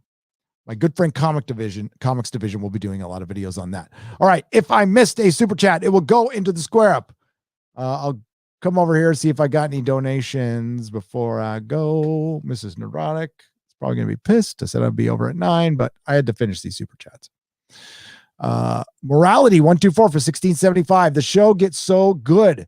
The show gets so much good will be okay. The show gets so much goodwill on its own potential, not based on what is actually happening, aka the J.J. Abrams approach.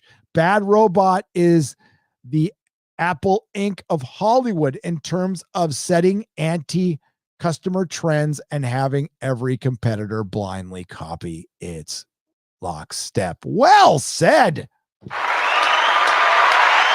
I didn't read it very well, but well fucking said. Yes, it is mystery box bullshit because it's easy. Ace, $15.89 for $25. I read that one. That's good. That's good. There's Canadian Rebel. Okay, we're going to wrap it up, folks. I'm tired. I want to thank you. Let's see how many people hung with. I didn't even check the number. Oh, man. 3,800 people stayed this long. That is fucking dope. You guys are awesome. You guys are great. Thank you, Modrotics. Here, proper fake applause to the Modrotics. Eric K, Nyla Shadow, just another red shirt. Foul Ball Productions. What's up, man? Just another red shirt. Jennifer Cisco. You know who you are. You know I love you, but I'm so tired I can't remember everybody's name. Thank you to everyone who has donated or super chatted. You keep the lights on here. You fund shows like Friday Night Tights. And you help pay my mom's rent. So I appreciate that. I do. I really do. My mom appreciates it too. My dear old mother, who even my mother heard about the Gina Carano thing. And she has no idea what a Mandalorian is. She's heard of Star Wars. But even my mother heard about this. So to think that people haven't heard about it, no, they fucking heard about it. It should be trending. I haven't looked at Twitter.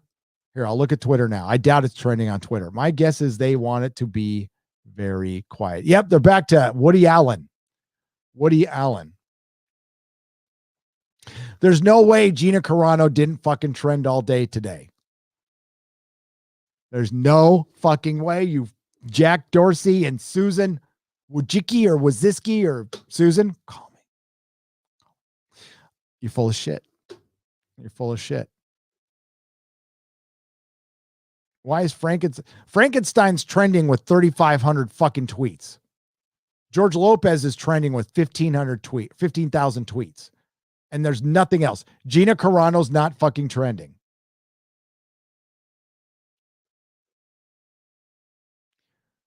Moby Dick.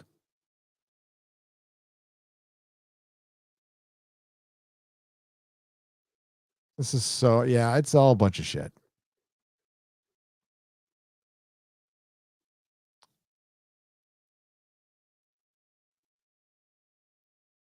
Yeah, there's a bunch of Star Wars stuff being pumped on there. Man, these corporations really do fucking help each other out. Like they're like brohams, man. Well, because they all went to Bohemian Grove. And they all got dirt on each other. Oh, there's Daredevil. There's the one thing from Marvel I like. What's left? All right. Thanks, everyone. Appreciate y'all. Next live show will be tomorrow. A Nerdrotic Nooner, supposedly at 11. I should make it. I should make it. We'll do a couple hours. The voice will be rested by then. I'm not going to make another Gina Carano video. I could. It'd probably do well. I've said my piece. And now if something new happens, something different, certainly I'll make one. But if Disney manages not to fuck up for a week, I think I can finish my Picard review. I think I can. But I got a Lord of the video coming out too. We've got some really unfortunate news on the woke front. Yeah. And who knows what else will happen in the wonderful, wacky world of pop culture and film. But I do want to review. I want to keep reviewing shit. It's a lot more fun. Like this has been I need to laugh. I feel like I need to try to make you guys laugh. I don't know if I doubt I pull it off very much, but I'll try. So thank you, everyone. You guys are beautiful, talented, and remember, not all who wander are lost. Ciao, Bella.